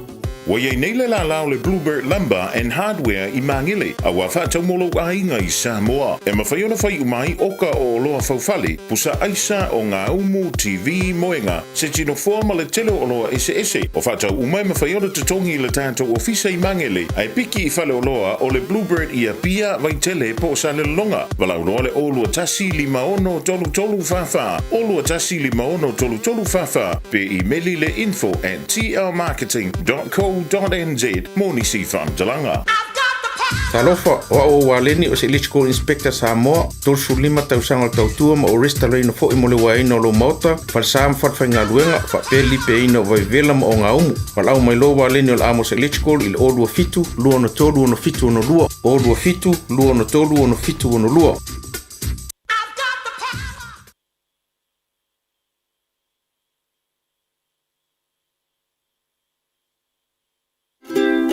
Talofa Samoa, wa ule nei o Fiafia, a wale sui alingila wa ule kio. A eva mai ina se fudu 5 iwa kolu. Amo, Radio Samoa, vevela Marulua, 2 fruiva. Minute o te ale tu la so tasi na minute so ta idea marasonga recta man le K4U.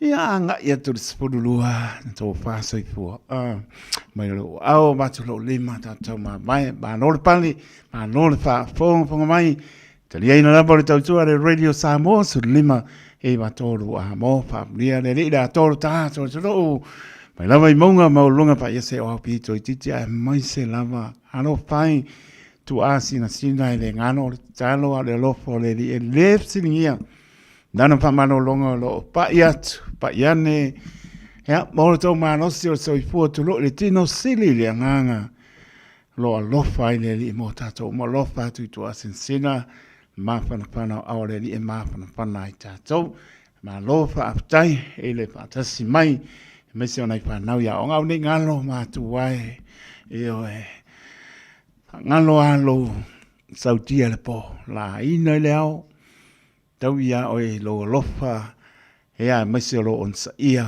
fi tam fangta le ala tam fango na yalom fanau ha e manola to fiva ya on e la ngona Fiafia wo ia malingi o lo mat o le Fiafia mo vivi le tua tali mai wa ngalo ina lo sautia ma lo le la ba le po na inga leo ya na le pati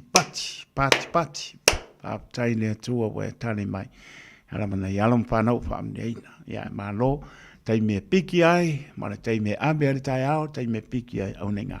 Leo toi whengo fie, le au mare po, pe maisi o le au la kowe le ai o lai, au kia le ai, pa mole ia e tusale. Pea i le lopo ai le pea i le au, po ai pea i le po. Sio tali, sio pene o le na. Yo au ma panpana e te pui ai ia maupongi. Pe ia o le makua moa po le opo mai lantolo ai. Tu atu e ona pa au ma panpana, pa pulo ai. Pa pe nao lua au matua, tu atu ina ianong pa nao. E la ngona po e lato, pe lawe anga ia la ngona e lato. E ngoto i o lato loto, le ma panpana o le alofa o le tina. Le alofa o le tamai le ngalo, na i o lualo. Ai manola to faiva ya onga po i vinga ne tua mia po na yan fa nau pa tan vantu ya fa seina tu teia ya ne to fai pe po ya David we se sio ngata le pa to ya Maria le sina tamae fa tai ma puta mai sini Australia sunga ya pila ne ko fa tai lo ma puta mai West Auckland po seta Tasha Moa kalo pai monia ioe e Malu e matautia le alofa sili ese o Yesu pa tai po seta ya meso leva mai ma le ainga se sa ili atu po ofea o iai le gama o Rick the man e olena eva mai la ya sive se o aku po o mai sive ma ela lapes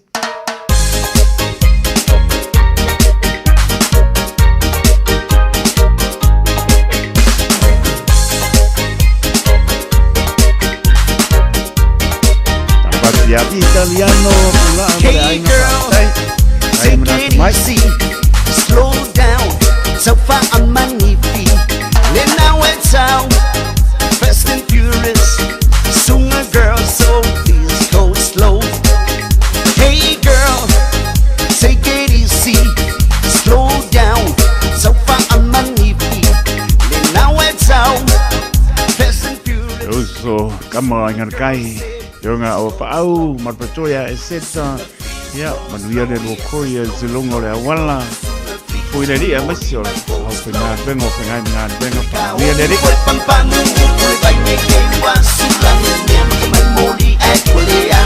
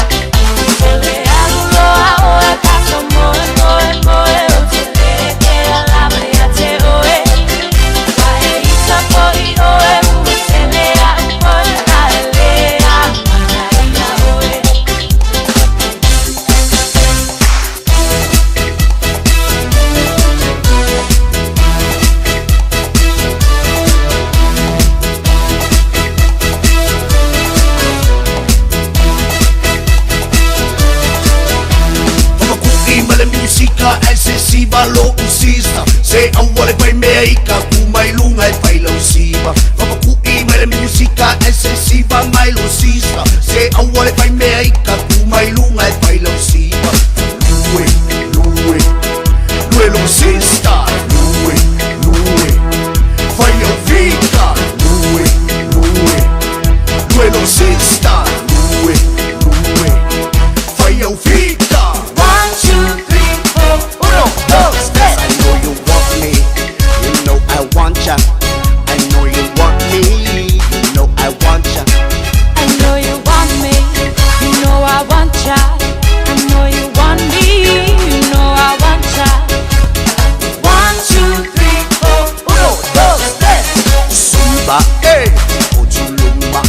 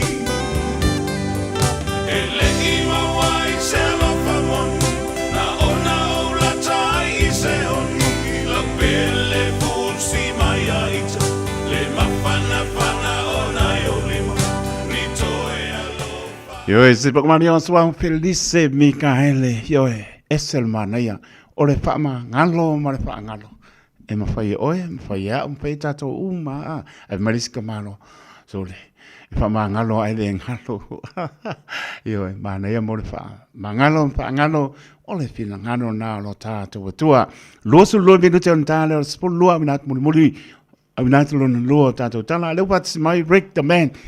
Le car for you, Rick the man. Welcome to the program, my man. I thought, I saw you in Samoa last year. My friend Taeao, how are you? I'm very well, thank you. Indeed, it's really cold at the moment.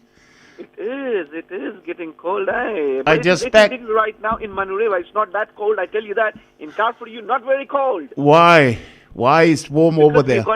Because we got heater on.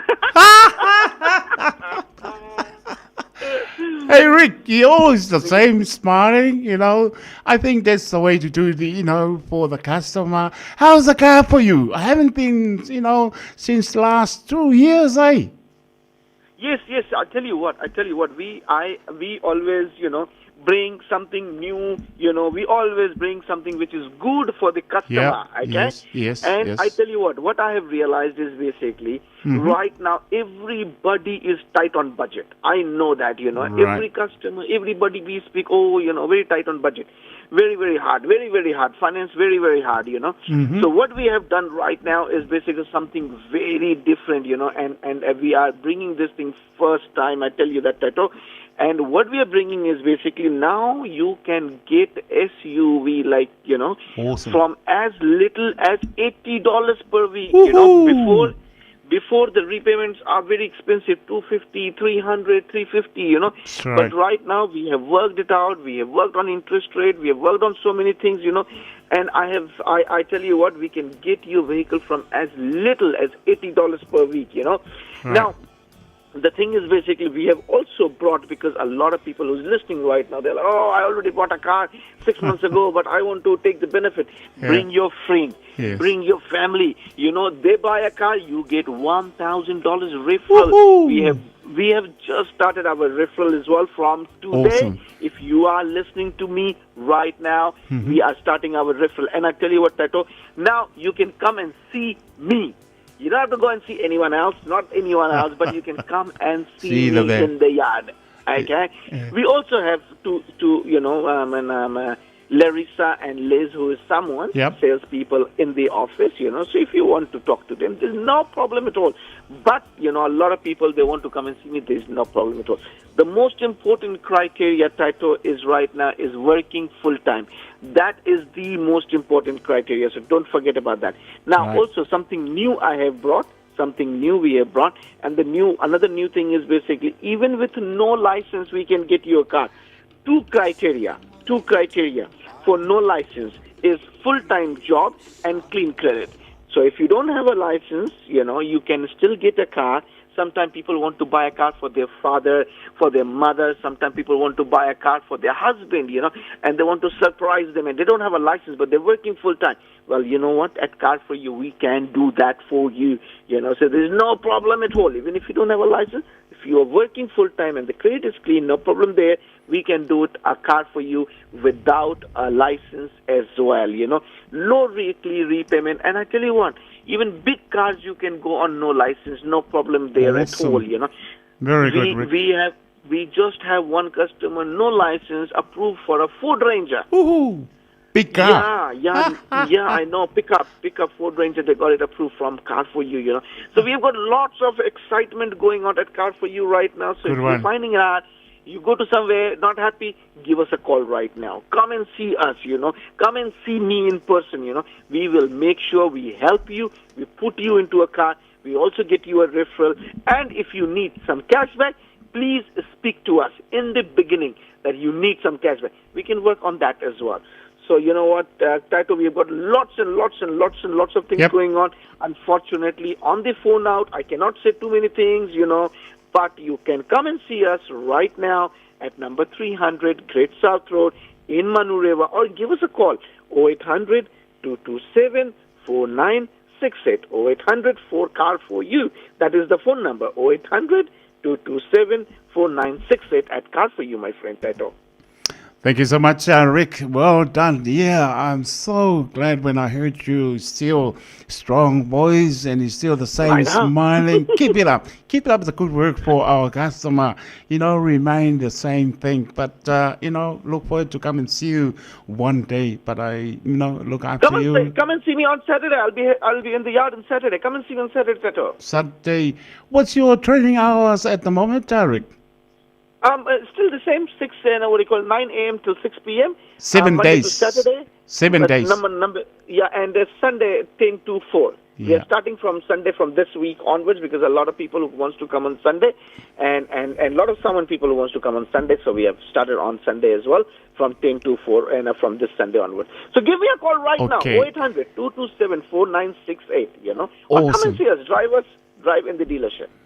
Thank you, Rick. Always appreciate it. I never forget the old days, but got my time come. See you on Saturday.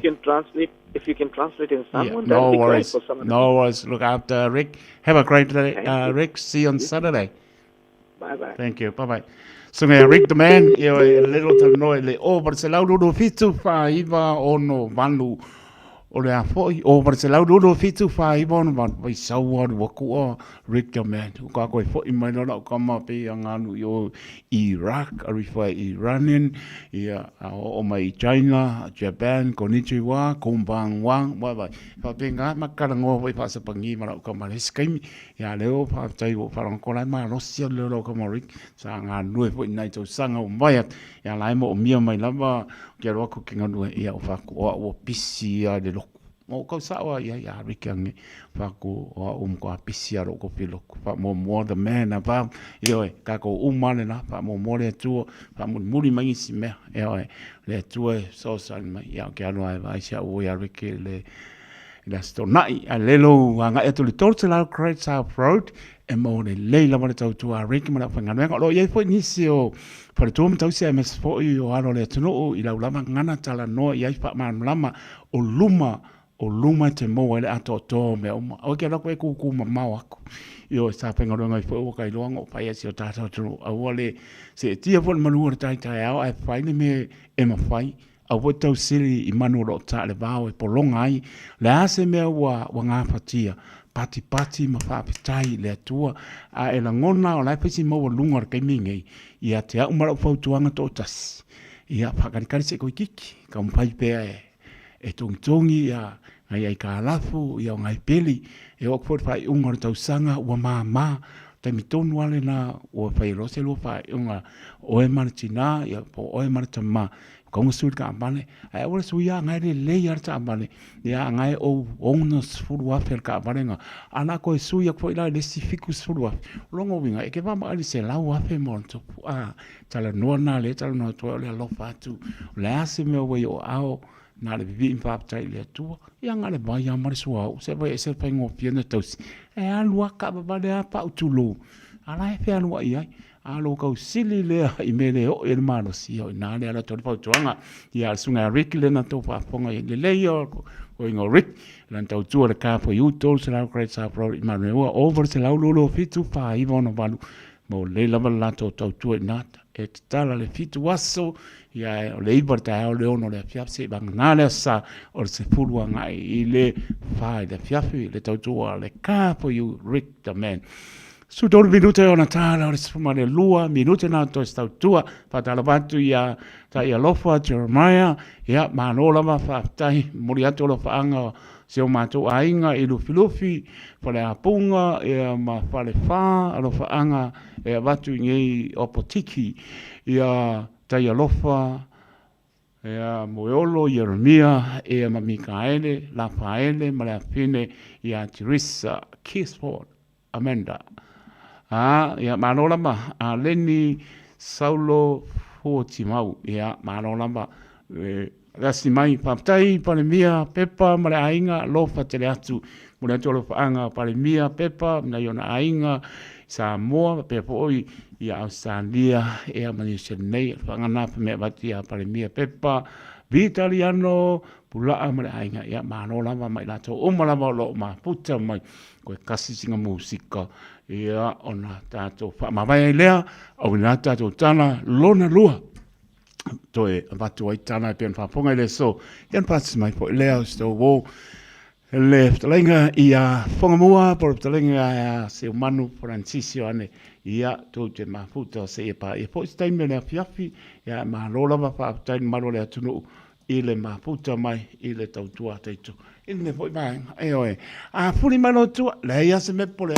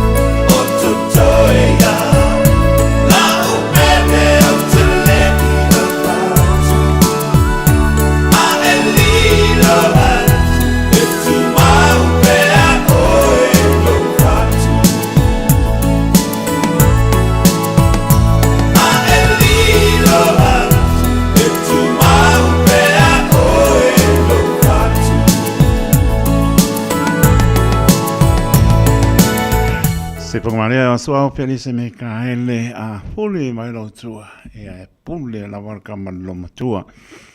Lewa to e 5 minuti ona tale al spululua patalo patu i le tina matua ia na lauta wasa pepe tuli mai hinde na avenue i Marapat pa taimo pa mlianga rainga la lau ane o pa ia o le tina lo patele atu pa tai le ba putumai ile le po i vaenga o le tautua le Radio Samoa lo patele atu manmia po puanga le neaso Famlia ia la to fia ngai mga wenga pe tau pa ailo fo i lunga o fonga tia la o tau tuam tabela so sem tata fia ngai mga wenga le manu le tunu ia te o nei ma tunu e mau famlia le ia o to ngan wenga to fiu wala au le ta to te ngan nu ei faia ma pa maoni o to pisinisi faia ma pa maoni man lo sa i man lo na lava se pisinisi o tau tu ai ia o famlia ai le tu faia mo lo na vi inga ia la ngona pea lo tato fa ta wa ai do mo le li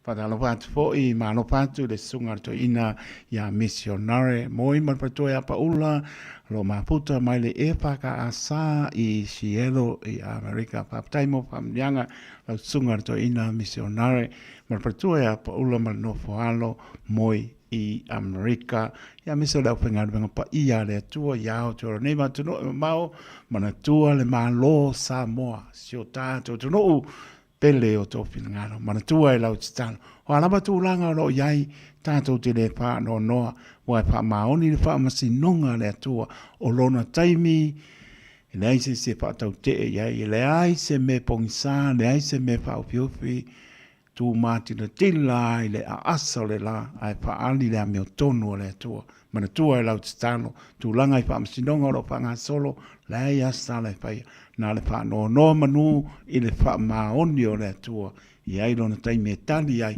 tato Fiafia ai tano foi ia fili e le tua seisi malo e fa maoni mano lofa i lo tato tato te le fili o ia fili mai tato fa mnia le tua lofa atu mo si o tato no e mai se ta e o malo Samoa matu no e mau si papa sa bili male man pertua man no palo malo pa tai Samoa le atu no pele le ai as paiva e asa ma se mau tam foi la mai na ia atoa atu liur sa e PCR sambi potor tau tai sel natu iam fa ma ngalo le au na pa tau va a lopa tele atu tu asina sina lopa pena ma puta mai ia fa manolonga le li mo lana fa manolonga ia te o tō maua le mawhanapana o pia ngai tātou ma le manu lu ia manuia fo launga tātou tino o mua au le au lo tātou atua a lofa te le atu taito te loto le au ona soifua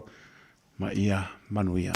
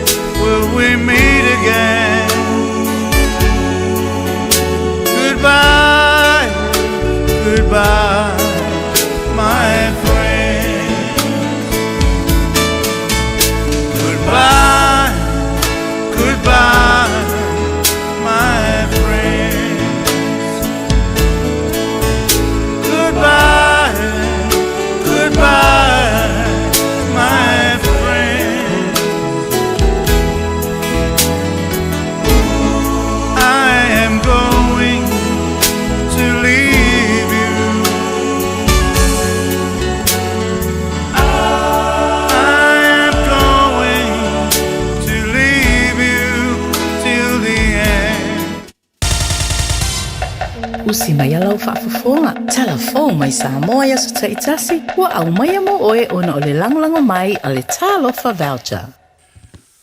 O te whatalofa ro tātou o tunu o le nei fwoi a sa fau, whero ai fwoi o wale whaata whitio le ngā ruenga o le nei vāiaso o tala mai Samoa.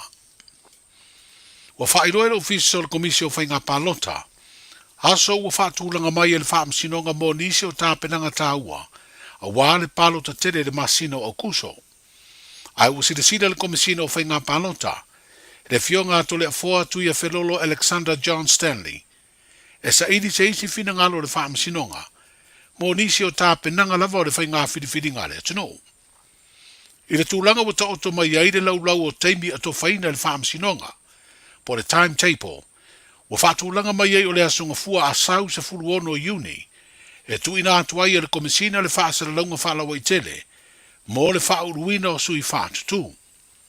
O le asalua se fulu fitu o Iuni, e whaamutai le whauruina o ni whaalawe lave, po li te te e whaasanga ini sui tau wā, aso whaiu lai e tāpuni ailo la pālota, aso fitu le aso se fulu lua iu lai, o le piriota le e whauru ma le sitalai sui whaatutu, aso limo iu lai le aso se fulu ono o kuso, o le piriota le atu ina atuai tālo sanga ma tāpuni ai fo i tālo sanga, mo le whai o le palota mua le pre-bowling, aso se fulu whao au kuso, i le tūtonu o le lai se fulu lua i le au auli, e tāpuni ai le avanoa e whaui ai i tua ni suafa o ni sui whaatutu, a o lumana i le aso lua se fulu iwo au kuso, le au ato whaina mo le palota au au le atino.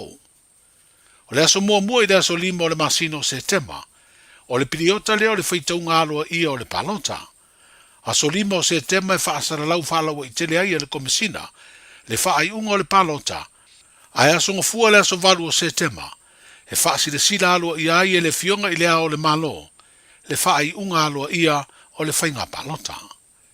O le tāpenanga le komisina ua fuafua e toe sa idi ai se whina ngalo le whaamsinonga māwalunga, o le aia whautua ina ai le aso lua o iulai, e a vea maaso muri e su ina ai ni whaalewe lave, mai tangata palota po voter objections, aso se furvalu o iulai e a vea maaso muri, e whauruai ni tālo sanga te te, ini tūlanga ngā vaa o ni sui tau vaa, aso lua se furulimo o iulai, e a vea maaso e whauruai ni tali whaasanga i ni tālo sanga te te, ini sui tau vā, ma le aso se furulimo o kuso, e whailo ai ni whaai unga le whaamsinonga i ni lui, na whauru whaasanga i leanga vaa o ni sui whaatutu. Wa whailo le komisino whainga palota, o le a whailo lau tele mori si le fia do tātu o tunuu, se finangalo le whaamsinonga, i aso ua ia whauntua ina. E to lima tangata e au fiainia li i se to tolu, mani tama ita i se to lua ua latu maua ni wha ilonga wha apitoa, maile matanga aruenga o leo whale pui mare toi fuata ina, e amana i aile latu ngā aruenga wha so swangi, na mawhai eo na toi maua pāngo tae to lua na so sola mai le whale pui, i tānu malala i ni vā yaso e le ima maute le atu. E peo na si le fia o pāngo tae o lau i titi tualima, ma ani seko vai lei, le ana maua leisi uru loloa, a o leisi na maua i vai yusu.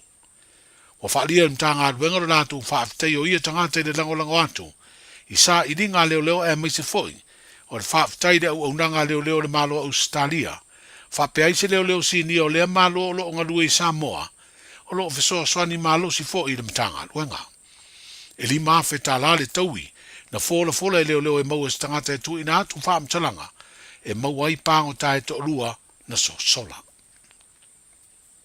O le pelesteri o le tālonga laka piliki e Samoa, ai o se tasi o tangata whainga aluenga sinia le malo, i le ofisa le sitala o e whana na uma e maadiliu, whapea le sitala o whaipoiponga, le tō wha i a fiu wha o le tane Bonifasi o Vasa, o se tasi do sui tau vāmo tofi wha o le pāle mene ua wha lau i loa, i lunga upenga ta wha i langilo na sauni ai e whinau le no foa, o le tu malo palauri lua, le ana se e iai le fionga leonta laki i lamo stele sio.